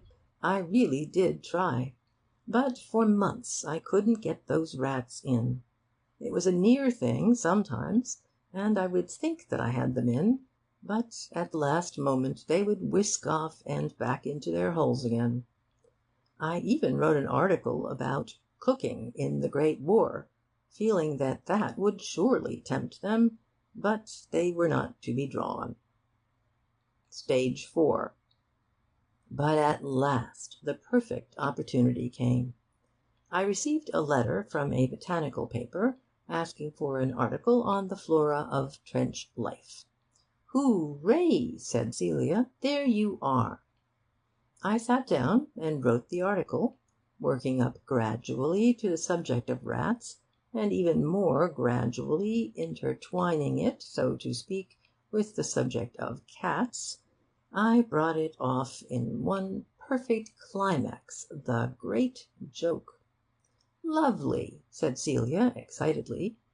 "There is one small point which has occurred to me. Rats are fauna, not flora. I've just remembered." "Oh, does it matter?" "For a botanical paper, yes." And then Celia had a brilliant inspiration. "Send it to another paper," she said. I did. 2 days later it appeared. Considering that I hadn't had a proof, it came out extraordinarily well.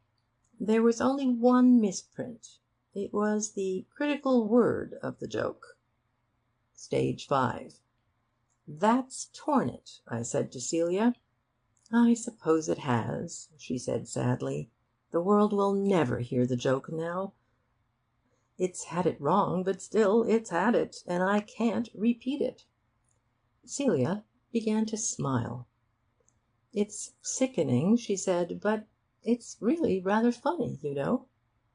And then she had another brilliant inspiration. "In fact, you might write an article about it." And, as you see, I have. Epilogue. Having read thus far, Celia says, "But you still haven't got the joke in." Oh, well, here goes. Extract from letter. We came back to the line to-day to find that the cat had kittened. However, as all the rats seem to have rottened, we are much as we were. Rottened was misprinted rattened, which seems to me to spoil a joke. Yet I must confess that there are times now when I feel that perhaps, after all, I may have overrated it. But it was a pleasant joke in its day.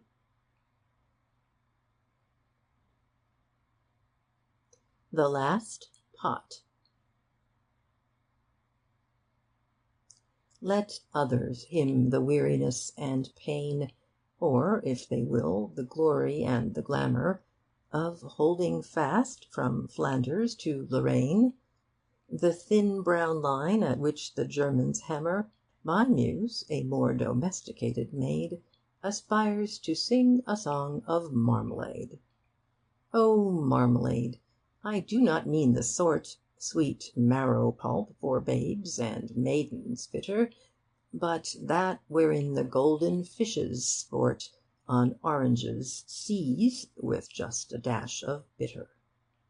Not falsely coy, but eager to parade their southern birth, in short.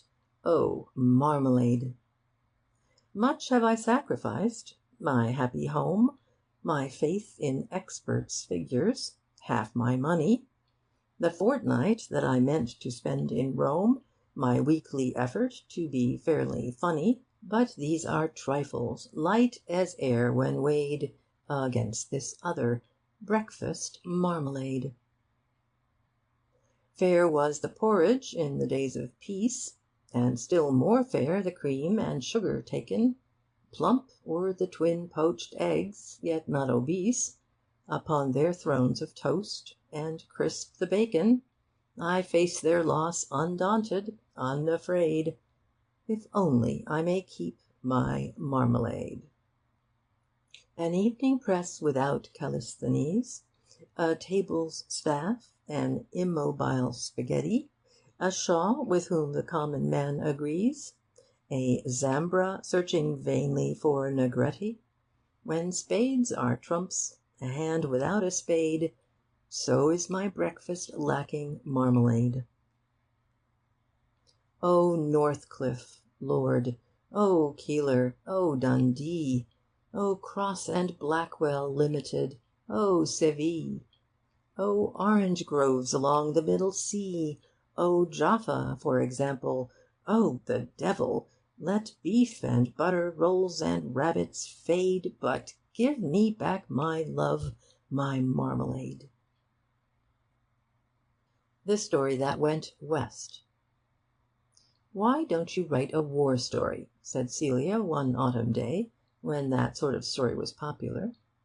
"Because everyone else does," I said. "I forget how many bayonets we have on the Western Front, but there must be at least twice as many fountain pens." "It needn't be about the Western Front."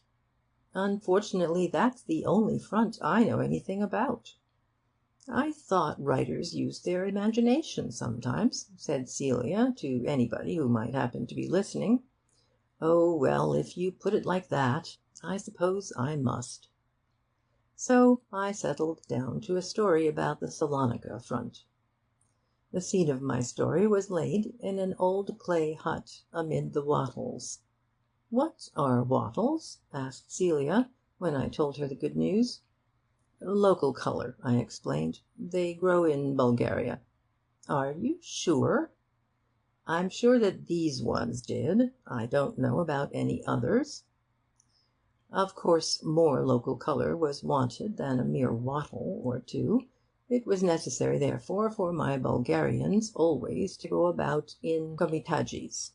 Celia thought that these were a kind of native trouser laced at the knee. She may be right. My own impression is that they are a species of platoon. Anyhow, the Bulgars always went about in them. There was a fierce fight which raged round the old clay hut in the Wattles. The Greeks shouted "Tupto, tuptumai." The Serbs, for reasons into which I need not enter, were inarticulate with rage. With the French and British I had of course no difficulty, and the Bulgars, fortunately, were content with hoarse guttural noises. It was a fierce fight while it lasted, and I was sorry when it was over, because for the first time I began to feel at home with my story. I need not say that many a Bulgar had licked the Wattles before I had finished. Unfortunately, something else happened before I had finished.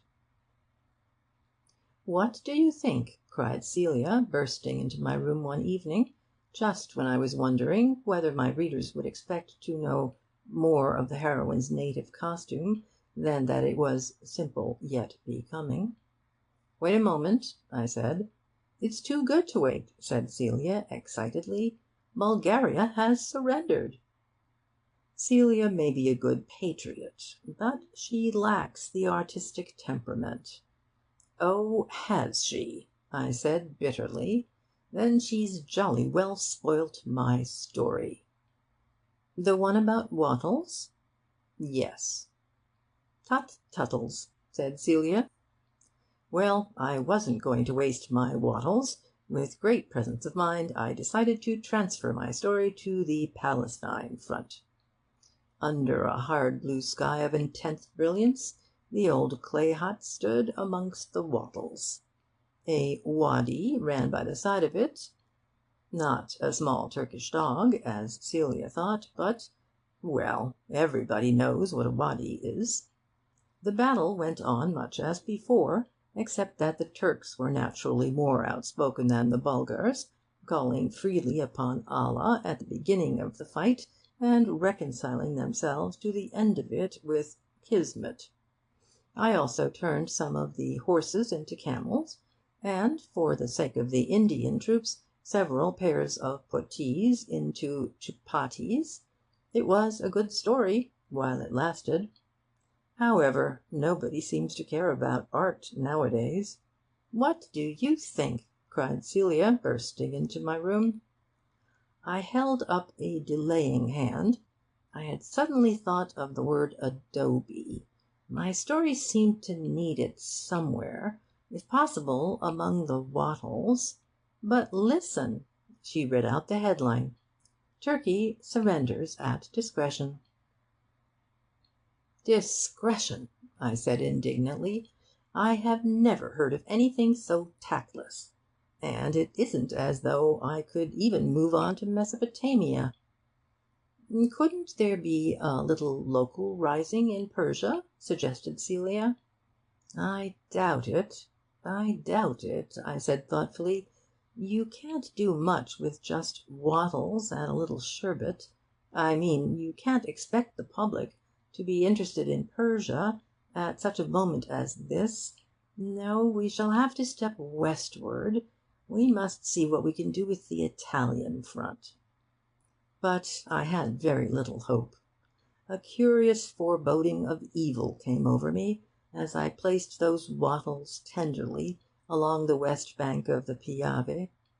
The old clay hut still stood proudly amid them. The Bersaglieri advanced impetuously, with cries of "En avant!" No, that's wrong. With cries of... well, anyhow, they advanced. And as I shut my eyes I seemed to see... no, not that old clay hut amid the Wattles, nor yet the adobe edifice on the heights of Asiago, but Celia coming into the library with yet another paper announcing that yet another country was deaf to the call of art. If anybody wants a really good story about the Peninsular War and will drop me a line, I shall be glad to enter into negotiations with him. The scene is laid in the neighbourhood of Badajoz, and the chief interest centres round an old, yes, you have guessed it, an old clay hut in the Wattles. The Two Visits, 1888-1919. Dispersal areas 10A, 10B, 10C, Crystal Palace. It was, I think, in '88 that luck, or Providence, or fate, assumed the more material state of Aunt, or great-aunt, Alice, and took, the weather being fine, and Bill, the eldest, only 9, 3 of us, by the Brighton line, to see the Crystal Palace. Observe us, then, an eager 4, advancing on the western door, or possibly the northern, or, well, anyhow, advancing. Aunt Alice bending from the hips, and Bill in little runs and trips, and John with frequent hops and skips, while I was fairly dancing. Aunt Alice pays, the turnstile clicks, and with the happy crowds we mix, to gaze upon, well, I was 6, say, getting on for 7, and looking back on it to-day, the memories have passed away, I find that I can only say, roughly, to gaze on heaven. Heaven it was which came to pass within those magic walls of glass, though William, like a silly ass, had lost my bag of bull's-eyes.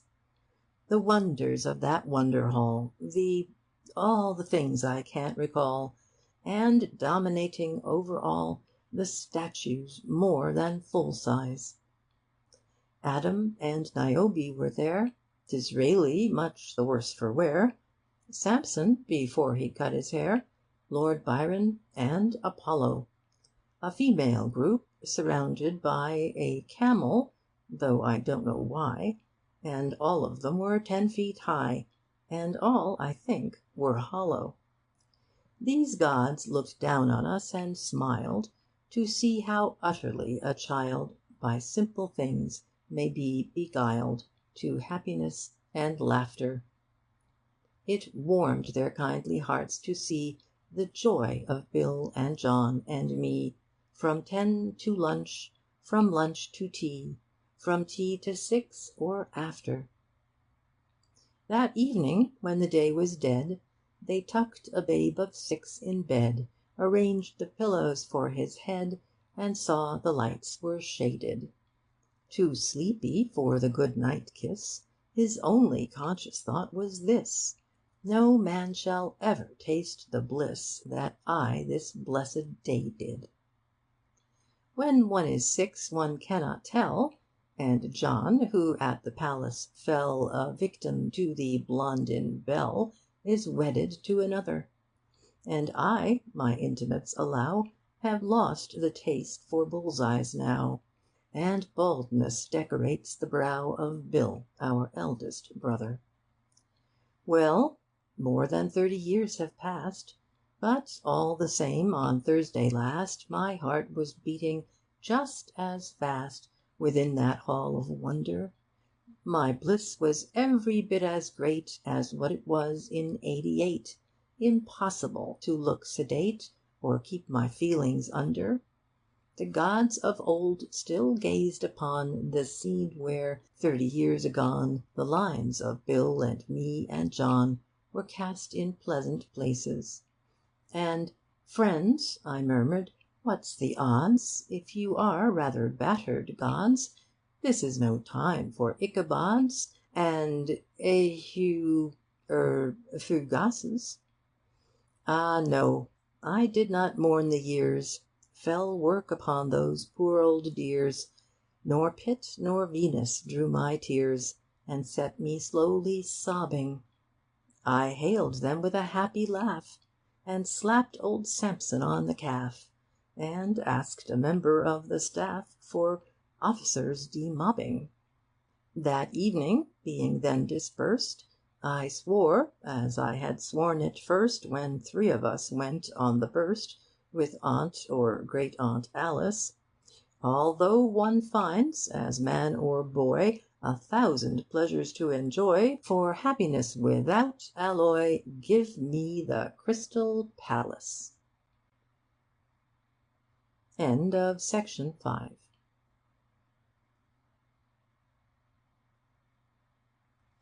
The Way Down.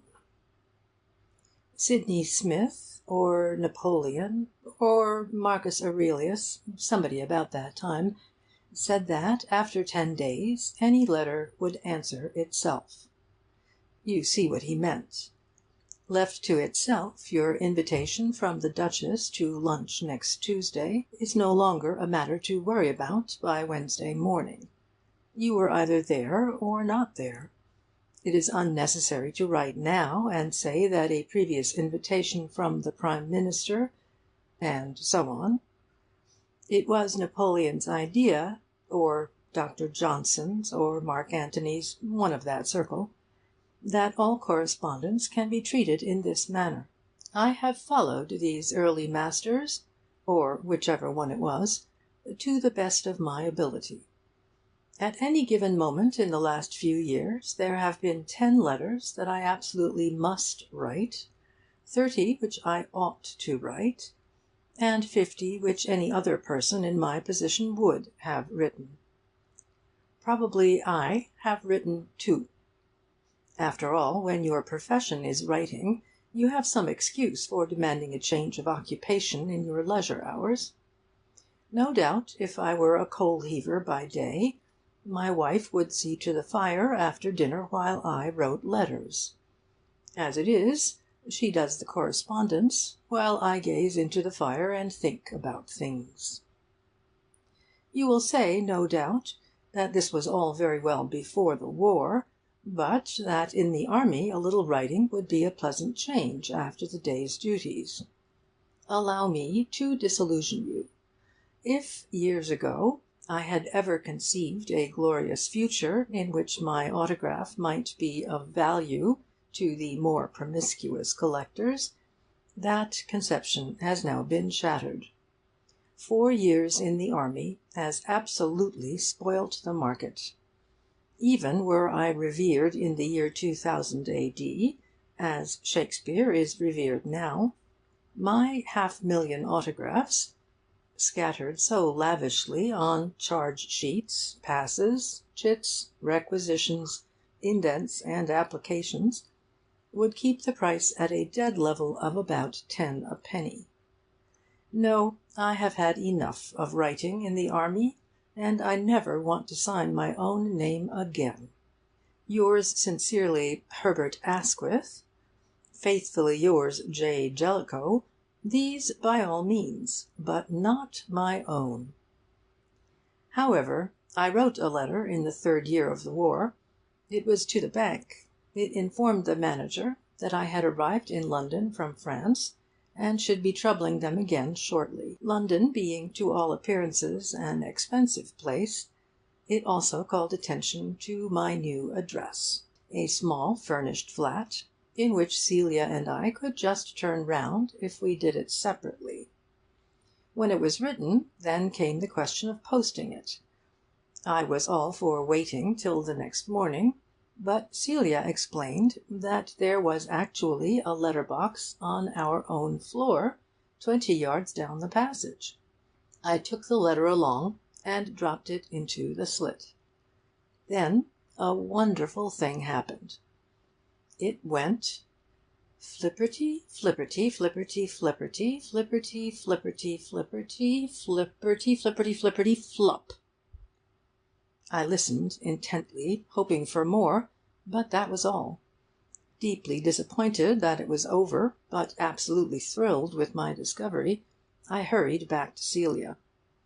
"Any letters you want posted?" I said in an off-hand way. "No, thank you," she said. "Have you written any while we've been here?" "I don't think I've had anything to write." "I think," I said reproachfully, "it's quite time you wrote to your bank, or your mother, or somebody." She looked at me and seemed to be struggling for words. "I know exactly what you're going to say," I said, "but don't say it. Write a little letter instead." "Well, as a matter of fact, I must just write a note to the laundress." "To the laundress," I said, "of course. Just a note." When it was written, I insisted on her coming with me to post it.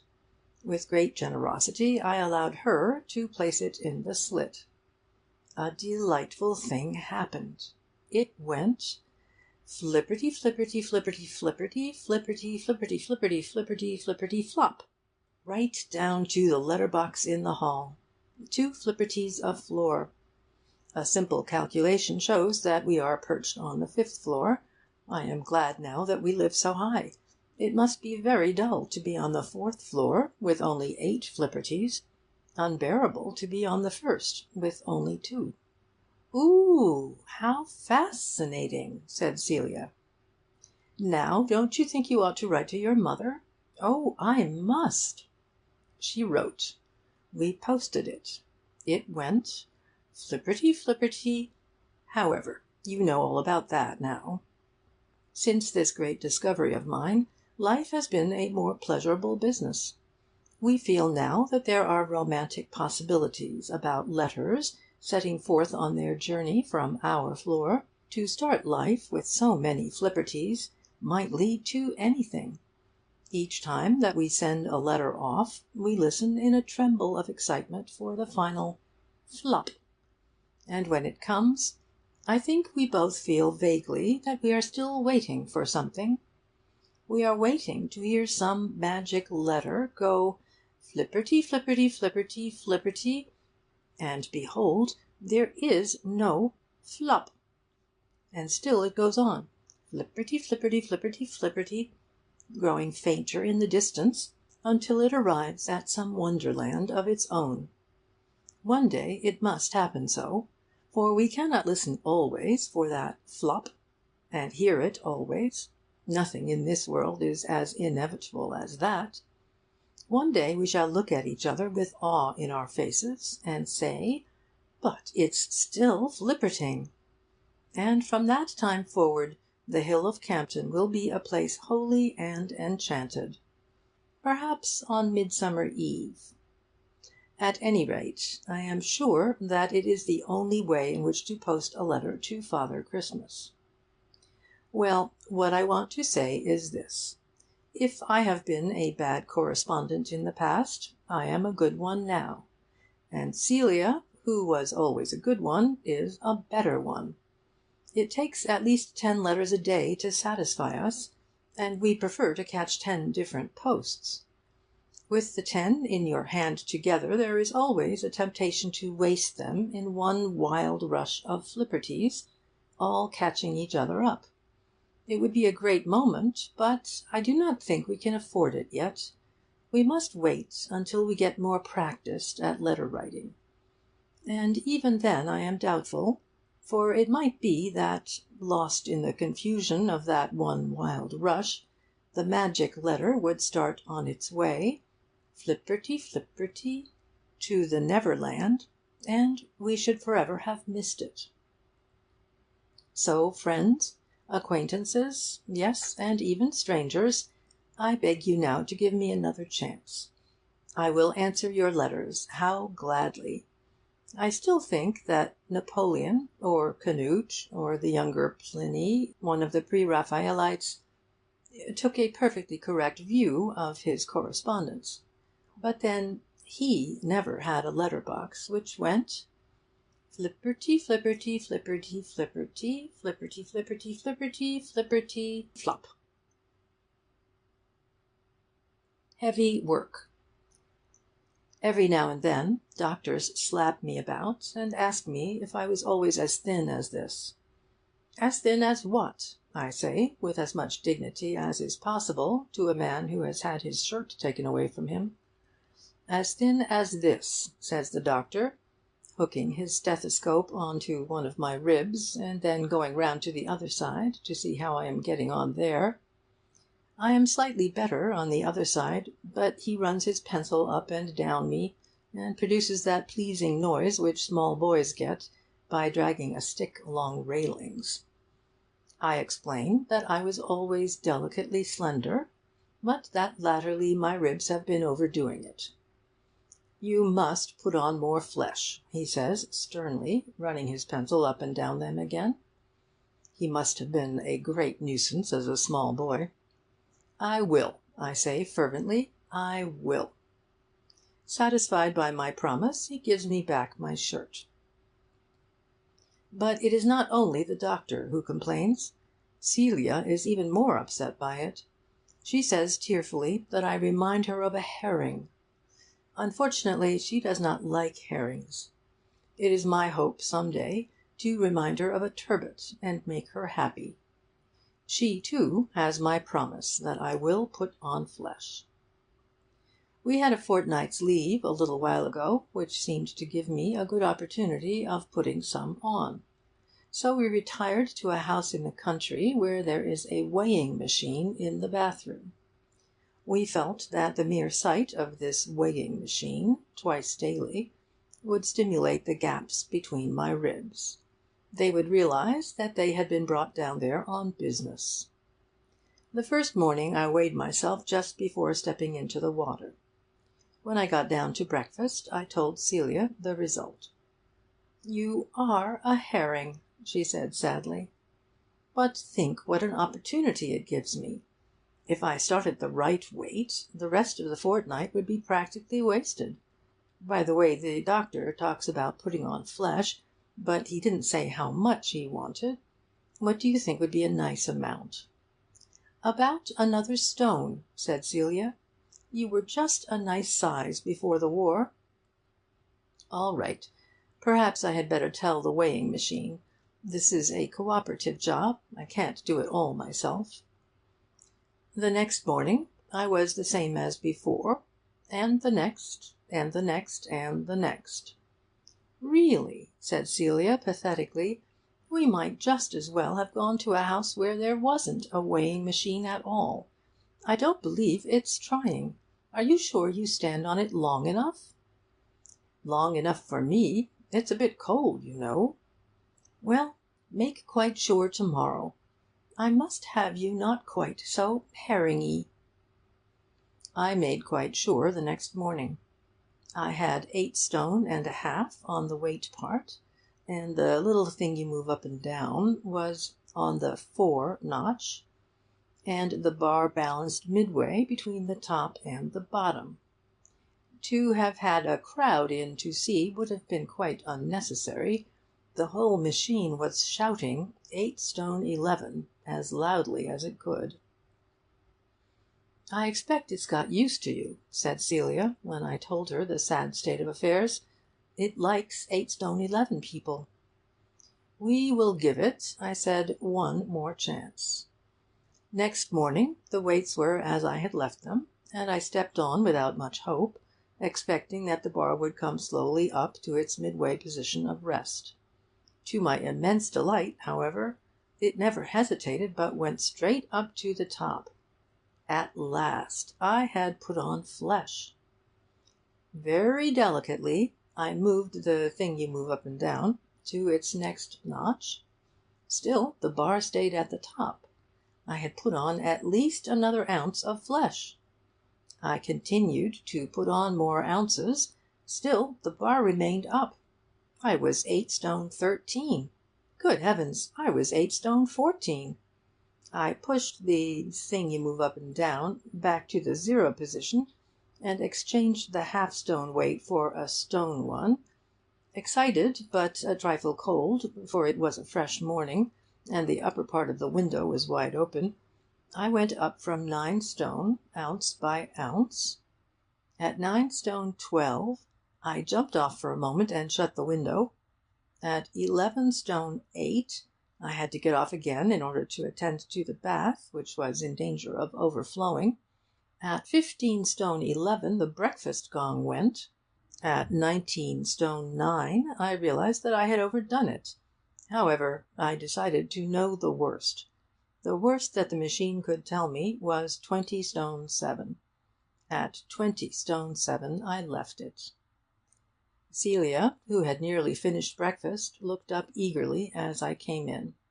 "Well?" she said. "I am sorry I am late," I apologized, "but I have been putting on flesh." "Have you really gone up?" she asked excitedly. "Yes," I began mechanically to help myself to porridge, and then stopped. "No, perhaps not," I said thoughtfully. "Have you gone up much?" "Much," I said. "Quite much." "How much? Quick!" "Celia," I said sadly, "I am 20 stone 7. I may be more. The weighing machine gave out then." "Oh, but, darling, that's much too much." "Still, it's what we came here for," I pointed out. "No, no bacon, thanks. A small piece of dried toast." "I suppose the machine couldn't have made a mistake?" "It seemed very decided about it. It didn't hesitate at all." "Just try again after breakfast, to make sure." "Perhaps I'd better try now," I said, getting up, "because if I turned out to be only 20 stone 6, I might venture on a little porridge after all. I shan't be long." I went upstairs. I didn't dare face that weighing machine in my clothes, after the way in which I had already strained it without them. I took them off hurriedly, and stepped on. To my joy, the bar stayed in its downward position. I took off an ounce, then another ounce. The bar remained down. At 18 stone 2, I jumped off for a moment, in order to shut the window, which some careless housemaid had opened again. At 12 stone 7, I shouted through the door to Celia that I shouldn't be long, and that I should want the porridge after all. At 4 stone 6, I said that I had better have an egg or two as well. At 3 ounces, I stepped off, feeling rather shaken. I have not used the weighing machine since, partly because I do not believe it is trustworthy, partly because I spent the rest of my leave in bed with a severe cold. We are now in London again, where I am putting on flesh. At least, the doctor who slapped me about yesterday said that I must, and I promised him that I would. The Patriot. This is a true story. Unless you promise to believe me, it is not much good my going on. You promise? Very well. Years ago, I bought a pianola. I went into the shop to buy a gramophone record, and I came out with a pianola. So golden-tongued was the manager. You would think that one could then retire into private life for a little, but it is only the beginning. There is the music stool to be purchased, the library subscription, the tuner's fee, 4 visits a year, if you please, the cabinet for the rolls, the man to oil the pedals, however, nor do I regret my venture. It is common talk that my pianola was the chief thing about me which attracted Celia. "I must marry a man with a pianola," she said. And there was I, and here, in fact, we are. My blessings, then, on the golden tongue of the manager. Now, there is something very charming in a proper modesty about one's attainments, but it is necessary that the attainments should be generally recognized first. It was admirable in Stevenson to have said, as I'm sure he did, when they congratulated him on his first steam engine, "Tut, tut, it's nothing." But he could only say this so long as the others were in a position to offer the congratulations. In order to place you in that position, I must let you know how extraordinarily well I played the pianola. I brought to my interpretation of different opuses an élan, a verve, a je ne sais quoi, and several other French words, which were the astonishment of all who listened to me. But chiefly I was famous for my playing of one piece, The Charge of the Uhlans by Karl Bohm. Others may have seen Venice by Moonlight, or heard the vicar's daughter recite Little Jim, but the favoured few who have been present when Bohm and I were collaborating are the ones who have really lived. Indeed, even the coldest professional critic would have spoken of it as a noteworthy rendition. The Charge of the Uhlans. If you came to see me, you had to hear it. As arranged for the pianola, it was marked to be played throughout at a lightning pace and with the loudest pedal on. So one would play it if one wished to annoy the man in the flat below. But a true musician has, I take it, a higher aim. I disregarded the FFs and the other signposts on the way, and gave it my own interpretation. As played by me, the Charge of the Uhlans became a whole battle scene.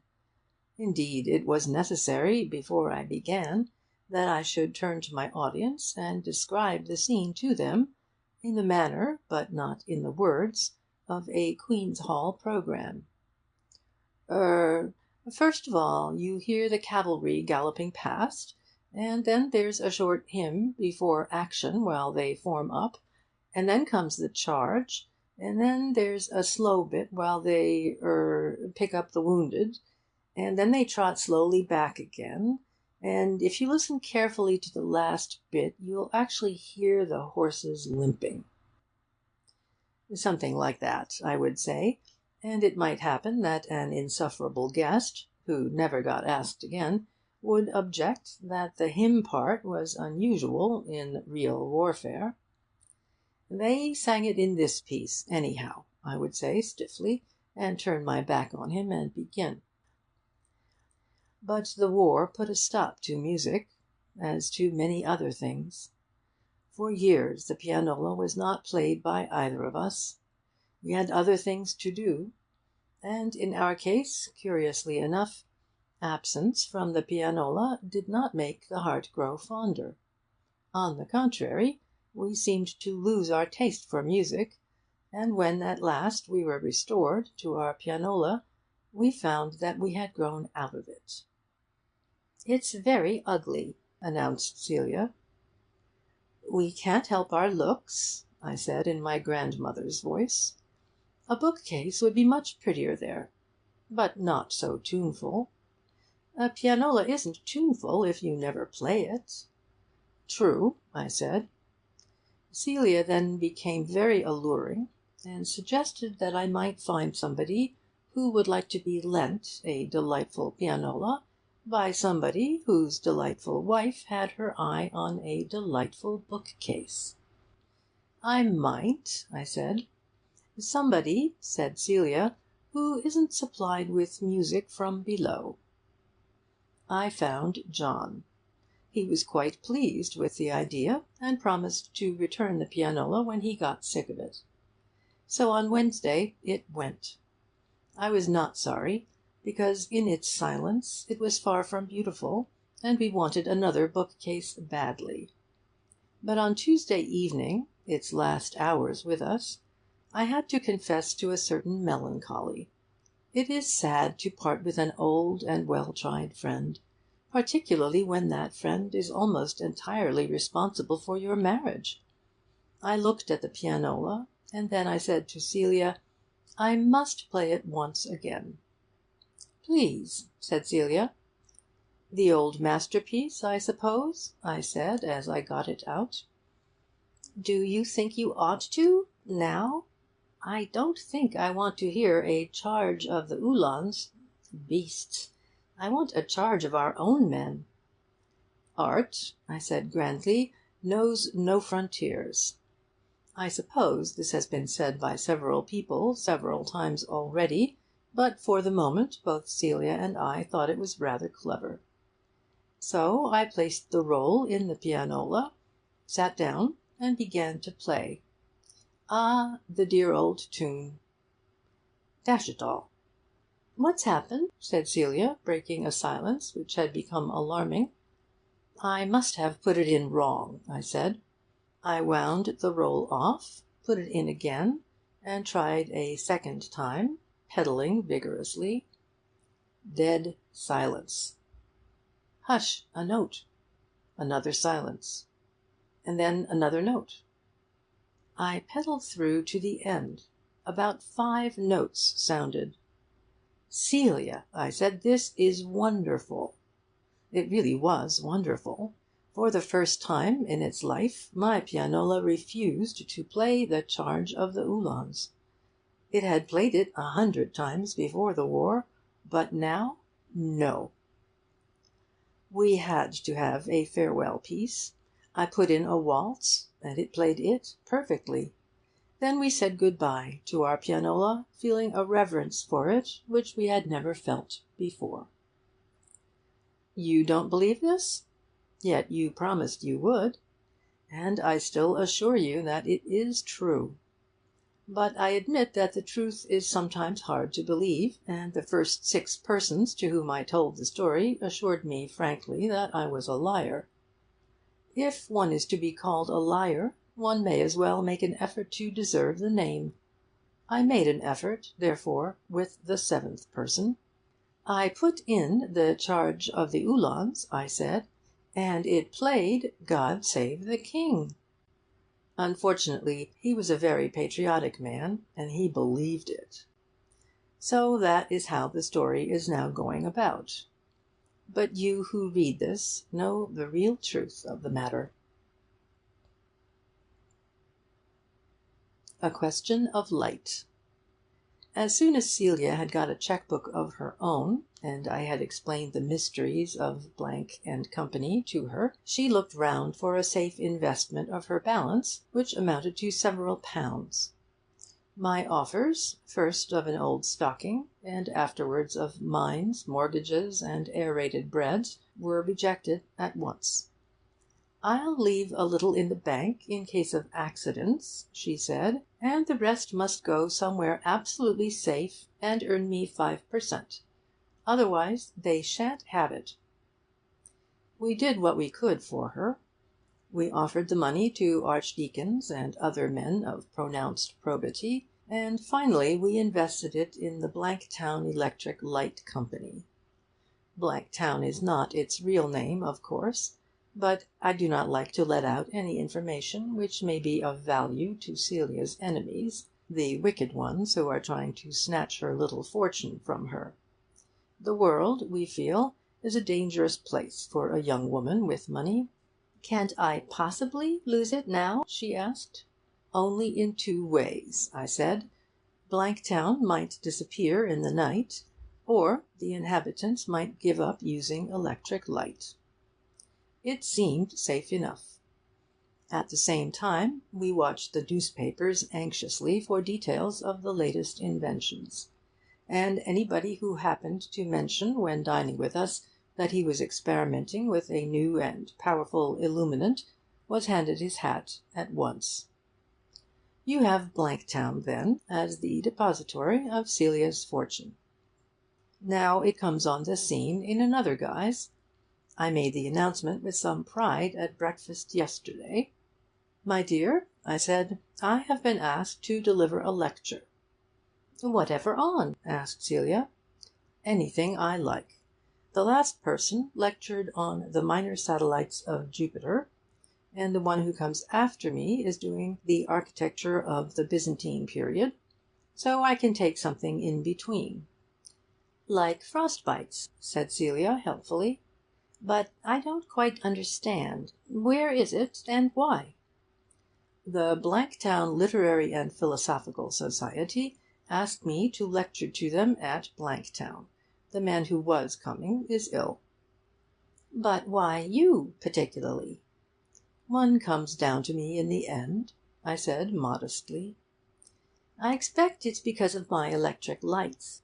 Do they give you any money for it?" "They asked me to name my fee." "Then say £1,000, and lecture on the need for more electric light. Fancy if I got 6%. "This is a very sordid conversation," I said. "If I agree to lecture at all, it will be simply because I feel that I have a message to deliver. I will now retire into the library and consider what that message is to be." I placed the encyclopaedia handy and sat down at my desk. I had already grasped the fact that the title of my discourse was the important thing. In the list of the Society's lectures sent to me there was hardly one whose title did not impress the imagination in advance. I must be equally impressive. After a little thought I began to write "Wasps and Their Young." Lecture delivered before the Blanktown Literary and Philosophic Society, Tuesday, December 8th. "Ladies and gentlemen." "Well," said Celia, drifting in, "how's it going?" I showed her how far I had got.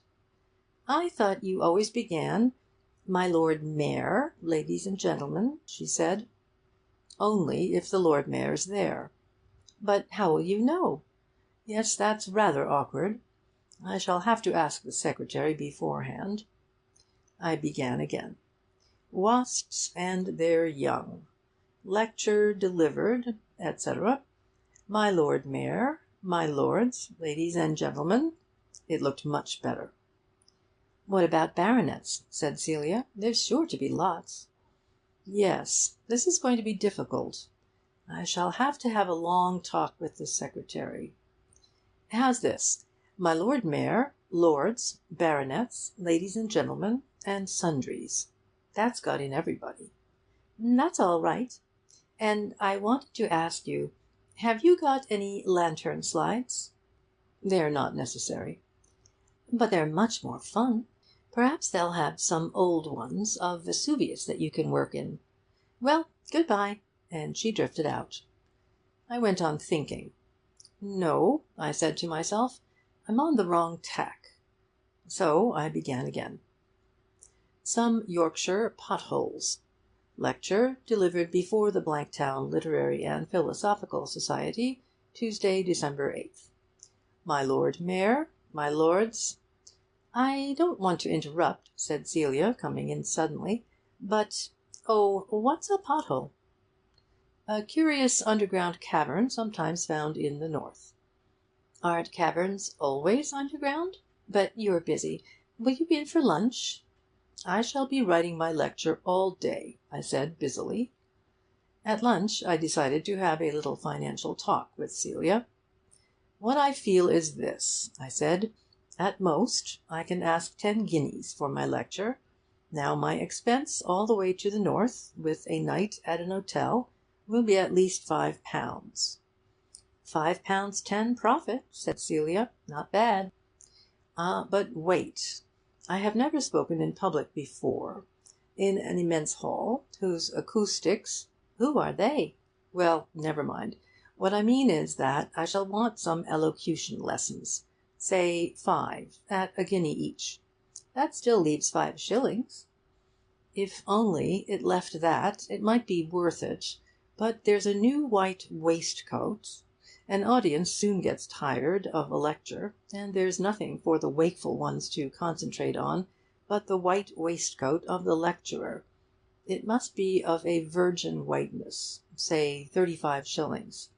So I lose 30 shillings by it. Can I afford so much?" "But you gain the acoustics and the waistcoat."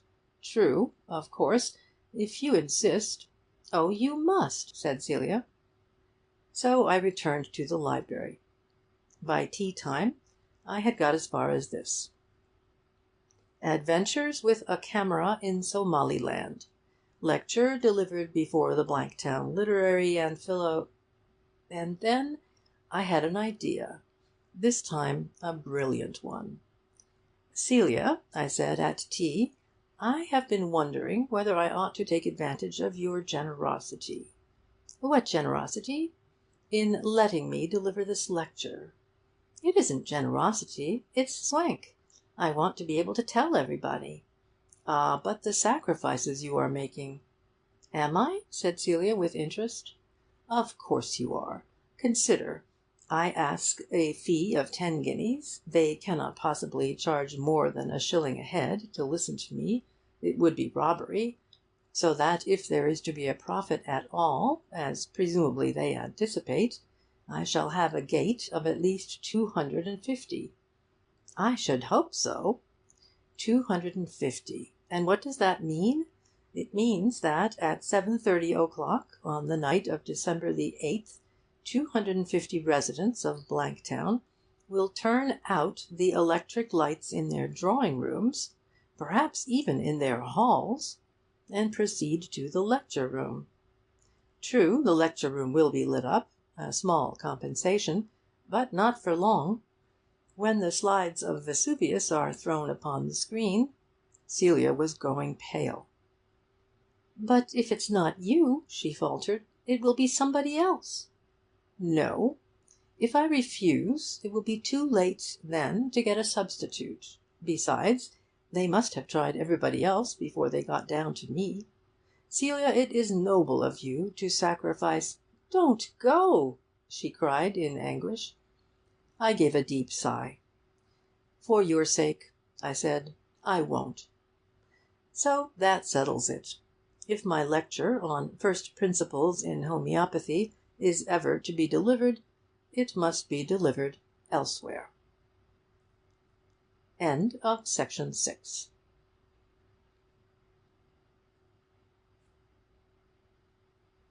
Enter Bingo. Before I introduce Bingo, I must say a word for Humphrey, his sparring partner. Humphrey found himself on the top of my stocking last December, put there, I fancy, by Celia, though she says it was Father Christmas. He is a small yellow dog with glass optics, and the label round his neck said, "His eyes move." When I had finished the oranges and sweets and nuts, when Celia and I had pulled the crackers, Humphrey remained over to sit on the music stool, with the air of one playing the pianola. In this position he found his uses. There are times when a husband may legitimately be annoyed. At these times it was pleasant to kick Humphrey off his stool onto the divan, to stand on the divan and kick him onto the sofa, to stand on the sofa and kick him onto the bookcase, and then, feeling another man, to replace him on the music stool and apologize to Celia. It was thus that he lost his tail. Here we say good-bye to Humphrey for the present. Bingo claims our attention. Bingo arrived as an absurd little black tub of puppiness, warranted by a pedigree as long as your arm, to grow into a Pekingese.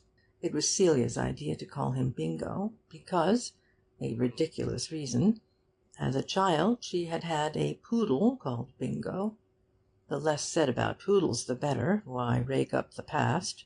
If there is the slightest chance of Bingo, of this animal, growing up into a poodle, I said, he leaves my house at once. "My poodle was a lovely dog," said Celia. Of course she was only a child then. She wouldn't know. "The point is this," I said firmly. "Our puppy is meant for a Pekingese. The pedigree says so. From the look of him, it will be touch and go whether he pulls it off. To call him by the name of a late poodle may be just the deciding factor. Now, I hate poodles. I hate pet dogs. A Pekingese is not a pet dog. He is an undersized lion. Our puppy may grow into a small lion, or a mastiff, or anything like that, but I will not have him a poodle. If we call him Bingo, will you promise never to mention in his presence that you once had you know what I mean, called Bingo?" She promised. I have forgiven her for having once loved a poodle. I beg you to forget about it. There is now only one Bingo, and he is a Pekingese puppy. However, after we had decided to call him Bingo, a difficulty arose. Bingo's pedigree is full of names like Li Hung Chang and Sun Yat-sen. Had we chosen a sufficiently Chinese name for him? Apart from what was due to his ancestors, were we encouraging him enough to grow into a Pekingese? What was there Oriental about Bingo? In itself, apparently little. And Bingo himself must have felt this, for his tail continued to be nothing but a rat's tail, and his body to be nothing but a fat tub, and his head almost the head of any little puppy in the world. He felt it deeply. When I ragged him about it, he tried to eat my ankles. I had only to go into the room in which he was, and murmur "rat's tail" to myself, or, more offensive still, "chewed string," for him to rush at me. Where, oh Bingo, is that delicate feather curling gracefully over the back, which was the pride and glory of thy grandfather? Is the caudal affix of the rodent thy apology for it? And Bingo would whimper with shame. Then we began to look him up in the map. I found a Chinese town called Ningpo, which strikes me as very much like Bingo, and Celia found another called Young Bing, which might just as well be Young Bing, the obvious name of Bingo's heir when he has one. These facts being communicated to Bingo, his nose immediately began to go back a little, and his tub to develop something of a waist. But what finally decided him was a discovery of mine made only yesterday. There is a Japanese province called Bingo. Japanese, not Chinese, it is true, but at least it is Oriental. In any case, conceive one's pride in realizing suddenly that one has been called after a province and not after a poodle. It has determined Bingo unalterably to grow up in the right way. You have Bingo now definitely a Pekingese. That being so, I may refer to his ancestors, always an object of veneration among these Easterns. I speak of, hats off please, Ch. Goodwood Low. Of course you know, I didn't myself till last week, that Ch stands for champion. On the male side, Champion Goodwood Low is Bingo's great-great-grandfather. On the female side, the same animal is Bingo's great-grandfather. One couldn't be a poodle after that. A fortnight after Bingo came to us, we found in a Pekingese book a photograph of Goodwood Low. How proud we all were! Then we saw above it, "Celebrities of the Past." The late Champion Goodwood Low was no more. In one moment Bingo had lost both his great-grandfather and his great-great-grandfather. We broke it to him as gently as possible, but the double shock was too much, and he passed the evening in acute depression. Annoyed with my tactlessness in letting him know about it, I kicked Humphrey off his stool. Humphrey, I forgot to say, has a squeak if kicked in the right place. He squeaked. Bingo, at that time still uncertain of his destiny, had at least the courage of the lion. Just for a moment he hesitated. Then, with a pounce, he was upon Humphrey. Till then I had regarded Humphrey, save for his power of rolling the eyes and his habit of taking long jumps from the music-stool to the bookcase, as rather a sedentary character. But in the fight which followed he put up an amazingly good resistance. At one time he was underneath Bingo. The next moment he had Bingo down. First one, then the other seemed to gain advantage. But blood willed hell. Humphrey's ancestry is unknown. I blush to say that it may possibly be German. Bingo had Goodwood Low to support him in two places. Gradually he got the upper hand, and at last, taking the reluctant Humphrey by the ear, he dragged him laboriously beneath the sofa. He emerged alone, with tail wagging, and was taken on to his mistress's lap. There he slept, his grief forgotten. So Humphrey was found a job. Whenever Bingo wants exercise, Humphrey plants himself in the middle of the room, his eyes cast upwards in an affectation of innocence. "I'm just sitting here," says Humphrey. "I believe there's a fly on the ceiling." It is a challenge which no great-grandson of Goodwood Low could resist. With a rush, Bingo is at him. "I'll learn you to stand in my way," he splutters. and the great dust-up begins. Brave little Bingo! I don't wonder that so warlike a race as the Japanese has called a province after him. A warm half-hour. Whatever the papers say, it was the hottest afternoon of the year. At 6:30 I had just finished dressing after my third cold bath since lunch, when Celia tapped on the door. "I want you to do something for me," she said. "It's a shame to ask you on a day like this." "It is rather a shame," I agreed, "but I can always refuse."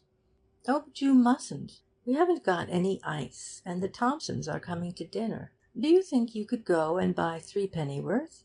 Jane's busy, and I'm busy, and I'm busy," I said, opening and shutting a drawer with great rapidity. "Just threepennyworth," she pleaded. "Nice cool ice. Think of sliding home on it." Well, of course it had to be done. I took my hat and staggered out. On an ordinary cool day it is about half a mile to the fishmonger. To-day it was about 2 miles and a quarter. I arrived exhausted, and with only just strength enough to kneel down and press my forehead against the large block of ice in the middle of the shop, round which the lobsters nestled. "Here, you mustn't do that," said the fishmonger, waving me away. I got up, slightly refreshed. "I want," I said, "some—" and then a thought occurred to me. After all, did fishmongers sell ice? Probably the large block in front of me was just a trade sign, like the coloured bottles at the chemist's.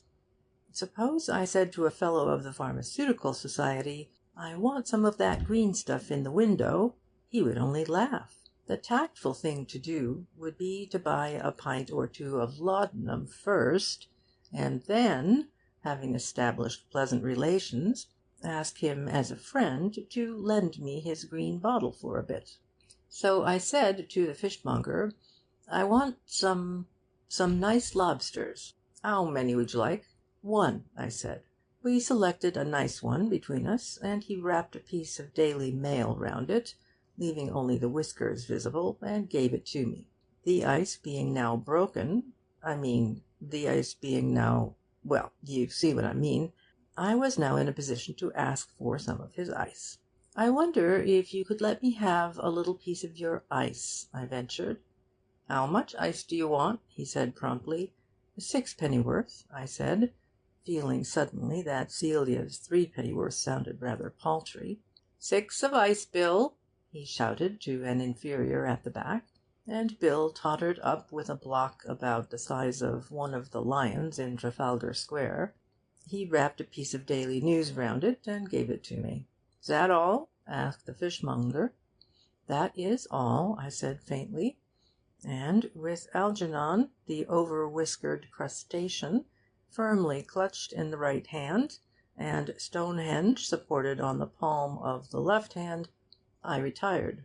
The flat seemed a long way away, but having bought twice as much ice as I wanted, and an entirely unnecessary lobster, I was not going to waste still more money in taxis. Hot though it was, I would walk. For some miles all went well. Then the ice began to drip through the paper, and in a little while the underneath part of the Daily News had disappeared altogether. Tucking the lobster under my arm, I turned the block over so that it rested on another part of the paper. Soon that had dissolved too. By the time I had got half-way, our radical contemporary had been entirely eaten. Fortunately, the Daily Mail remained. But to get it, I had to disentangle Algernon first, and I had no hand available. There was only one thing to do. I put the block of ice down on the pavement, unwrapped the lobster, put the lobster next to the ice, spread its Daily Mail out, lifted the ice onto the paper, and looked up and saw Mrs. Thompson approaching. She was the last person I wanted at that moment. In an hour and a half she would be dining with us. Algernon would not be dining with us. If Algernon and Mrs. Thompson were to meet now, Would she not be expecting him to turn up at every course? Think of the long drawn-out disappointment for her. Not even lobster sauce. There was no time to lose. I decided to abandon the ice. Leaving it on the pavement, I clutched the lobster and walked hastily back the way I had come. By the time I had shaken off Mrs. Thompson, I was almost at the fishmonger's. That decided me. I would begin all over again, and would do it properly this time. "I want 3 of ice," I said, with an air. "3 of ice, Bill," said the fishmonger, and Bill gave me quite a respectable segment in the Morning Post. "And I want a taxi," I said, and I waved my lobster at one. We drove quickly home, but as we neared the flat, I suddenly became nervous about Algernon. I could not take him, red and undraped, past the hall porter, past all the other residents who might spring out at me on the stairs. Accordingly, I placed the block of ice on the seat, took off some of its Morning Post, and wrapped Algernon up decently. Then I sprang out, gave the man a coin, and hastened into the building. "Bless you," said Celia. "Have you got it? How sweet of you!" And she took my parcel from me. "Now we shall be able— Why, what's this?" I looked at it closely. It's a lobster," I said. "Didn't you say lobster?" "I said ice." "Oh," I said. "Oh, I didn't understand. I thought you said lobster." "You can't put lobster in a cider cup," said Celia severely. Of course I quite see that. It was foolish of me. However, it's pleasant to think that the taxi must have been nice and cool for the next man. Wrongly attributed. You've heard of Willie Ferrero, the boy conductor, a musical prodigy, 7 years old, who will order the 5th oboe out of the Albert Hall as soon as look at him. Well, he has a rival. Willie, as perhaps you know, does not play any instrument himself. He only conducts. His rival, Johnny, as I think of him, does not conduct as yet, at least not audibly. His line is the actual manipulation of the pianoforte, the Paderewski touch. Johnny lives in the flat below, and I hear him touching. On certain mornings in the week, no need to specify them, I enter my library and give myself up to literary composition. On the same mornings, little Johnny enters his music room, underneath, and gives himself up to musical composition. Thus we are at work together. The worst of literary composition is this, that when you have got hold of what you feel is a really powerful idea, you find suddenly that you have been forestalled by some earlier writer, Sophocles, or Shakespeare, or George R. Sims. Then you have to think again. This frequently happens to me upstairs. And downstairs, poor Johnny will find to his horror one day that his great work has already been given to the world by another, a certain Dr. John Bull. Johnny, in fact, is discovering God Save the King with one finger. As I dip my pen in the ink and begin to write, Johnny strikes up. On the first day when this happened, some 3 months ago, I rose from my chair and stood stiffly through the entire performance, an affair of some minutes, owing to a little difficulty with the "Send him victorious" line, which always bothers Johnny. However, he got right through it at last, after harking back no more than twice, and I sat down to my work again. Generally speaking, God Save the King ends a show. It would be disloyal to play another tune after that. Johnny quite saw this, and so began to play God Save the King again. I hope that His Majesty, the Lord Chamberlain, the late Dr. Bull, or whoever is most concerned, will sympathise with me when I say that this time I remained seated. I have my living to earn. From that day, Johnny has interpreted Dr. John Bull's favourite composition 9 times every morning.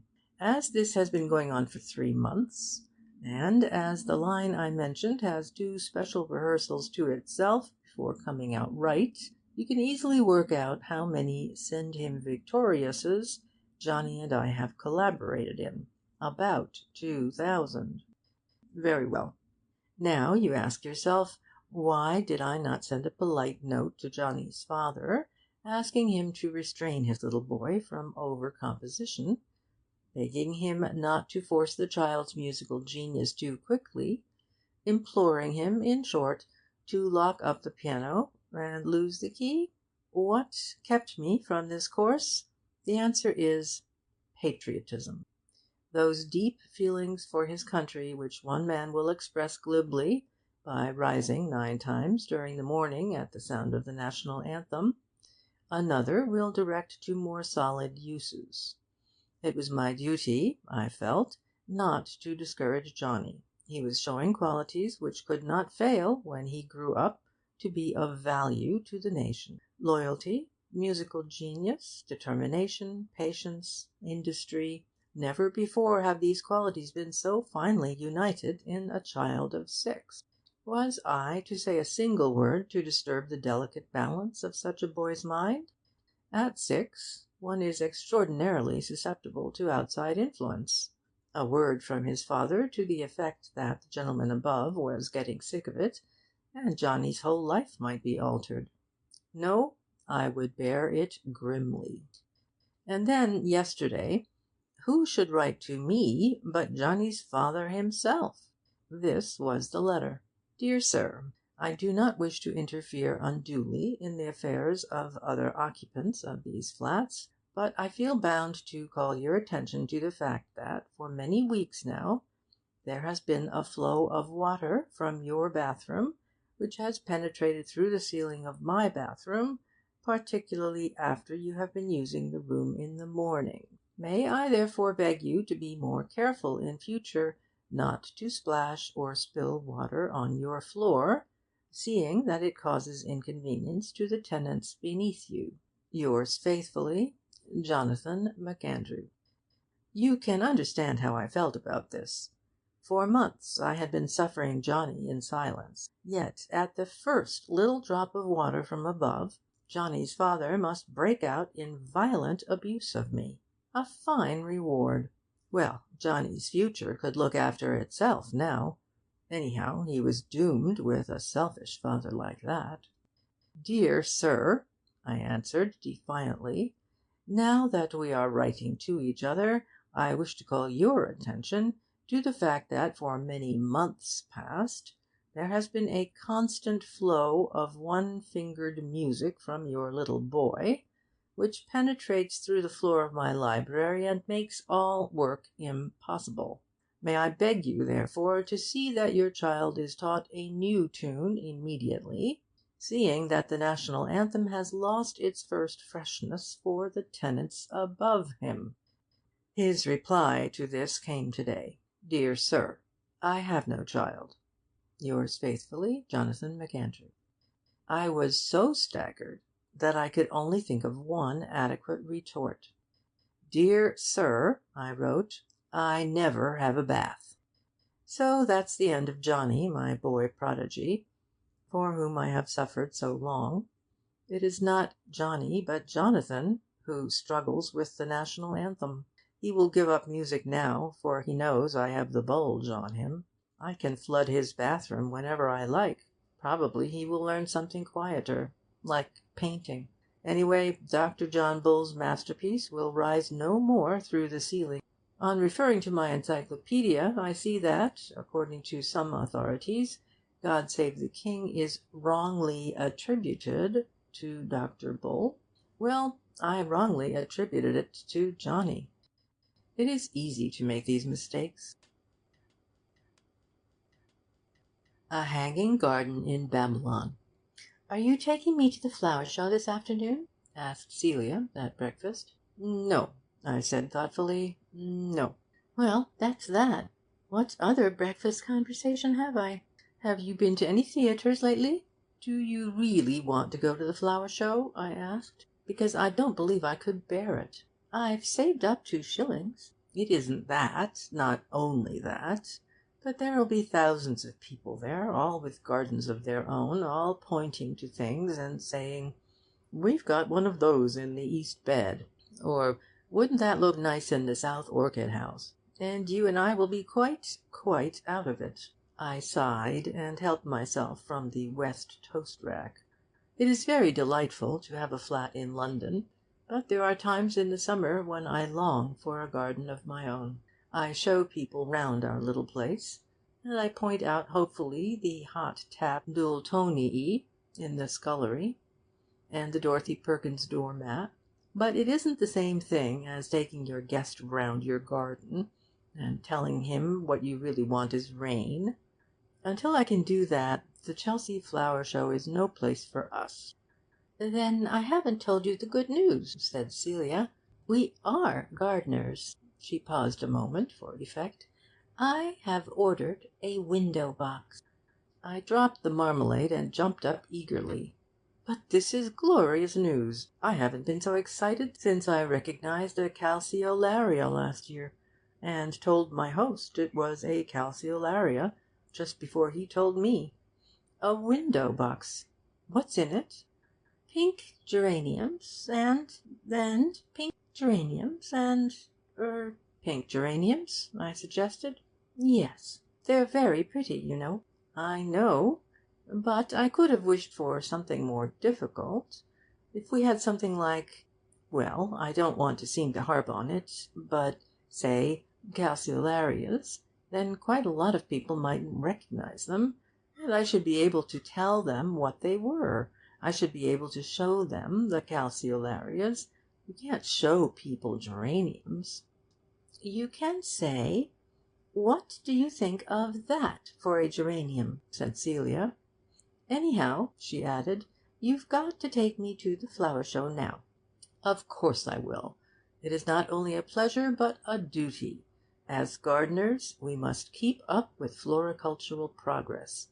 Even though we start with pink geraniums now, we may have calceolarias next year. Rotation of crops and what not." Accordingly, we made our way, in the afternoon, to the show. "I think we're a little overdressed," I said, as we paid our shillings.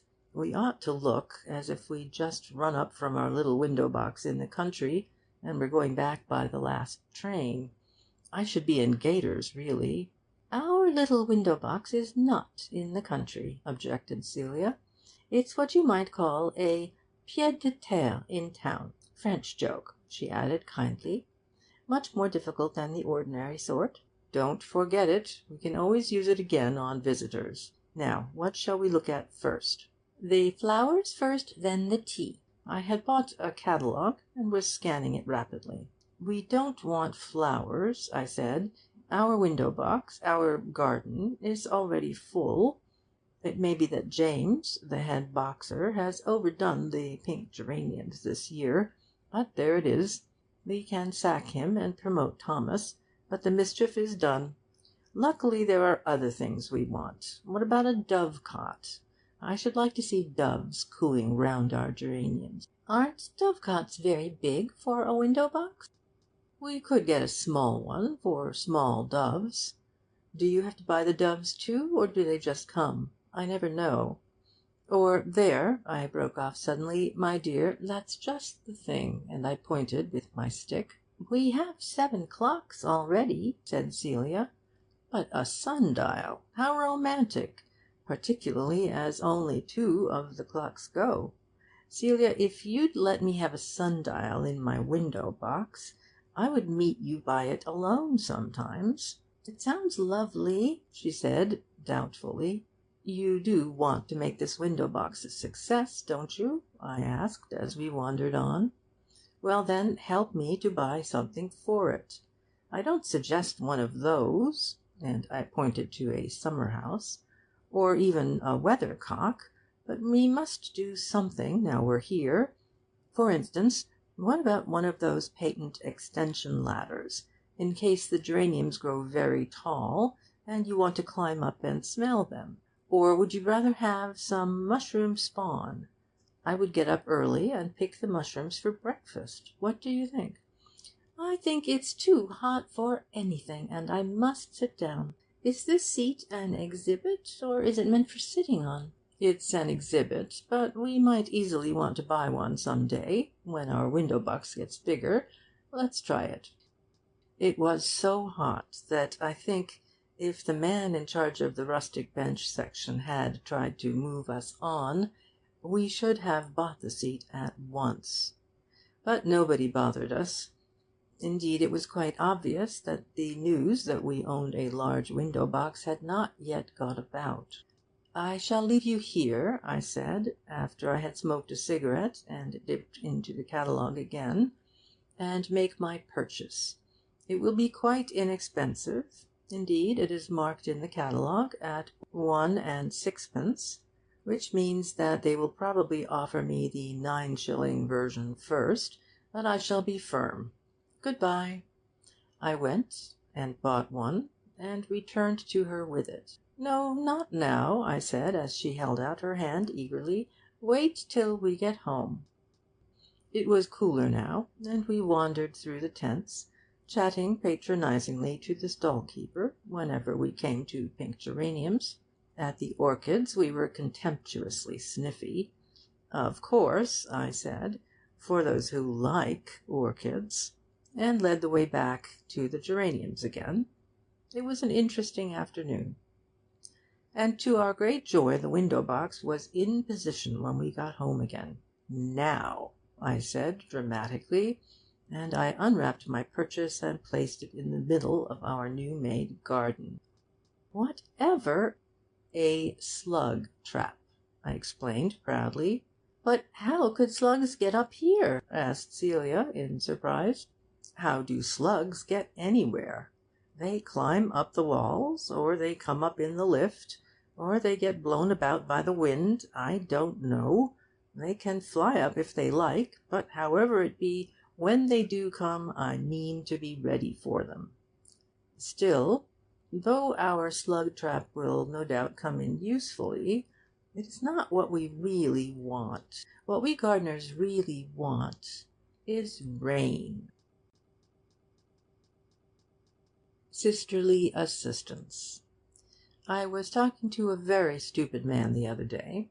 He was the stupidest man I have come across for many years. It is a hard thing to say of any man, but he appeared to me to be entirely lacking in intellect. It was Celia who introduced me to him. She had rung up her brother at the flat where he was staying, and, finding that he was out, she gave a message for him to the porter. It was simply that he was to ring her up as soon as he came in. "Ring up who?" said the porter. At least, I suppose he did, for Celia repeated her name and mine very slowly and distinctly. "Mrs. Who?" said the porter. "What?" or "I can't hear," or something equally foolish. Celia then repeated our name again.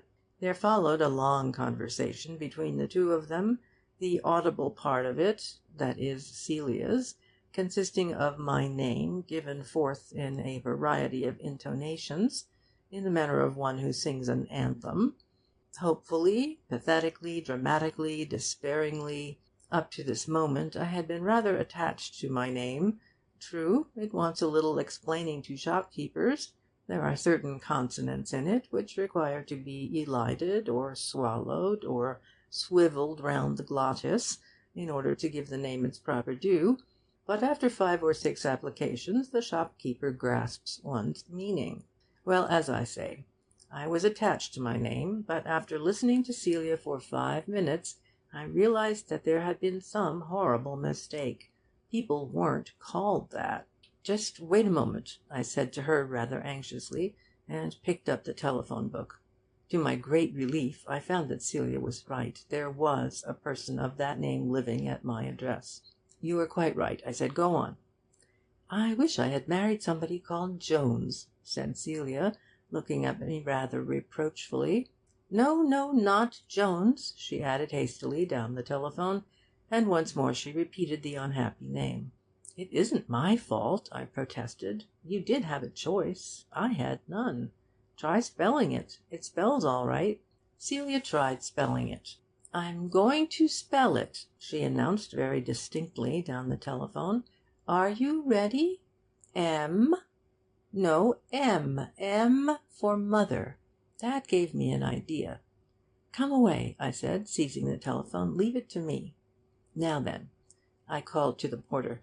Never mind about the name. Just tell him to ring up his sister. And I looked at Celia triumphantly. Ask him to ring up his mother, said the porter. Very well, sir. No, not the mother. That was something else. Forget all about that mother. He's to ring up his sister.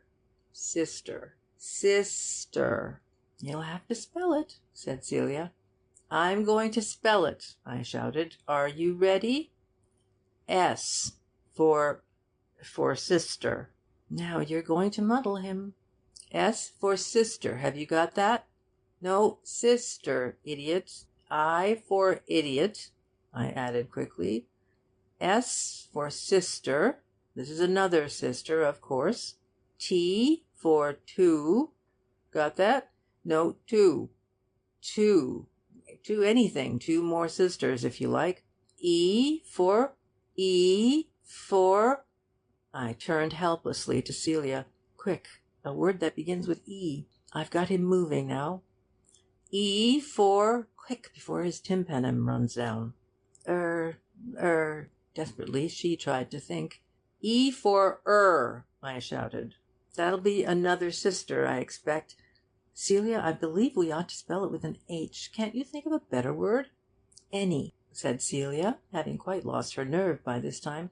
E for any, I shouted. Anything. Any of the sisters I've been telling you about. R for... Quick, Celia. Rose, she said hastily. R for rose, I shouted. Rose, the flower. Or the sister, if you like. There you are, that's the whole word. Now then, I'll just spell it to you over again. Celia, I want another word for E. That last one was bad. Edith? Good. I took a deep breath and began. S for sister. I for Isabel. Isabel is the name of the sister. S for another sister. I'll tell you her name directly. T for two sisters. These two that we're talking about now. E for Edith. That's the second sister, whose name I was going to tell you. R for Rose. Perhaps I ought to explain Rose. She was the sister whom these two sisters were sisters of. Got that? I turned to Celia. I'm going to get the sister idea into his head if I die for it. Just a moment, sir, said the dazed voice of the porter. What's the matter? Didn't I make it clear about Rose? She was the sister whom the... Just hold the line a moment, sir, implored the porter. Here's the gentleman himself coming in. I handed the phone to Celia. Here he is, I said. But I was quite sorry to go, for I was getting interested in those sisters.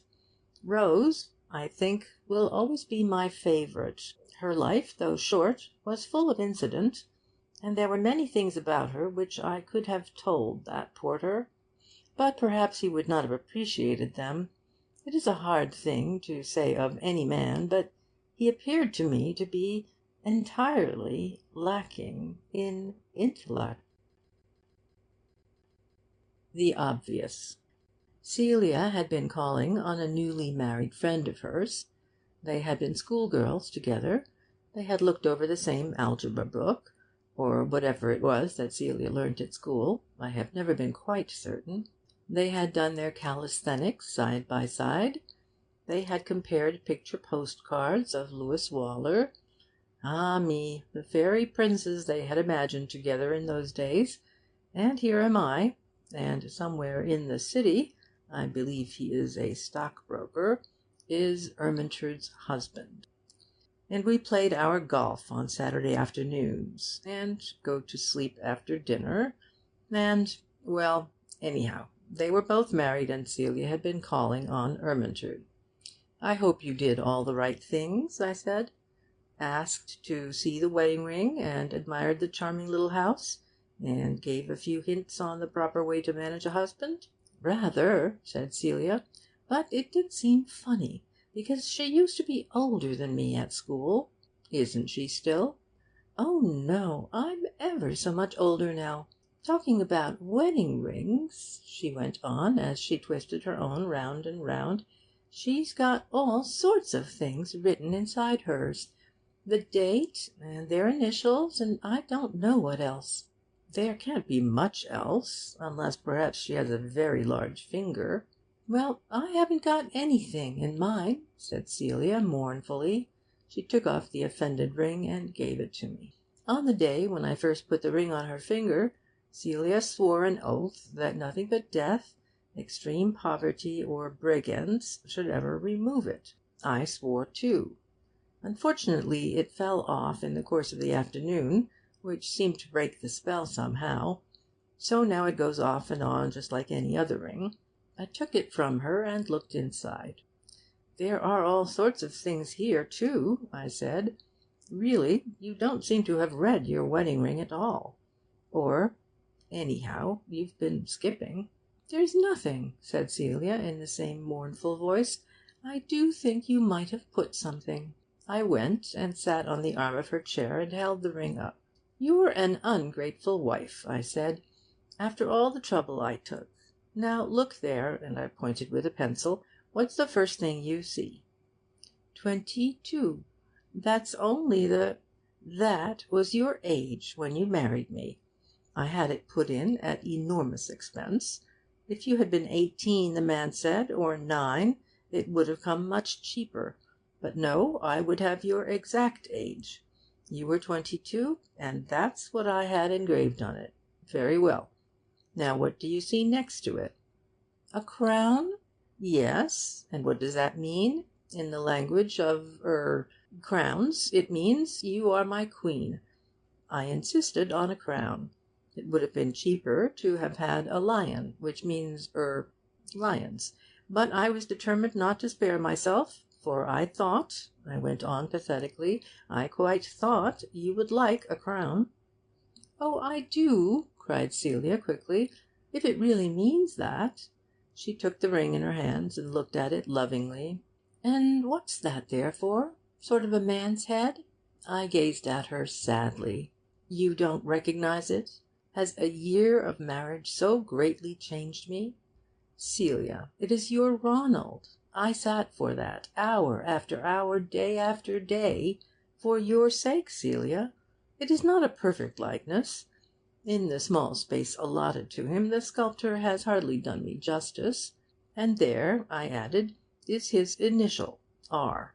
Oh, woman, the amount of thought I spent on that ring!" She came a little closer and slipped the ring on my finger.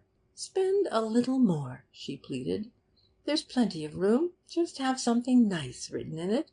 Something about you and me." "Like Pisgah? What does that mean?" "I don't know. Perhaps it's Mizpah, or Ichabod, or Habakkuk. I'm sure there's a word you put in rings. I expect they'll know at the shop." "But I don't want what they know at shops. It must be something quite private and special." "But the shop has got to know all about it when I tell them. And I don't like telling strange men in shops private and special things about ourselves. I love you, Celia, but—" "That would be a lovely thing," she said, clasping her hands eagerly. "What?" "I love you, Celia." I looked at her aghast. "Do you want me to order that in cold blood from the shopman? He wouldn't mind. Besides, if he saw us together, he'd probably know. You aren't afraid of a goldsmith, are you?" "I'm not afraid of any goldsmith living, or goldfish either, if it comes to that. But I should prefer to be sentimental in some other language than plain English.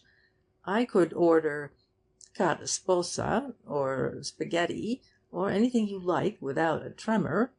But of course you shall put just what you like. Only let it be original, not Mizpahs." "Right," I said.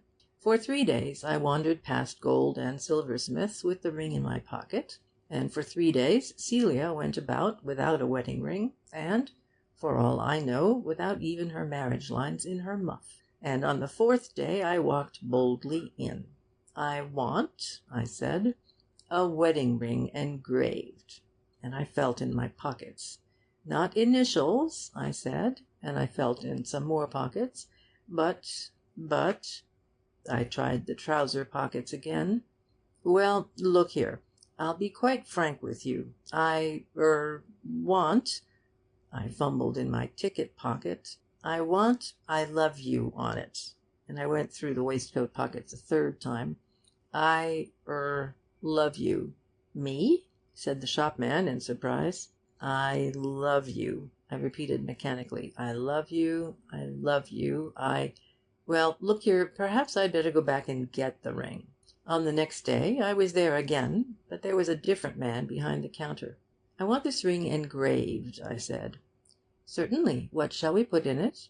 I had felt the question coming. I had a sort of instinct that he would ask me that. But I couldn't get the words out again. "Well," I hesitated, well, ladies often like the date put in. When is it to be?" "When is what to be?" "The wedding," he smiled. "It has been," I said. "It is all over. You're too late for it." I gave myself up to thought. At all costs I must be original. There must be something on Celia's wedding ring that had never been in any others. There was only one thing I could think of. The engraved ring arrived as we were at tea a few days later, and I had a sudden overwhelming fear that Celia would not be pleased. I saw that I must explain it to her. After all, there was a distinguished precedent. "Come into the bathroom a moment," I said, and I led the way. She followed, wondering. "What is that?" I asked, pointing to a blue thing on the floor. "The bath mat," she said, surprised. "And what is written on it?" "Why, bath mat, of course." "Of course," I said, and I handed her the wedding ring. End of section 7. Add Lord Blight. A moral story for the middle-aged. 1. Seated in the well-appointed library of Blight Hall, John Blighter, 17th Earl of Blight, bowed his head in his hands and gave himself up to despair. The day of reckoning had come. Were appearances not so deceptive, one would have said that Lord Blight, as he was known familiarly to his friends, was a man to be envied. In a revolving bookcase in the middle of the spacious library were countless treasured volumes, including a complete edition of Thackeray. Outside, in the well-kept grounds of the estate, was a new lawn-mower. A bottle of sherry, freshly uncorked, stood upon the sideboard in the dining-room. But worldly possessions are not everything. An untroubled mind, as Shakespeare knew, even if he didn't actually say it, is more to be valued than riches. The 17th Earl of Blight's mind was not untroubled. His conscience was gnawing at him. Some people would say, no doubt, that his conscience was too sensitive. True, there were episodes in his past life of which in later years he could not wholly approve. But is this not the case with every one of us? Far better, as must often have occurred to Milton, to strive for the future than to regret the past. 10 years ago, Lord Blight had been plain John Blighter, with no prospects in front of him. Realising that he could expect little help from others, he decided to push for himself. He began by pushing 3 cousins over the cliffs at Scarborough, thus becoming second heir to the earldom. A week later, he pushed an elder brother over the same cliff, and was openly referred to in the press as the next bearer of the title. Barely a fortnight had elapsed before a final push diverted the last member of the family, a valued uncle, into the ever-changing sea, the venue in this case being Whitby, presumably in order to avoid suspicion. But all this had happened 10 years ago. The past is the past, as Wordsworth probably said to Coleridge more than once. It was time for Lord Blight to forget these incidents of his eager and impetuous youth. Yet somehow he could not. Within the last few days his conscience had begun to gnaw him, and in his despair he told himself that at last the day of reckoning had come. Poor Blight! It is difficult to withhold our sympathy from him. The door opened, and his wife, the Countess of Blight, came into the library. "Blight!" she whispered. "My poor Blight! What has happened?" He looked up haggardly. "Gertie," he said, for that was her name, "it is all over. My sins have found me out." "Not sins," she said gently. "Mistakes." "Mistakes. Yes, you are right." He stretched out a hand, took a letter from the desk in front of him, and gave it to her. "Read that." With a groan he buried his head in his hands again. She took it and read, slowly and wonderingly, these words: "To lawn mower as delivered, £5, 17s. 6d." Lord Blight looked up with an impatient ejaculation. "Give it to me," he said in some annoyance, snatching it away from her and throwing it into the waste paper basket. "Here, this is the one. Read it quickly, for we must decide what to do." She read it with starting eyes. "Dear Sir, I am prepared to lend you anything from £10 to £10,000 on your note of hand alone. Should you wish—" "Damn!" said the 17th Earl of Blight. "Here, where is the blessed thing?" He felt in his pockets. "I only had it here it is. Perhaps I had better read it to you this time." He put on his spectacles, a present from an aunt, and read as follows: "My Lord, we regret to inform you that a claimant to the title has arisen. It seems that, soon after the death of his first wife, the 16th Earl of Blight contracted a second and secret marriage to Ellen Podby, by whom he had 11 sons, the eldest of whom is now asserting his right to the earldom and estates. Trusting to be favoured with your instructions in the matter, we are, my lord, yours faithfully, Billings, Billings, and Billings." Gertie, Countess of Blight, looked at her husband in horror. "11!" she cried. "11," said the Earl gloomily. Then a look of grim determination came into his eyes.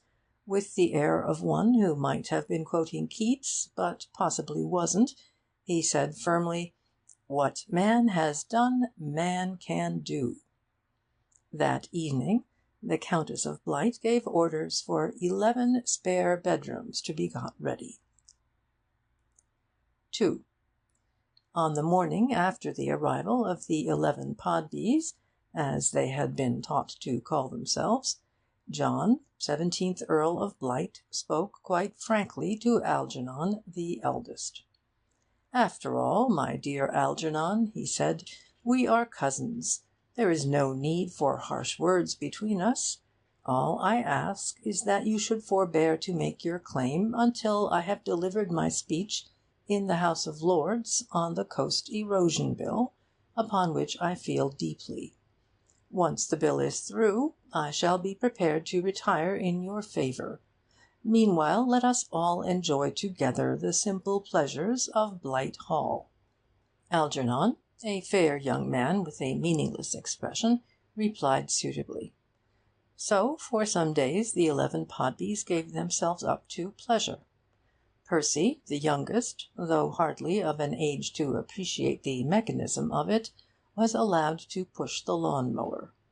Lancelot and Herbert, who had inherited the Podby intellect, were encouraged to browse around the revolving bookcase, from which they frequently extracted one of the works of Thackeray, replacing it again after a glance at the title page, while on one notable occasion the Earl of Blight took Algernon into the dining-room at about 11:31 in the morning, and helped him to a glass of sherry and a slice of sultana cake.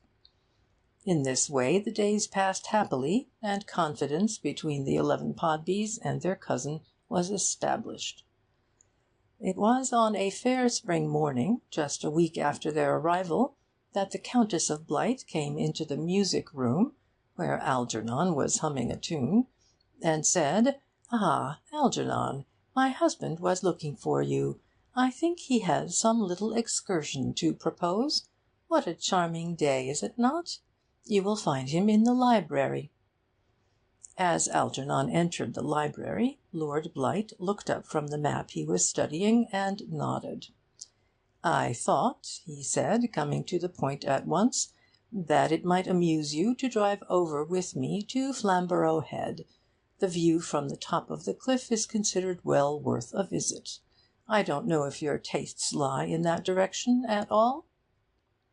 Algernon was delighted at the idea, and replied that nothing would give him greater pleasure than to accompany Lord Blight. "Excellent. Perhaps we had better take some sandwiches and make a day of it." Greatly elated at the thought of a day by the sea, Lord Blight went out and gave instructions to the Countess for sandwiches to be cut. "In 2 packets, my love," he added, "in case Algernon and I get separated." Half an hour later they started off together in high spirits. It was dark before the 17th Earl of Blight returned to the house and joined the others at the dinner-table. His face wore a slightly worried expression. "The fact is, my dear," he said, in answer to a question from the Countess, "I am a little upset about Algernon. I fear we have lost him." "Algernon?" said the Countess in surprise. "Yes. We were standing at the top of Flamborough Head, looking down into the sea, when—" He paused and tapped his glass. "Sherry, Jenkins," he said, catching the butler's eye. "I beg your pardon, my lord." "When poor Algernon stumbled, and— Do any of you boys know if your brother can swim?" Everard, the 9th, said that Algernon had floated once in the Paddington Baths, but couldn't swim. "Ah, I was hoping. But in any case, coming into the water from that height— well, well, we must face our troubles bravely. Another glass of sherry, Jenkins." As they passed through the hall on their way to the drawing-room, Lord Blight stopped a moment at the aneroid barometer and gave it an encouraging tap. "It looks like another fine day to-morrow," he said to Cuthbert, the 2nd Podby. "The panorama from the Scalby cliffs is unrivalled. We might drive over and have a look at it." 3. Fortunately, the weather held up. A week later the Podby family had been thinned down to 5, and the 17th Earl of Blight was beginning to regain his usual equanimity. His health, too, was benefiting by the constant sea air and change. For, in order that no melancholy associations should cast a gloom over their little outings, he took care to visit a different health resort each time, feeling that no expense or trouble should be spared in a matter of this kind. It was wonderful with what vigour and alertness of mind he sat down in the evenings to the preparation of his speech on the Coast Erosion Bill. One night after dinner, when all the Podby family, Basil and Percy, had retired to bed, Gertie, Countess of Blight, came into her husband's library and, twirling the revolving bookcase with restless fingers, asked if she could interrupt him for a moment. "Yes," he said, looking up at her. "I am anxious, Blight," she answered, "anxious about Percy." "So am I, my love," he responded gravely. "I fear that to-morrow—" he consulted a leather pocket-book— "no, the day after to-morrow, something may happen to him. I have an uneasy feeling. It may be that I am superstitious. Yet something tells me that in the book of fate the names of Percy and Bridlington—" he consulted his diary again— "yes, Bridlington, The names, as I was saying, of—' She interrupted him with an impatient gesture. 'You misunderstand me,' she said. 'That is not why I am anxious. I am anxious because of something I have just learnt about Percy. I am afraid he is going to be—' 'Troublesome?' suggested Lord Blight. She nodded. 'I have learnt to day,' she explained, 'that he has a horror of high places.' 'You mean that on the cliffs of, as it might be, Bridlington, some sudden unbridled terror may cause him to hurl himself—' 'You will never get him to the cliffs of Bridlington. He can't even look out of a first-floor window. He won't walk up the gentlest slope. That is why he is always playing with the lawn-mower.' The Earl frowned, and tapped on his desk with a penholder. 'This is very grave news, Gertie,' he said. 'How is it that the boy comes to have this unmanly weakness?' 'It seems he has always had it.' 'He should have been taken in hand. Even now, perhaps it is not too late. It is our duty to wean him from these womanish apprehensions.' 'Too late! Unless you carried him up there in a sack—' 'No, no,' protested the Earl vigorously. 'My dear, the 17th Earl of Blight carrying a sack? Impossible!' For a while there was a silence while they brooded over the tragic news. 'Perhaps,' said the Countess at last, 'there are other ways. It may be that Percy is fond of fishing.' Lord Blight shifted uncomfortably in his seat. When he spoke, it was with a curiously apologetic air. 'I am afraid, my dear,' he said, 'that you will think me foolish. No doubt I am.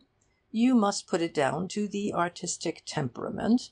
But I tell you quite candidly that it is as impossible for me to lose Percy in a boating accident as it would be for, shall I say, Sargent to appear as Hamlet, or a violinist to wish to exhibit at the Royal Academy. One has one's art, one's medium of expression. It is at the top of the high cliff, with an open view of the sea, that I express myself best. Also,' he added, with some heat, 'I feel strongly that what was good enough for Percy's father, 10 brothers, 3 half-brothers, not to mention his cousin, should be good enough for Percy.'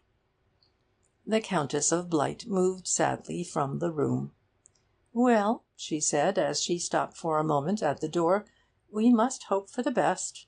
Perhaps Percy will overcome this aversion in time. You might talk seriously to him about it.'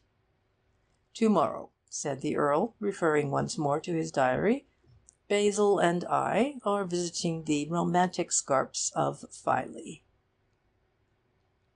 4. On the day following the unfortunate accident at Filey, the Earl and Countess of Blight reclined together upon the cliffs of Bridlington.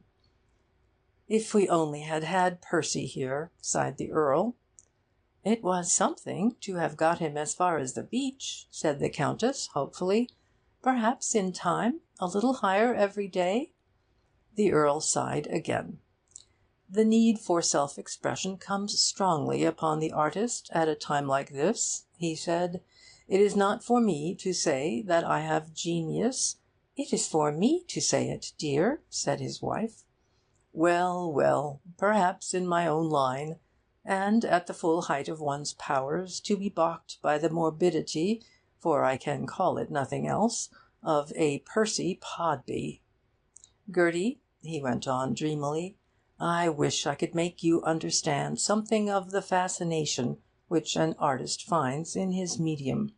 To be lying here, at the top of the world, with the lazy sea crawling beneath us, so many feet below—' 'Look!' said the Countess suddenly. She pointed to the beach. The Earl rose, stretched his head over the edge, and gazed down. 'Percy!' he said. 'Yes, almost exactly beneath us.' 'If anything fell upon him from here,' said the Earl thoughtfully, 'it is quite possible that—' Suddenly the fascination whereof he had spoken to her came irresistibly home to the Countess. "Yes," she said, as if in a trance, "if anything fell upon him from here—" and she gave her husband a thoughtful push. "It is quite possible that—" At the word 'that' the Earl reached Percy, and simultaneously the title expired. Poor Blight! Or perhaps, since the title was never really his, we should say, poor Blighter. It is difficult to withhold our sympathy from him. High Jinks at Happy Thought Hall. An inevitable article in any decent magazine at Christmas time. Read it carefully, and then have an uproarious time in your own little house. It was a merry party assembled at Happy Thought Hall for Christmas. The squire liked company, and the friends whom he had asked down for the festive season had all stayed at Happy Thought Hall before, and were therefore well acquainted with each other. No wonder, then, that the wit flowed fast and furious, and that the guests all agreed afterwards that they had never spent such a jolly Christmas, and that the best of all possible hosts was Squire Tregarthen. First, we must introduce some of the squire's guests to our readers. The Reverend Arthur Manley, a clever young clergyman with a taste for gardening, was talking in one corner to Miss Phipps, a pretty girl of some 20 summers. Captain Bolsover, a smart cavalry officer, together with Professor and Mrs. Smith Smythe from Oxford, formed a small party in another corner. Handsome Jack Ellison was, as usual, in deep conversation with the beautiful Miss Holden, who, it was agreed among the ladies of the party, was not altogether indifferent to his fine figure and remarkable prospects. There were other guests, but as they chiefly played the part of audience in the events which followed, their names will not be of any special interest to the reader. Suffice it to say that they were all intelligent, well dressed, and ready for any sort of fun. Now, thank heaven, we can begin. A burst of laughter from Captain Bolsover attracted general attention, and everybody turned in his direction. "By Jove, Professor, that's good," he said, as he slapped his knee. "You must tell the others that." "It was just a little incident that happened to me to-day as I was coming down here," said the Professor, as he beamed round on the company. "I happened to be rather late for my train, and as I bought my ticket I asked the clerk what time it was. He replied, 'If it takes 6 seconds for a clock to strike 6, how long will it take to strike 12?' I said 12 seconds, but it seems I was wrong. The others all said 12 seconds too, but they were all wrong. Can you guess the right answer?" When the laughter had died down, the Reverend Arthur Manley said, "That reminds me of an amusing experience which occurred to my housekeeper last Friday.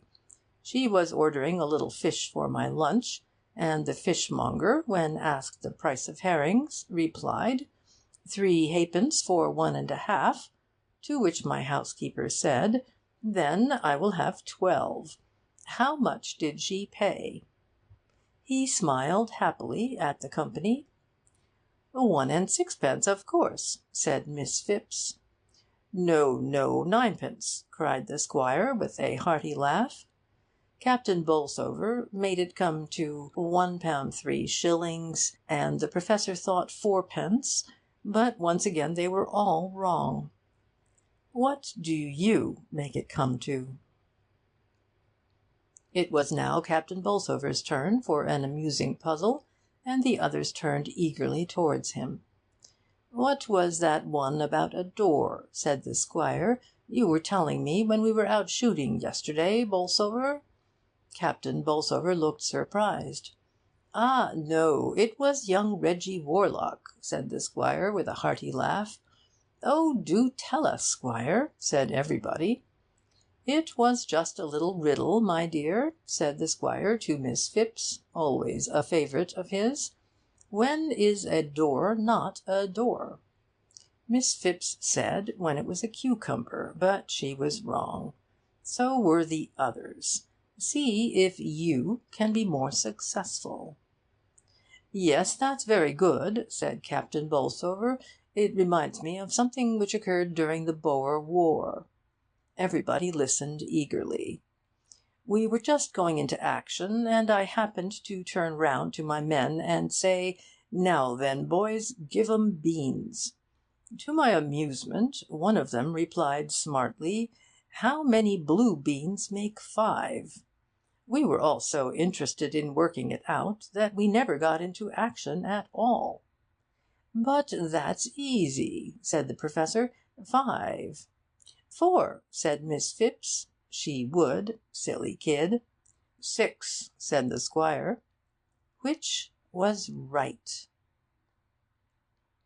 Jack Ellison had been silent during the laughter and jollity, always such a feature of Happy Thought Hall at Christmas time, but now he contributed an ingenious puzzle to the amusement of the company. 'I met a man in a motor bus,' he said in a quiet voice, 'who told me that he had 4 sons. The eldest son, Abraham, had a dog who used to go and visit the 3 brothers occasionally. The dog, my informant told me, was very unwilling to go over the same ground twice, and yet, being in a hurry, wished to take the shortest journey possible. How did he manage it?' For a little while the company was puzzled. Then, after deep thought, the Professor said, 'It depends on where they lived.' 'Yes,' said Ellison, 'I forgot to say that my acquaintance drew me a map.' He produced a paper from his pocket. 'Here it is.' The others immediately began to puzzle over the answer, Miss Phipps being unusually foolish even for her. It was some time before they discovered the correct route. What do you think it is? 'Well,' said the squire, with a hearty laugh, 'it's time for bed.' One by one they filed off, saying what a delightful evening they had had. Jack Ellison was particularly emphatic, for the beautiful Miss Holden had promised to be his wife.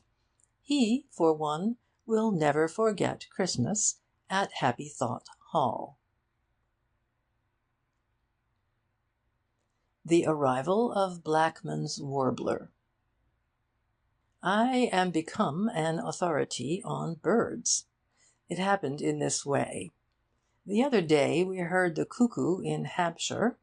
The next morning the papers announced that the cuckoo had been heard in Devonshire, possibly a different one, but in no way superior to ours, except in the matter of its press agent.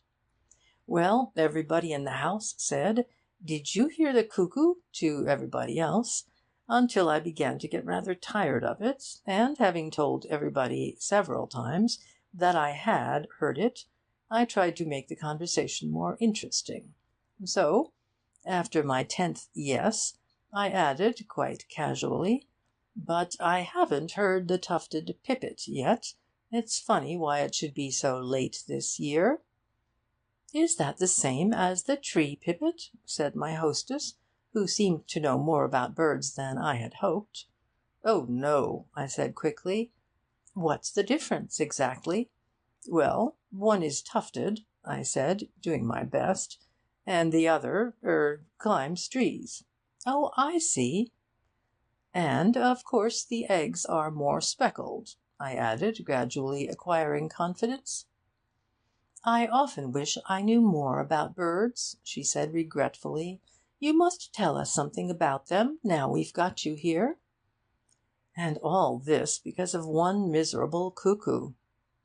"By all means," I said, wondering how long it would take to get a good book about birds down from London. However, it was easier than I thought. We had tea in the garden that afternoon, and a bird of some kind struck up in the plane tree. "There now," said my hostess, "what's that?" I listened, with my head on one side. The bird said it again. "That's the lesser bunting," I said hopefully. "The lesser bunting?" said an earnest-looking girl. "I shall always remember that." I hoped she wouldn't, but I could hardly say so. Fortunately, the bird lesser bunted again, and I seized the opportunity of playing for safety. "Or is it the Sardinian white-throat?" I wondered. "They have very much the same note during the breeding season. But of course the eggs are more speckled," I added casually. And so on for the rest of the evening. You see how easy it is. However, the next afternoon a more unfortunate occurrence occurred. A real bird authority came to tea. As soon as the information leaked out, I sent up a hasty prayer for bird silence until we had got him safely out of the place, but it was not granted. Our feathered songster in the plane tree broke into his little piece. "There," said my hostess, "there's that bird again." She turned to me. "What did you say it was?" I hoped that the authority would speak first, and that the others would then accept my assurance that they had misunderstood me the day before. But he was entangled at that moment in a watercress sandwich, the loose ends of which were still waiting to be tucked away.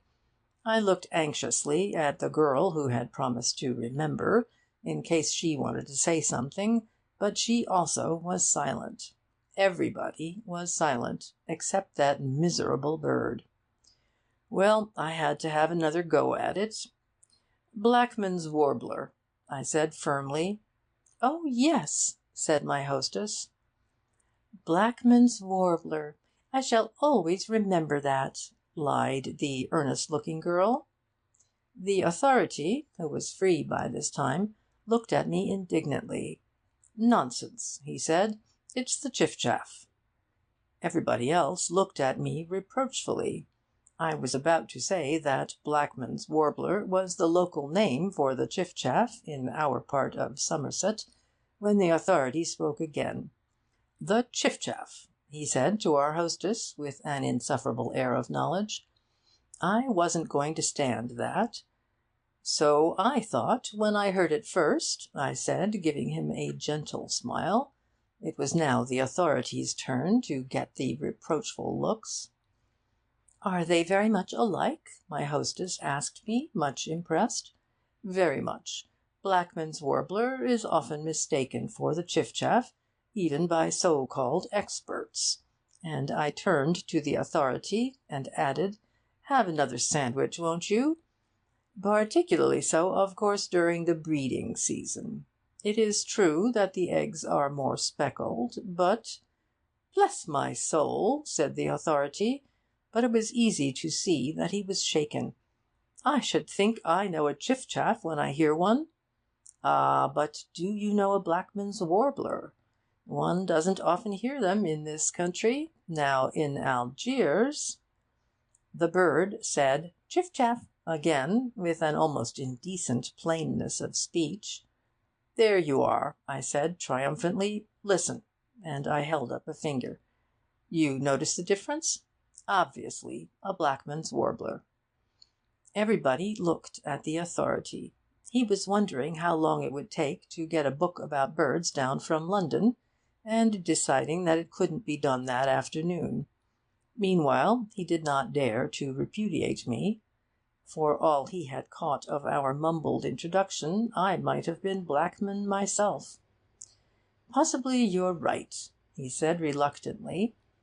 Another bird said "chiff-chaff" from another tree, and I thought it wise to be generous. "There," I said, "now that was a chiff-chaff." The earnest-looking girl remarked, silly creature, that it sounded just like the other one, but nobody took any notice of her. They were all busy admiring me. Of course, I mustn't meet the authority again, because you may be pretty sure that when he got back to his books he looked up Blackman's warbler and found that there was no such animal. But if you mix in the right society, and only see the wrong people once, it is really quite easy to be an authority on birds. Or, I imagine, on anything else. The Last Straw. Disillusioned. The card was just an ordinary card. The letter just an ordinary letter. The letter simply said, "Dear Mr. Brown, I'm asked by Mrs. Phipp to send you this." The card said, "Mrs. Philby Phipp at home," and in a corner, "Dancing, 10 p.m." No more, except a date, a hint in French that a reply would not be deemed offensive, and, most important, Mrs. Phipp's address. Destiny, as poets have observed, or will do shortly, is a mighty thing. It takes us by the ear and lugs us firmly down different paths toward one common goal, paths pre-appointed, not of our own choosing, or sometimes throws two travellers together, marches them side by side for half a mile, then snatches them apart and hauls them onward. Thus happened it that Mrs. Phipp and I had never met to any great extent, had never met, as far as I remembered, at all, and yet there must have been a time when she and I were very near together, when someone told her, "That is Mr. Brown," or introduced us, "This is Mr. Brown," or asked her if she'd heard of Mr. Brown. I know not what, I only know that now she stood at home in need of Mr. Brown, and I had pledged myself to her assistance. Behold me on the night, the latest word in all that separates the gentlemen and waiters from the evening dressless mob, and graced, moreover, by the latest word, in waistcoats such as mark one from the waiters. My shirt, I must not speak about my shirt. My tie, I cannot dwell upon my tie. Enough that all was neat, harmonious, and suitable to Mrs. Philby Phipp. Behold me then complete, a hasty search to find the card and reassure myself that this is certainly the day it is, and 10 p.m. the hour, p.m. not a.m., not after breakfast, good, and then outside to jump into a cab and take the winds, the cold east winds of March, with beauty, so. Let us get on more quickly. Looms ahead tragedy. Let us on and have it over. I hung with men and women on the stairs, and watched the tall white footman take the names, and heard him shout them out, and there I shaped my own name ready for him, Mr. Brown. And Mrs. Philby Phipp, hearing the name, would, I imagined, brighten suddenly, and smile and say, "How are you, Mr. Brown?" And in an instant I'd remember her, and where we met, and who was Mr. Phipp, and all the jolly time at Grindelwald, if that was where it was, and she and I would talk of art and politics and things, as we had talked these many years ago. "So, Mr. Brown," I murmured to the man, and he, the fool, he took a mighty breath, and shouted, "Mr. Brownie, Brownie, yes." He shouted Mr. Brownie to the roof, and Mrs. Philby Phipp, hearing the name, brightened up suddenly and smiled and said, "How are you, Mr. Brownie? Brownie, Lord!" And while my mouth was open to protest, "How do you do?" to someone at the back. So I was passed along into the crowd as Brownie. Who on earth is Mr. Brownie? Did he, I wonder, he and Mrs. Phipp, talk art and politics at Grindelwald? Or did one simply point him out to her with "That is Mr. Brownie"? Were they friends, dear friends, or casual acquaintances? She brightened at his name. Some memory came back to her that brought a happy smile. Why, surely they were friends, but I am Brown.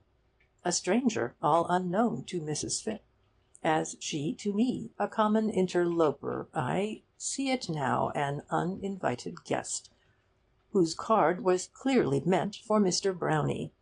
Soft music fell, and the kaleidoscope of lovely woman glided, swayed and turned, beneath the shaded lights, but Mr. Brownie, nay Brown, not Brownie, stood upon one side, and brooded silently. Some spoke to him. Whether to Brown or Brownie mattered not. He did not answer, did not notice them, just stood and brooded, then went home to bed. A few tricks for Christmas, in the manner of many contemporaries.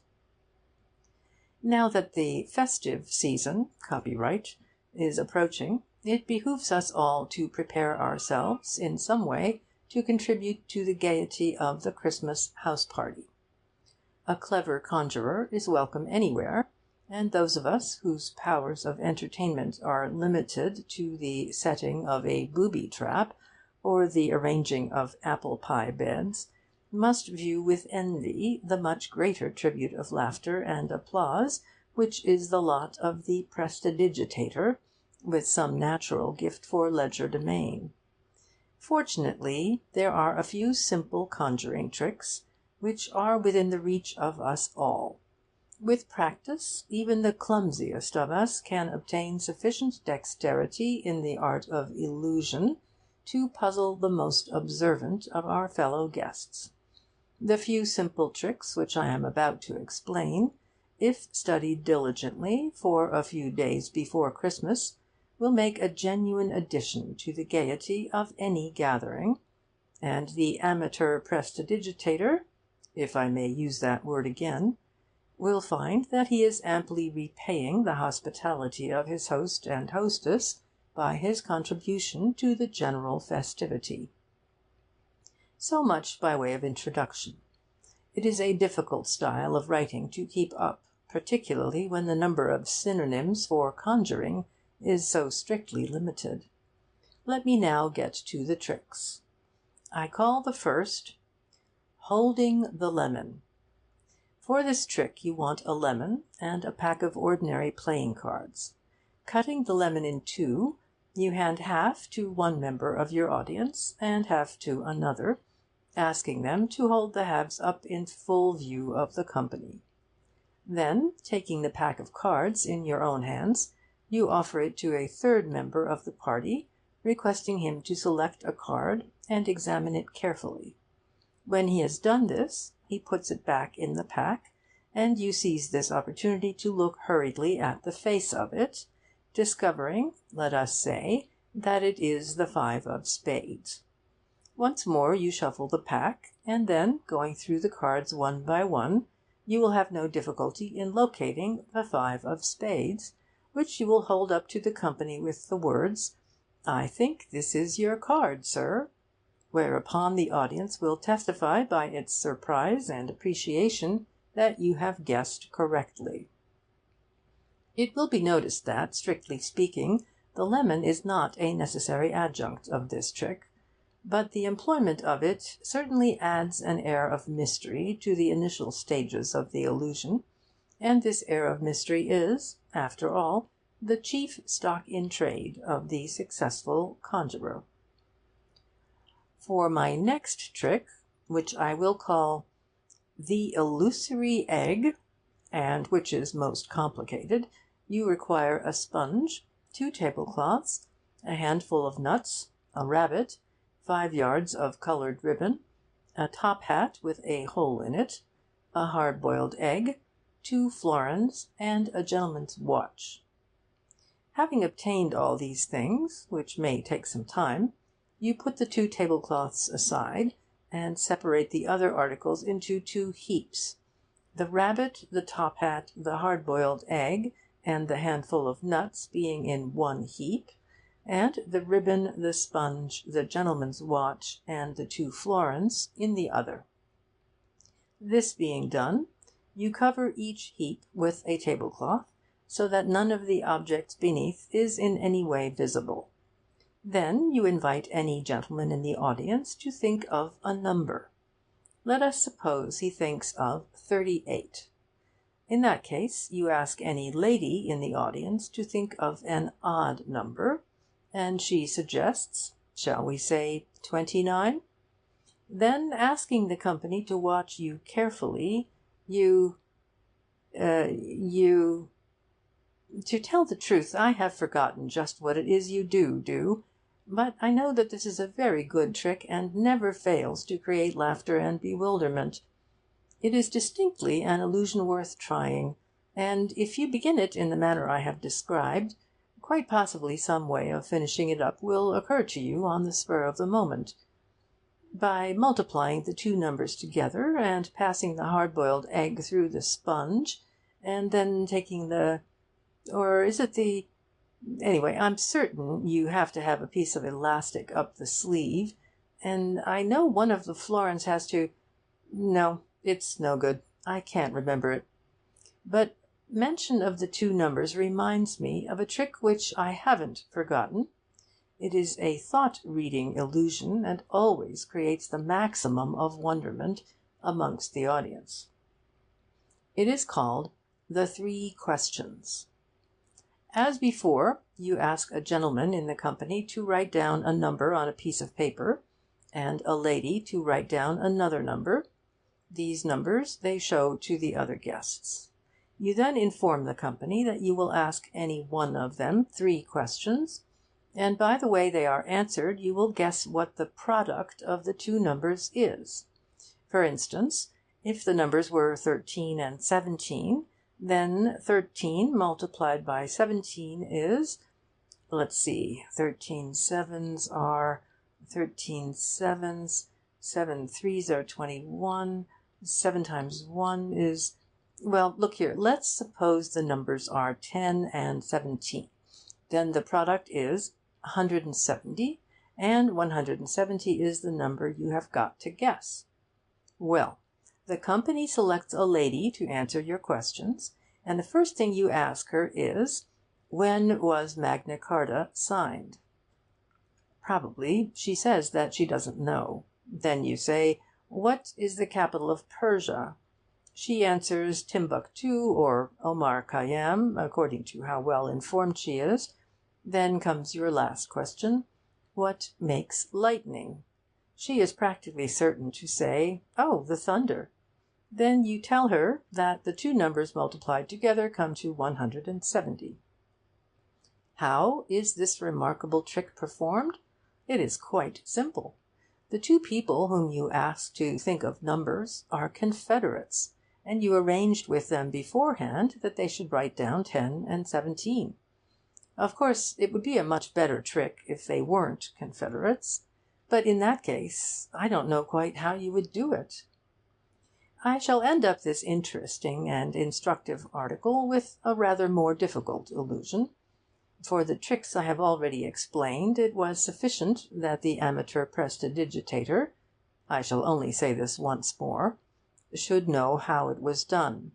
For my last trick, he will also require a certain aptitude for legerdemain in order to do it.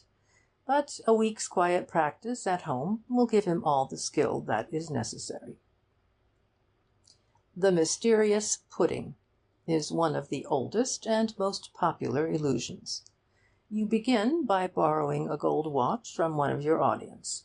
Having removed the works, you wrap the empty case up in a handkerchief and hand it back to him, asking him to put it in his waistcoat pocket. The works you place in an ordinary pudding basin and proceed to pound upon with a hammer. Having reduced them to powder, you cover the basin with another handkerchief, which you borrow from a member of the company, and announce that you are about to make a plum pudding. Cutting a small hole in the top of the handkerchief, you drop a lighted match through the aperture, whereupon the handkerchief flares up. When the flames have died down, you exhibit the basin, wherein, to the surprise of all, is to be seen an excellent Christmas pudding, which you may ask your audience to sample. At the same time, You tell the owner of the watch that if he feels in his pockets he will find his property restored to him intact. And to his amazement he discovers that the works, in some mysterious way, have got back into his watch, and that the handkerchief in which it was wrapped has gone. Now for the explanation of this ingenious illusion. The secret of it is that you have a second basin, with a pudding in it, concealed in the palm of your right hand. At the critical moment, when the handkerchief flares up, you take advantage of the excitement produced to substitute the one basin for the other. The watch from which you extract the works is not the borrowed one, but one which you have had concealed between the third and fourth fingers of the left hand. You show the empty case of this watch to the company before wrapping the watch in the handkerchief and handing it back to its owner.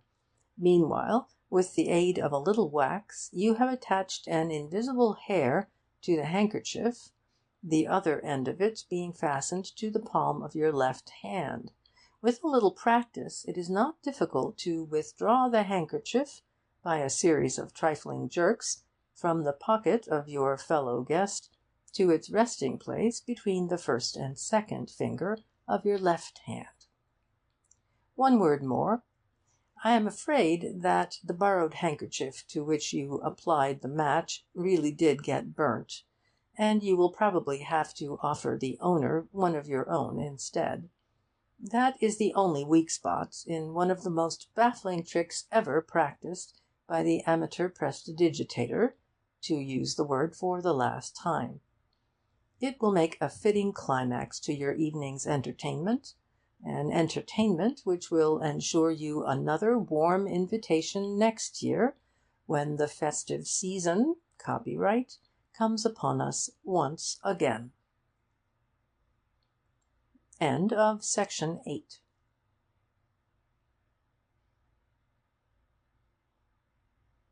My film scenario. Specially written for Economic Pictures Limited, whose manager has had the good fortune to pick up for a mere song, or, to be more accurate, for a few notes, several thousand miles of discarded cinema films from a bankrupt company.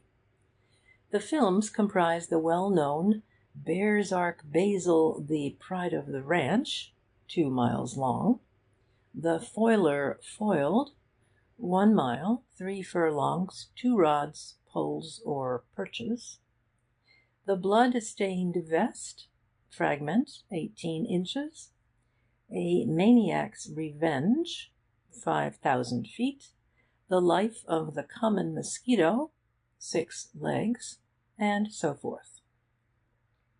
25 years before our film opens, Andrew Bellingham, a young man just about to enter his father's business, was spending a holiday in a little fishing village in Cornwall.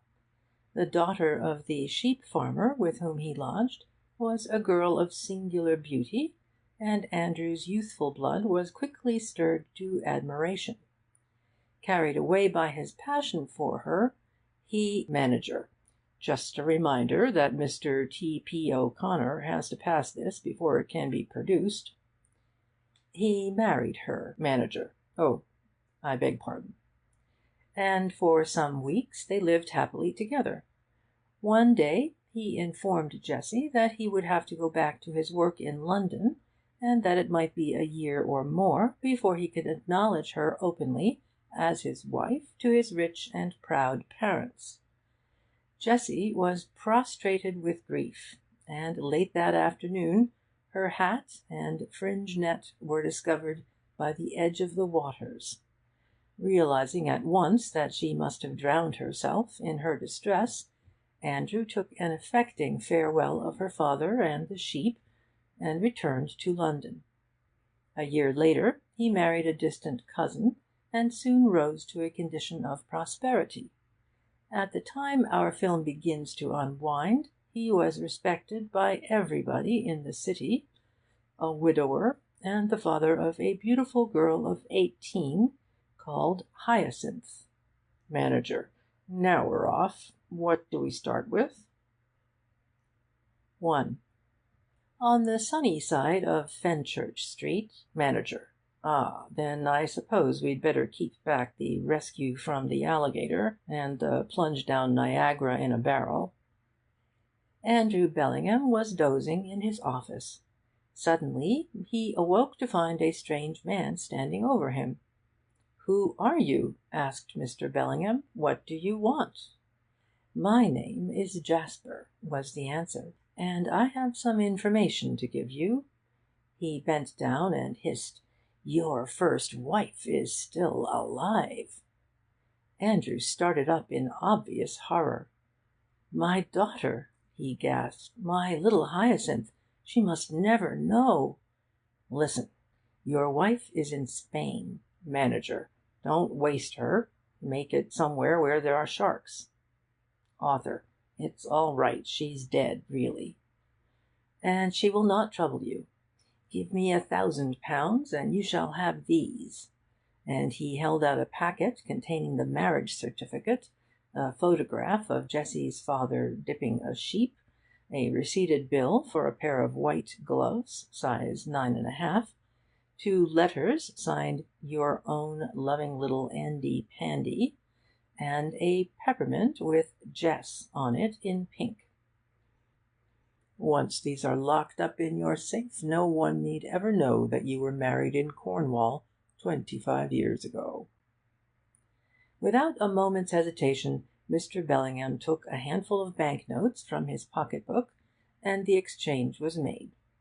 At all costs he must preserve his little Hyacinth from shame. Now she need never know. With a forced smile he bowed Jasper out, placed the packet in his safe, and returned to his desk. But his mysterious visitor was not done with yet. As soon as the door had closed behind him, Jasper re-entered softly, drugged Andrew hastily, and took possession again of the compromising documents. By the time Mr. Bellingham had regained his senses, the thief was away. A hue and cry was raised, police whistles were blown, and Richard Harrington, Mr. Bellingham's private secretary, was smartly arrested. At the trial things looked black against Richard. He was poor, and he was in love with Hyacinth. The chain of evidence was complete. In spite of his impassioned protest from the dock, in spite of Hyacinth's dramatic swoon in front of the solicitor's table, the judge, with great solemnity, passed sentence of 20 years' penal servitude. A loud "Hear, hear!" from the gallery rang through the court, and, looking up, Mr. Bellingham caught the sardonic eye of the mysterious Jasper. 2. Richard had been in prison a month before the opportunity for his escape occurred. For a month he had been hewing stone in Portland, black despair at his heart. Then, like lightning, he saw his chance and took it. The warders were off guard for a moment. Hastily lifting his pickaxe, "Manager, sorry, but it's a spade in the only prison film we've got." Hastily borrowing a spade from a comrade who was digging potatoes, he struck several of his jailers down, and, dodging the shots of others who hurried to the scene, he climbed the prison wall and dashed for freedom. Reaching Weymouth at nightfall, he made his way to the house which Hyacinth had taken in order to be near him, and, suitably disguised, travelled up to London with her in the powerful motor which she had kept ready. "At last, my love, we are together," he murmured as they neared Wimbledon. But he had spoken a moment too soon. An aeroplane swooped down upon them, and Hyacinth was snatched from his arms and disappeared with her captors into the clouds. 3. Richard's first act on arriving in London was to go to Mr. Bellingham's house. Andrew was out, but a note lying on his study carpet "Meet me at the old windmill to-night," gave him a clue. On receipt of this note, Andrew had gone to the rendezvous, and it was no surprise to him when Jasper stepped out and offered to sell him a packet containing a marriage certificate, a photograph of an old gentleman dipping a sheep, a peppermint lozenge with Jess on it, and various other documents for £1,000. "You villain!" cried Andrew. "Even at the trial I suspected you," and he rushed at him fiercely.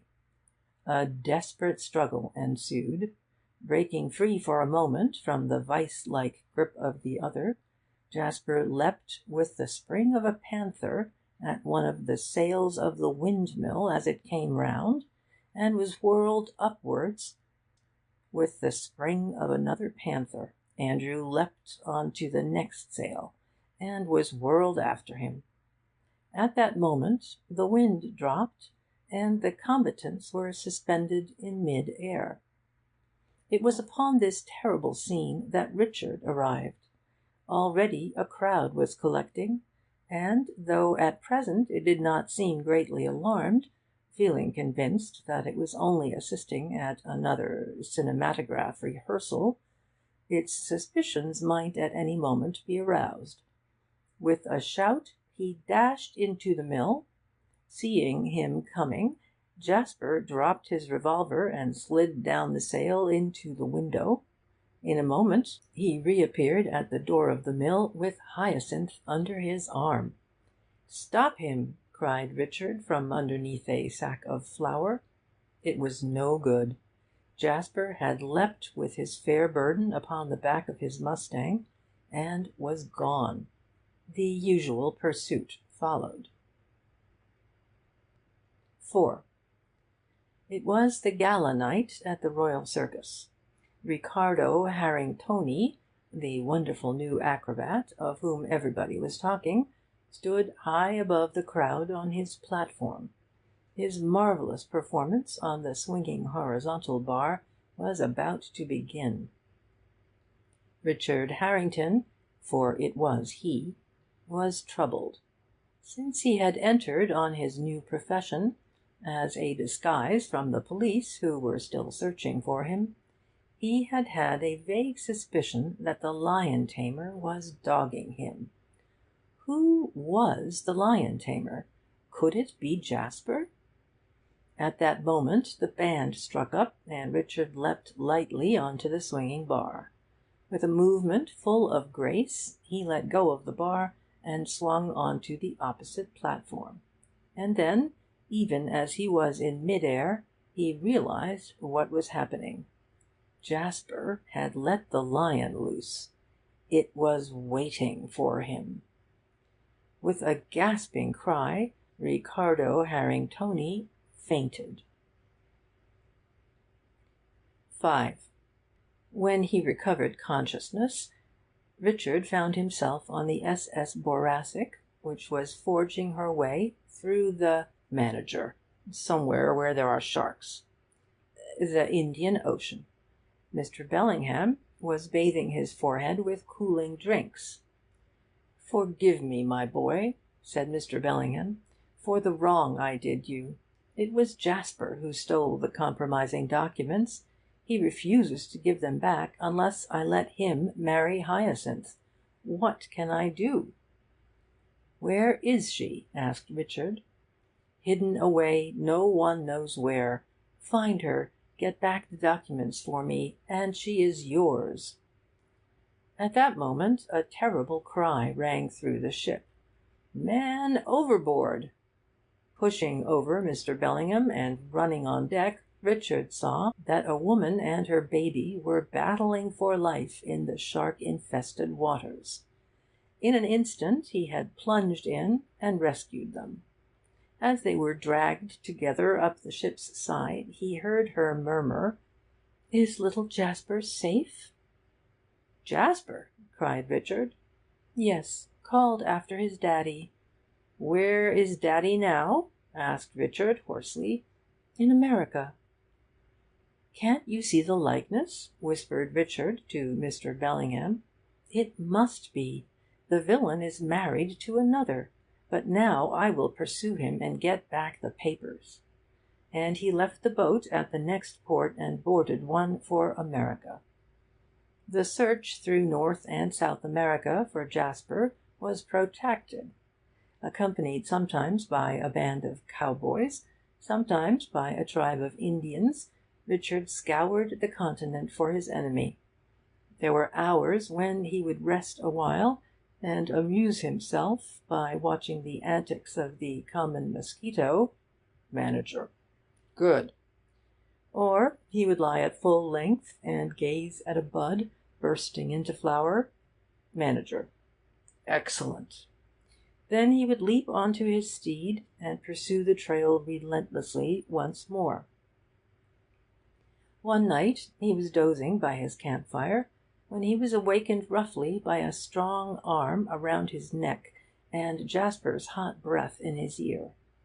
"At last!" cried Jasper, and, knocking Richard heavily on the head with a boot, he picked up his unconscious enemy and carried him to a tributary of the Amazon noted for its alligators.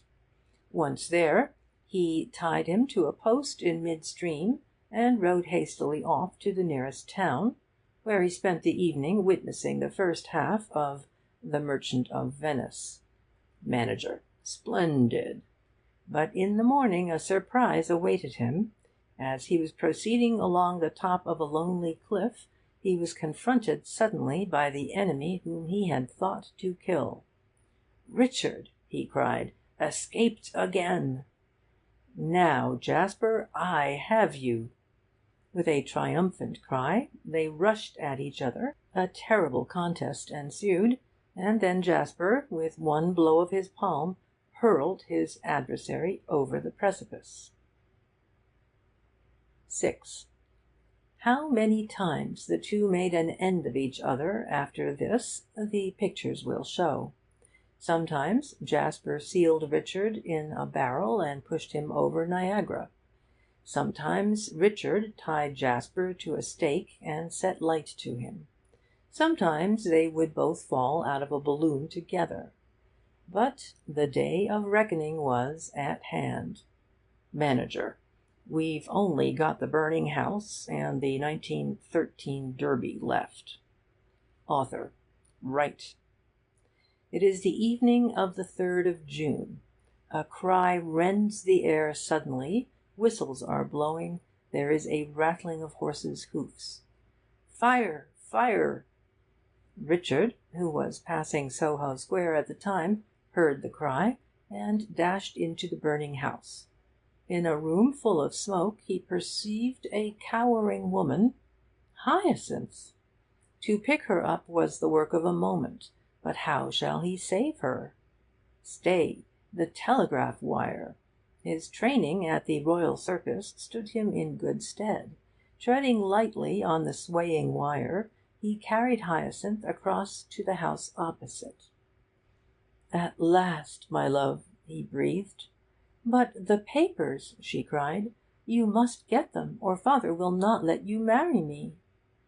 Once more he treads the rocking wire. Once more he recrosses with the papers on his back. Then the house behind him crumbles to the ground, with the wicked Jasper in its ruins. "Excellent," said Mr. Bellingham at dinner that evening. "Not only are the papers here, but a full confession by Jasper. My first wife was drowned all the time. He stole the documents from her father. Richard, my boy, when the Home Secretary knows everything, he will give you a free pardon. And then you can marry my daughter." At these words, Hyacinth and Richard were locked in a close embrace. On the next day they all went to Derby together. The Fatal Gift. People say to me sometimes, "Oh, you know Woolman, don't you?" I acknowledge that I do, and, after the silence that always ensues, I add, "If you want to say anything against him, please go on." You can almost hear the sigh of relief that goes up. "I thought he was a friend of yours," they say cheerfully. "But, of course, if—" and then they begin. I think it is time I explained my supposed friendship for Ernest Marrowby Woolman, confound him. The affair began in a taxicab 2 years ago. Andrew had been dining with me that night, and we walked out to the cab rank together. I told the driver where to go, and Andrew stepped in, waved good-bye to me from the window, and sat down suddenly upon something hard.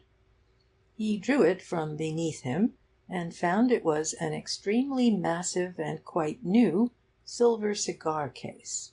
He put it in his pocket with the intention of giving it to the driver when he got out, but quite naturally forgot. Next morning he found it on his dressing-table. So he put it in his pocket again, meaning to leave it at Scotland Yard on his way to the city. Next morning it was on his dressing-table again. This went on for some days. After a week or so, Andrew saw that it was hopeless to try to get a cigar-case back to Scotland Yard in this casual sort of way. It must be taken there deliberately by somebody who had a morning to spare, and was willing to devote it to this special purpose. He placed the case, therefore, prominently on a small table in the dining-room to await the occasion, calling also the attention of his family to it, as an excuse for an outing when they were not otherwise engaged. At times he used to say, "I must really take that cigar-case to Scotland Yard to-morrow." At other times he would say, "Somebody must really take that cigar-case to Scotland Yard to-day." And so the weeks rolled on. It was about a year later that I first got mixed up with the thing. I must have dined with Andrew several times without noticing the cigar-case, but on this occasion it caught my eye as we wandered out to join the ladies, and I picked it up carelessly. Well, not exactly carelessly. It was too heavy for that. "Why didn't you tell me," I said, "that you had stood for Parliament, and that your supporters had consoled you with a large piece of plate? Hallo, they've put the wrong initials on it. How unbusinesslike." "Oh, that," said Andrew. "Is it still there?" "Why not?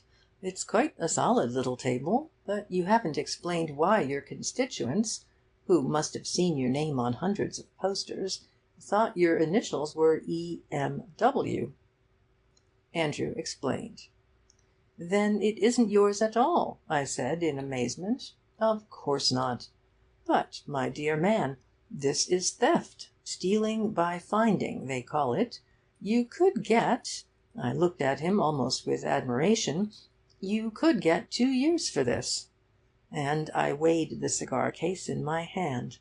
"I believe you're the only one of my friends who could be certain of 2 years."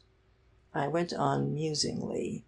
"Let's see, there's—" "Nonsense," said Andrew uneasily. "But still, perhaps I'd better take it back to Scotland Yard to-morrow." "And tell them you've kept it for a year? They'd run you in at once. No, what you want to do is get rid of it without their knowledge. But how? That's the question. You can't give it away because of the initials. It's easy enough. I can leave it in another cab, or drop it in the river." "Andrew, Andrew," I cried, "you're determined to go to prison. Don't you know, from all the humorous articles you've ever read, that if you try to lose anything, then you never can? It's one of the stock remarks one makes to women in the endeavour to keep them amused. No, you must think of some more subtle way of disposing of it."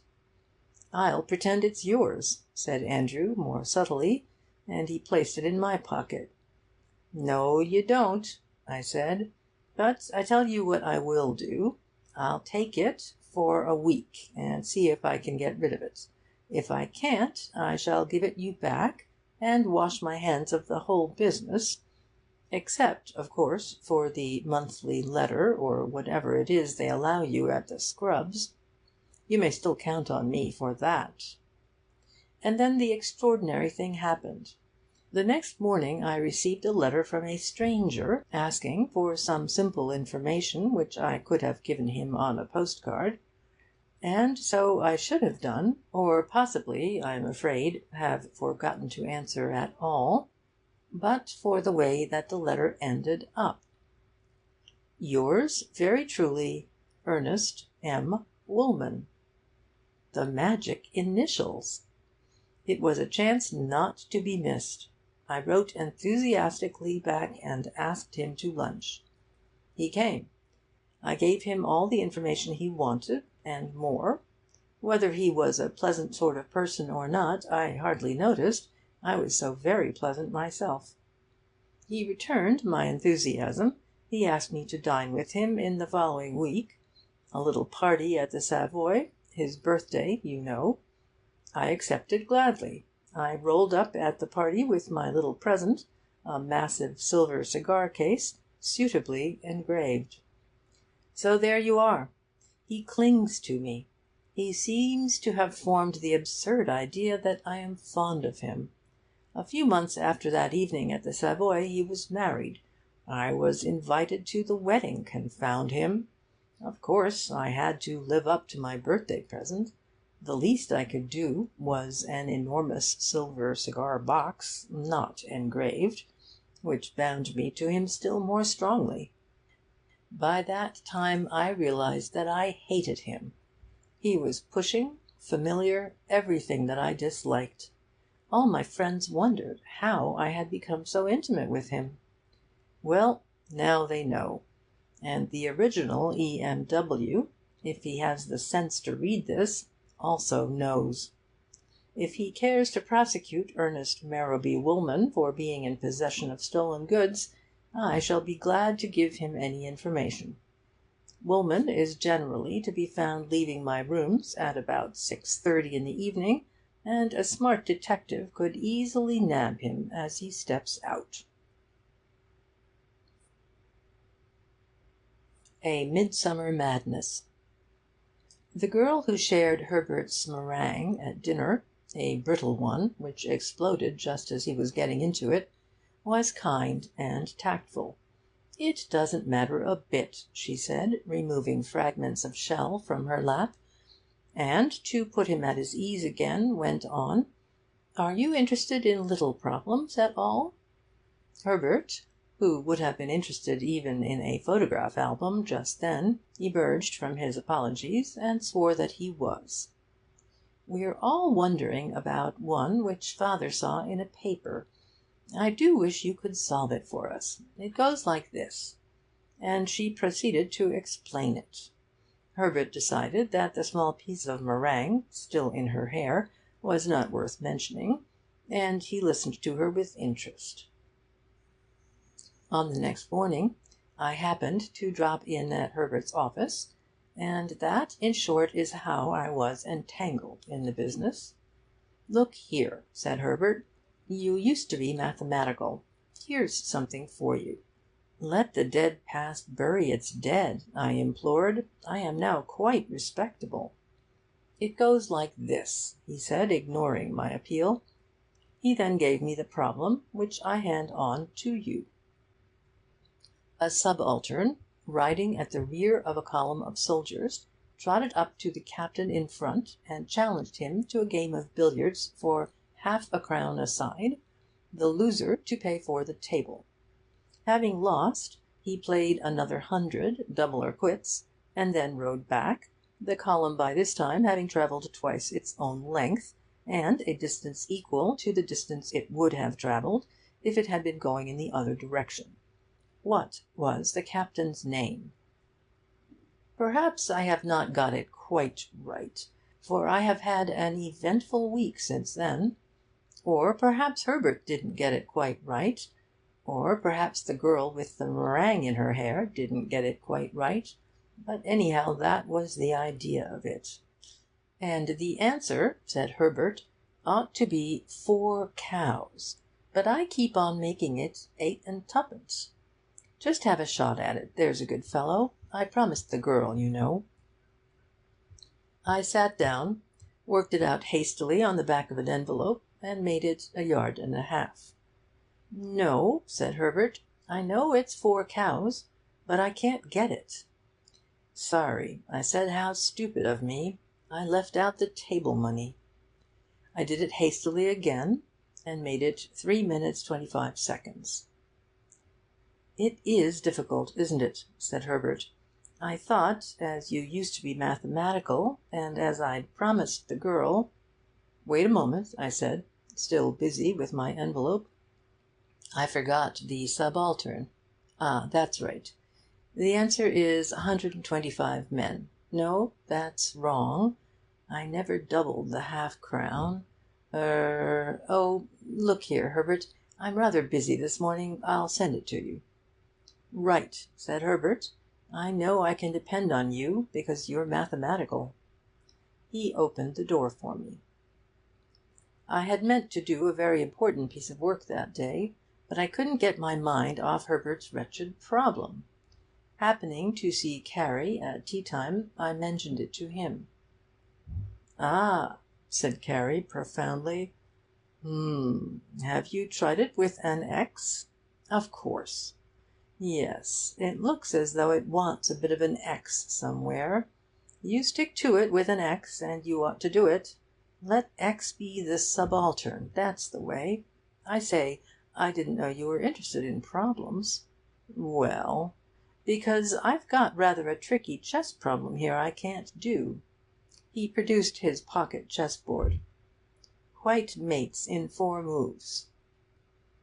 I looked at it carelessly. Black had only left himself with a pawn and a king, while White had a queen and a couple of knights about.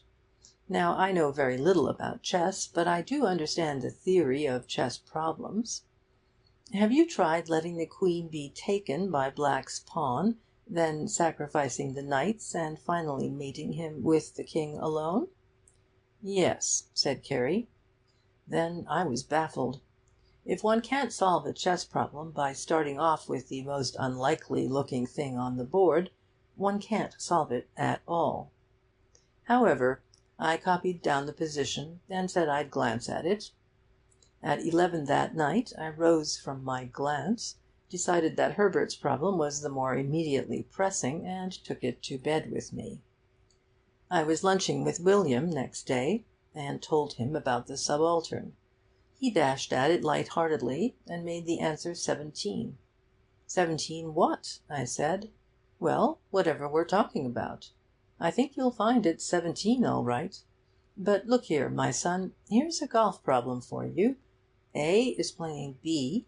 At the 5th hole, A falls off the tee into a pond—" I forget how it went on.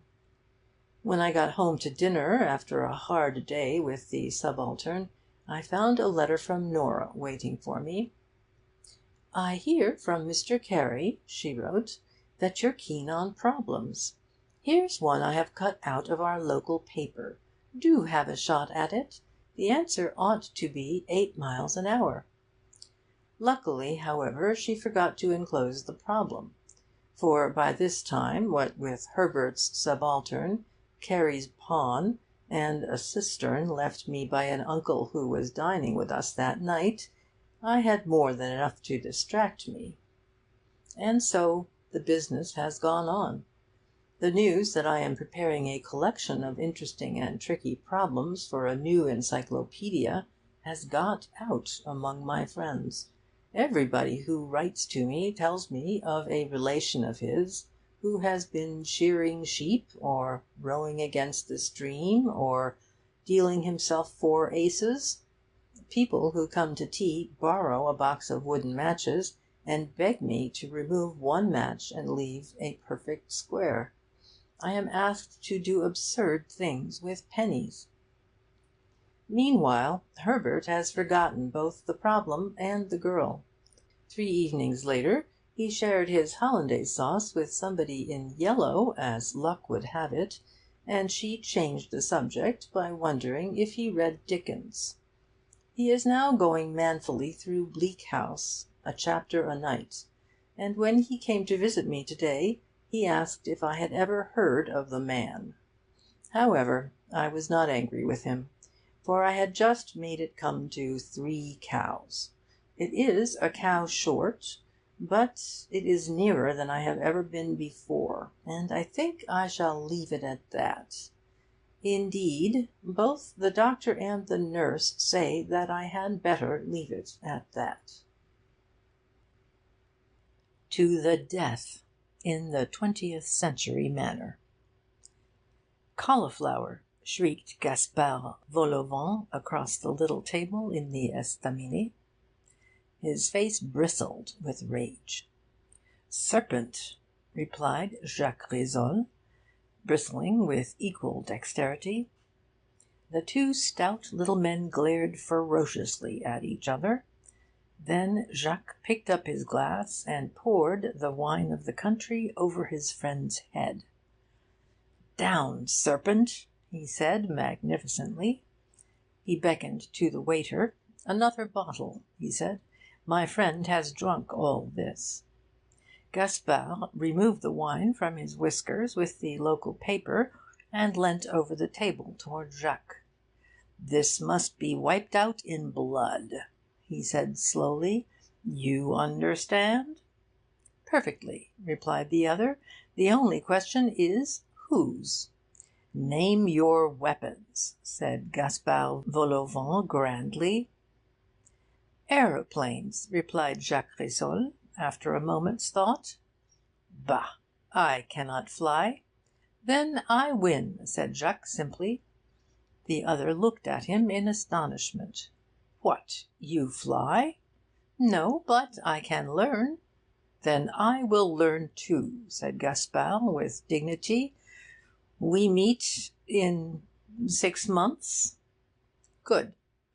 Jacques, pointing to the ceiling, "Say 3,000 feet up." 3,400, said Gaspard, for the sake of disagreeing. "After all, that is for our seconds to arrange. My friend Epinard of the Roulants Aerodrome will act for me. He will also instruct me how to bring serpents to the ground." "With the idea of cleansing the sky of cauliflowers," said Gaspard. "I shall proceed to the flying ground at Dormancourt. Blanchel, the instructor there, will receive your friend." He bowed and walked out. Details were soon settled. On a date 6 months ahead, the 2 combatants would meet 3,200 feet above the little town in which they lived, and fight to the death. In the event of both crashing, the one who crashed last would be deemed the victor. It was Gaspard's second who insisted on this clause. Gaspard himself felt that it did not matter greatly. This first month of instruction went by. At the end of it, Jacques Rissole had only one hope. It was that when he crashed, he should crash on some of Gaspard's family. Gaspard had no hope, but one consolation.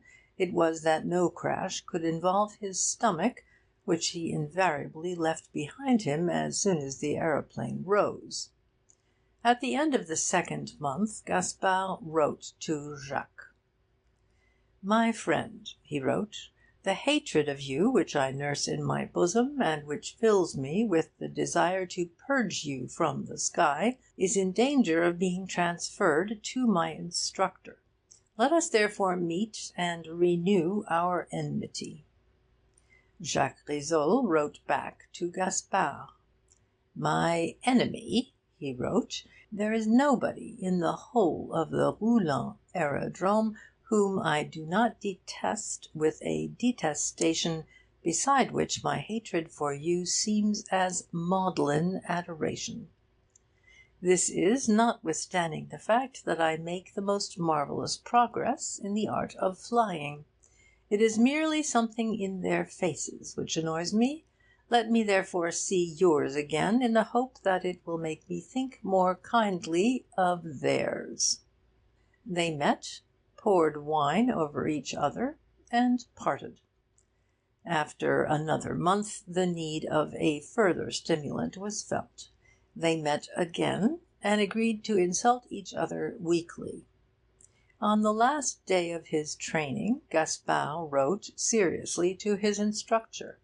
"You see that I make nothing of it," he said. "My thoughts are ever with the stomach that I leave behind. Not once have I been in a position to take control. How, then, can I fight? My friend, I arrange it all. You shall take my place."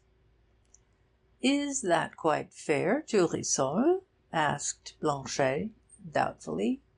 "Do not think that I want you to hurt him. That is not necessary. He will hurt himself. Keep out of his way until he has finished with himself, and then fly back here. It is easy." It seemed the best way. Indeed, the only way.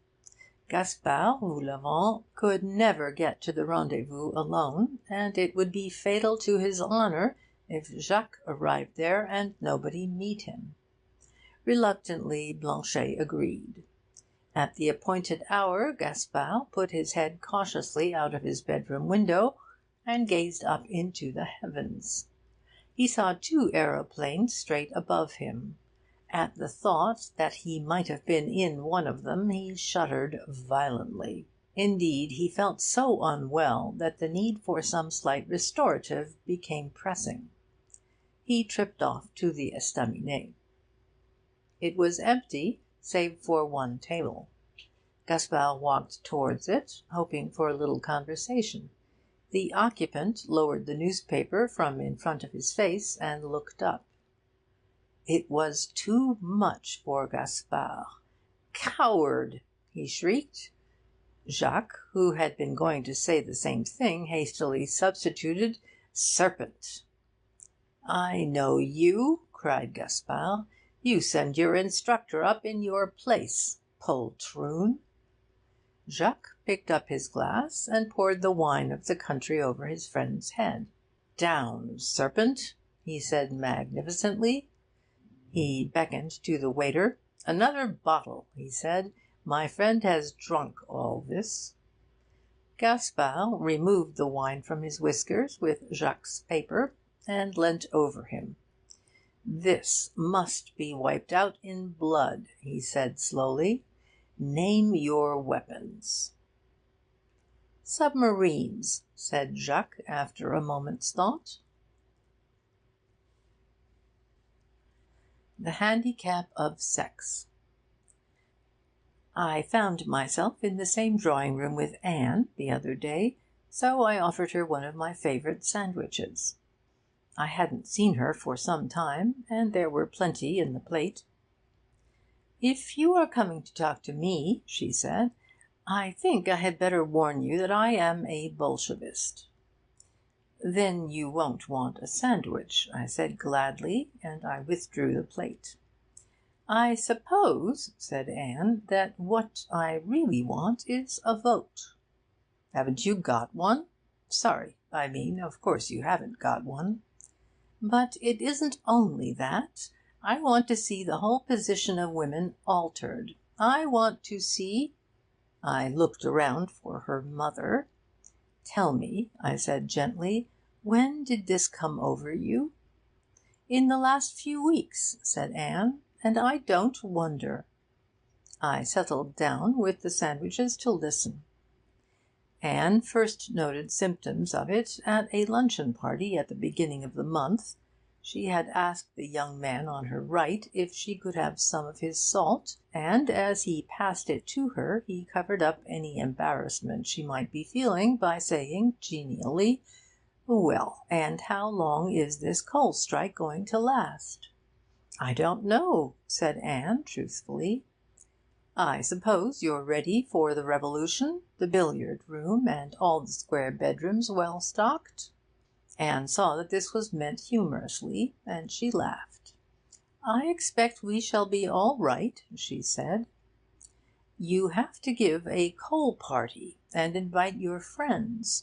Fire 9-12. "What a lovely idea," said Anne, smiling from sheer habit. "Mind you come." She got her face straight again with a jerk, and turned to the solemn old gentleman on her other side. He was ready for her. "This is a terrible disaster for the country, this coal strike," he said. "Isn't it?" said Anne, and feeling that was inadequate, added, "terrible." "I don't know what's happening to the country." Anne crumbled her bread, and, having reviewed a succession of possible replies, each more fatuous than the last, decided to remain silent. "Everything will be at a standstill directly," her companion went on. "Already trade is leaving the country. America—" "I suppose so," said Anne gloomily. "Once stop the supplies of coal, you see, and you drain the life-blood of the country." "Of course," said Anne, and looked very serious. After lunch an extremely brisk little man took her in hand. "Have you been studying this coal strike question at all?" he began. "I read the papers," said Anne. "Ah, but you don't get it there. They don't tell you. They don't tell you.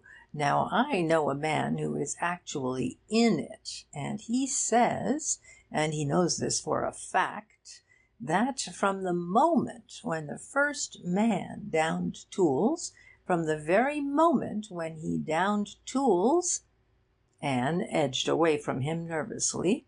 Her face had assumed an expression of wild interest which she was certain couldn't last much longer. "Now, take coal at the pit's mouth," he went on. "At the pit's mouth." He shook a forefinger at her. "At the pit's mouth, and I know this for a fact, the royalties are—" "It's awful," said Anne. "I know." She went home feeling a little disturbed. There was something in her mind, a dim sense of foreboding, which kept casting its shadow across her pleasanter thoughts. "Just as you feel," she said, "when you know you've got to go to the dentist." But they had a big dinner party that evening, and Anne, full of the joy of life, was not going to let anything stand in the way of her enjoyment of it. Her man began on the stairs. "Well," he said, "what about the coal strike? When are you going to start your coal parties? Fire 10-2. They say that's going to be the new rage." He smiled reassuringly at her. He was giving the impression that he could have been very, very serious over this terrible business, but that for her sake he was wearing the mask. In the presence of woman, a man must make light of danger. Anne understood then what was troubling her, and as, half-way through dinner, the man on her other side turned to talk to her, she shot an urgent question at him. At any cost she must know the worst. "How long will the strike last?" she said earnestly. "That's just what I was going to ask you," he said. "I fear it may be months." Anne sighed deeply. I took the last sandwich and put down the plate. "And that," said Anne, "was 3 weeks ago." "It has been the same ever since?" I asked, beginning on a new plate. "Every day. I'm tired of it. I shrink from every new man I meet. I wait nervously for the word coal, feeling that I shall scream when it comes. Oh, I want a vote or something. I don't know what I want, but I hate men. Why should they think that everything they say to us is funny or clever or important? Why should they talk to us as if we were children? Why should they take it for granted that it's our duty to listen always?" I rose with dignity. Dash it all, who had been doing the listening for the last half hour? "You are run down," I said. "What you want is a tonic." Quite between ourselves, though, I really think... But no, we men must stick together. The Legend of High U. 1. In the days of good King Caraway, dead now, poor fellow, but he had a pleasant time while he lasted, there lived a certain swineherd commonly called High Yu. It was the duty of High Yu to bring up 141 pigs for his master, and this he did with as much enthusiasm as the work permitted. But there were times when his profession failed him. In the blue days of summer, princes and princesses, lords and ladies, chamberlains and enchanters would ride past him and leave him vaguely dissatisfied with his company, so that he would remove the straw from his mouth and gaze after them, wondering what it would be like to have as little regard for a swineherd as they. But when they were out of sight, he would replace the straw in his mouth and fall with great diligence to the counting of his herd, and such other duties as are required of the expert pig-tender, assuring himself that, if a man could not be lively with 141 companions, he must indeed be a poor-spirited sort of fellow. Now there was one little black pig for whom High Yu had a special tenderness. Just so, he often used to think, would he have felt toward a brother if this had been granted to him. It was not the colour of the little pig, nor the curliness of his tail, endearing though it was, nor even the melting expression in his eyes, which warmed the swineherd's breast, but the feeling that intellectually this pig was as solitary among 140 others as High Yu himself.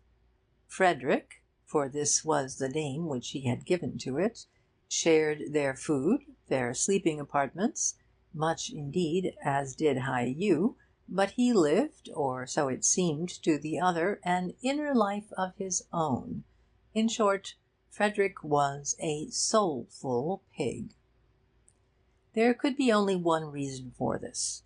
Frederick was a prince in disguise. Some enchanter, it was common enough these days, annoyed by Frederick's father or his uncle, or even by Frederick himself, had turned him into a small black pig, until such time as the feeling between them had passed away. There was a Prince Frederick of Milne, who had disappeared suddenly. Probably this was he. His complexion was darker now, his tail more curly, but the royal bearing was unmistakable. It was natural, then, that, having little in common with his other 140 charges, High Yu should find himself drawn into ever closer companionship with Frederick. They would talk together in the intervals of acorn hunting, Frederick's share of the conversation limited to humphs, unintelligible at first, but, as the days went on, seeming more and more charged with an inner meaning to High Yu, until at last he could interpret every variation of grunt with which his small black friend responded. And indeed it was a pretty sight to see them sitting together on the top of a hill, the world at their feet, discussing at one time the political situation of Milne, at another the latest ballad of the countryside, or even, in their more hopeful moments, planning what they should do when Frederick at last was restored to public life. 2. Now it chanced that one morning, when Frederick and High Yu were arguing together in a friendly manner over the new uniforms of the town guard, to the colours of which Frederick took exception, King Caraway himself passed that way, and, being in a good humour, stood for a moment listening to them. "Well, well," he said at last. "Well, well, well." In great surprise, High Yu looked up, and then, seeing that it was the king, jumped to his feet and bowed several times. "Pardon, your Majesty," he stammered. "I did not see your Majesty. I was talking." "To a pig," laughed the king. "To His Royal Highness Prince Frederick of Milne," said Hai Yu proudly. "I beg your pardon," said the King. "Could I trouble you to say that again?" "His Royal Highness Prince Frederick of Milvania." "Yes, that was what it sounded like last time." "Frederick," murmured Hai Yu in his friend's ear, "this is His Majesty King Caraway. He lets me call him Frederick," he added to the King. "You don't mean to tell me," said His Majesty, pointing to the pig, "that this is Prince Frederick?" "It is indeed, sire. Such distressing incidents must often have occurred within your Majesty's recollection." "They have, yes. Dear me, dear me." "Humph," remarked Frederick, feeling it was time that he said something. "His Royal Highness says that he is very proud to meet so distinguished a monarch as your Majesty." "Did he say that?" asked the King, surprised. "Undoubtedly, your Majesty." "Very good of him, I'm sure." "Humph," said Frederick again. "He adds," explained Hai Yu, "that your Majesty's great valour is only excelled by the distinction of your Majesty's appearance." "Dear me," said the King, "I thought he was merely repeating himself. It seems to me very clever of you to understand so exactly what he is saying." "Humph," said Frederick, feeling that it was about acorn time. "His Royal Highness is kind enough to say that we are very old friends." "Yes, of course, that must make a difference. One soon picks it up, no doubt. But we must not be inhospitable to so distinguished a visitor. Certainly he must stay with us at the palace. And you had better come along too, my man, for it may well be that without your aid some of His Royal Highness's conversation would escape us. Prince Frederick of Milvania! Dear me, dear me! This will be news for Her Royal Highness." So, leaving the rest of the herd to look after itself, as it was quite capable of doing, Frederick and Hai Yu went to the palace. Now Her Royal Highness Princess Amaril was of an age to be married. Many princes had sought her hand, but in vain, for she was as proud as she was beautiful. Indeed, her beauty was so great that those who looked upon it were blinded, as if they had gazed upon the sun at noonday, or so the court poet said, and he would not be likely to exaggerate. Wherefore Hai Yu was filled with a great apprehension as he walked to the palace, and Frederick, to whom the matter had been explained, was, it may be presumed, equally stirred within, although outwardly impassive.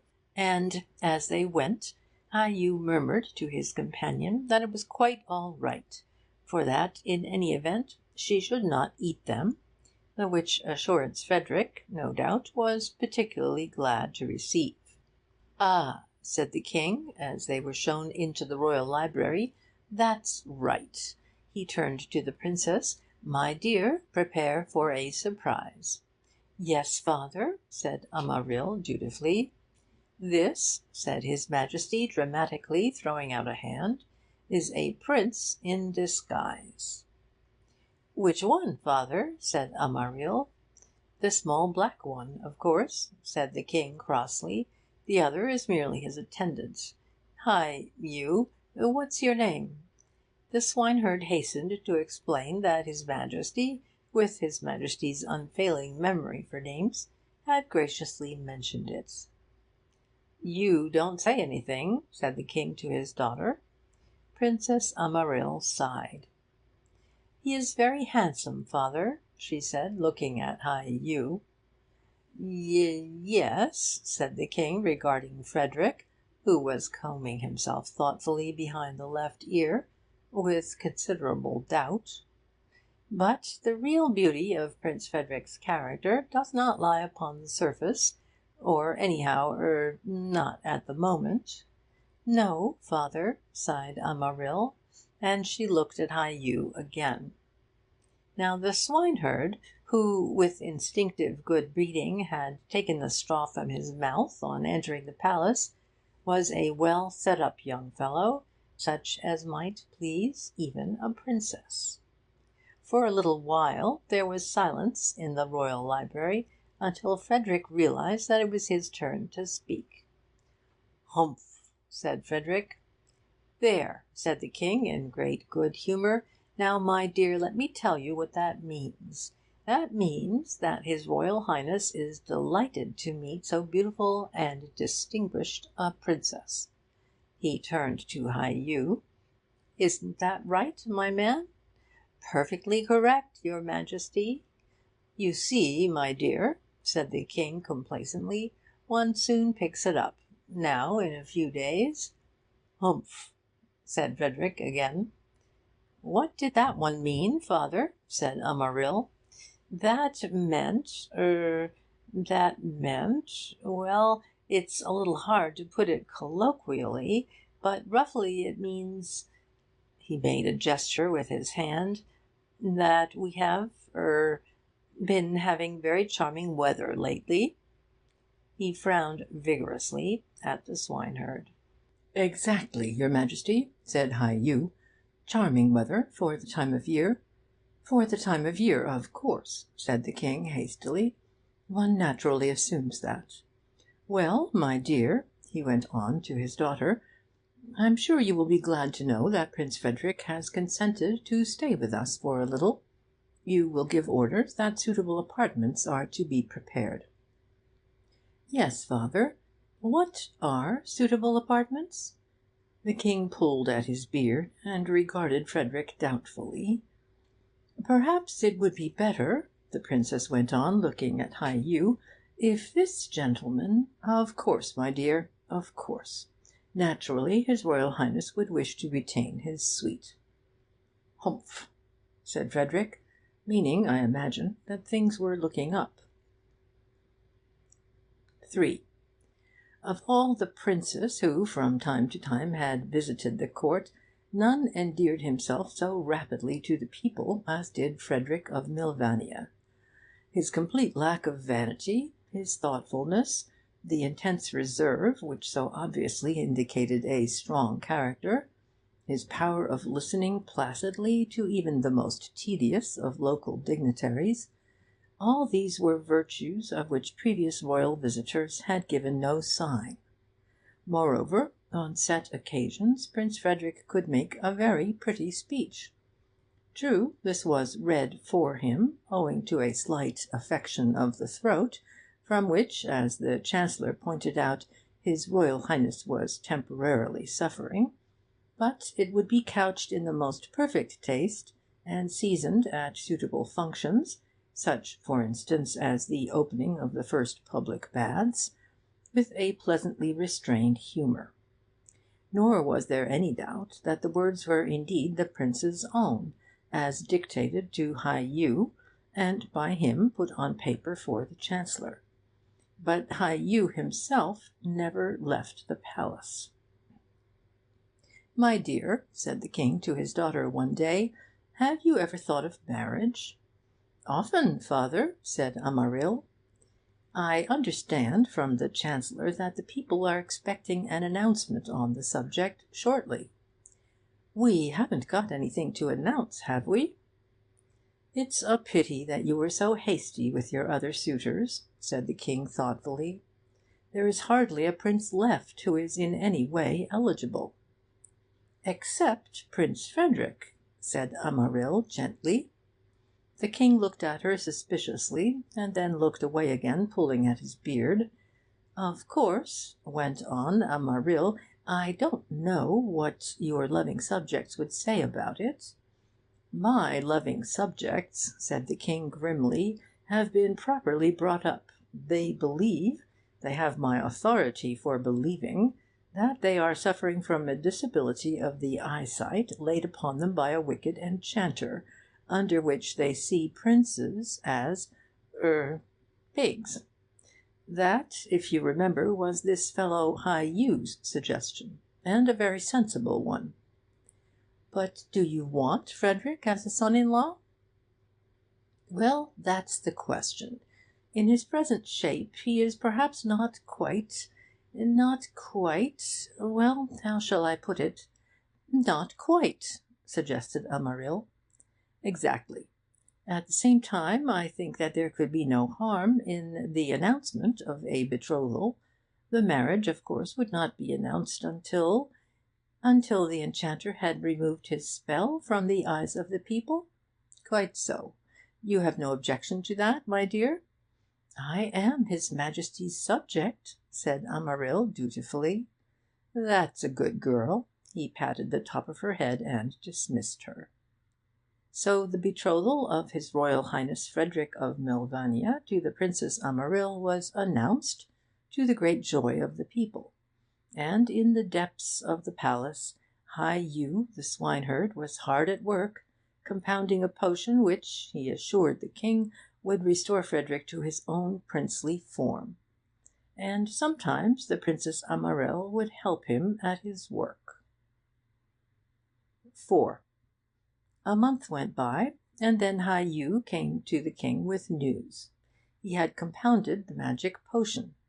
A few drops, sprinkled discriminately on Frederick, would restore him to his earlier shape, and the wedding could then be announced. Well, my man, said His Majesty genially, this is indeed pleasant hearing. We will sprinkle Frederick to-morrow. Really, I am very much in your debt. Remind me, after the ceremony, to speak to the Lord Treasurer about the matter. Say no more, begged Hai Yu. All I ask is to be allowed to depart in peace.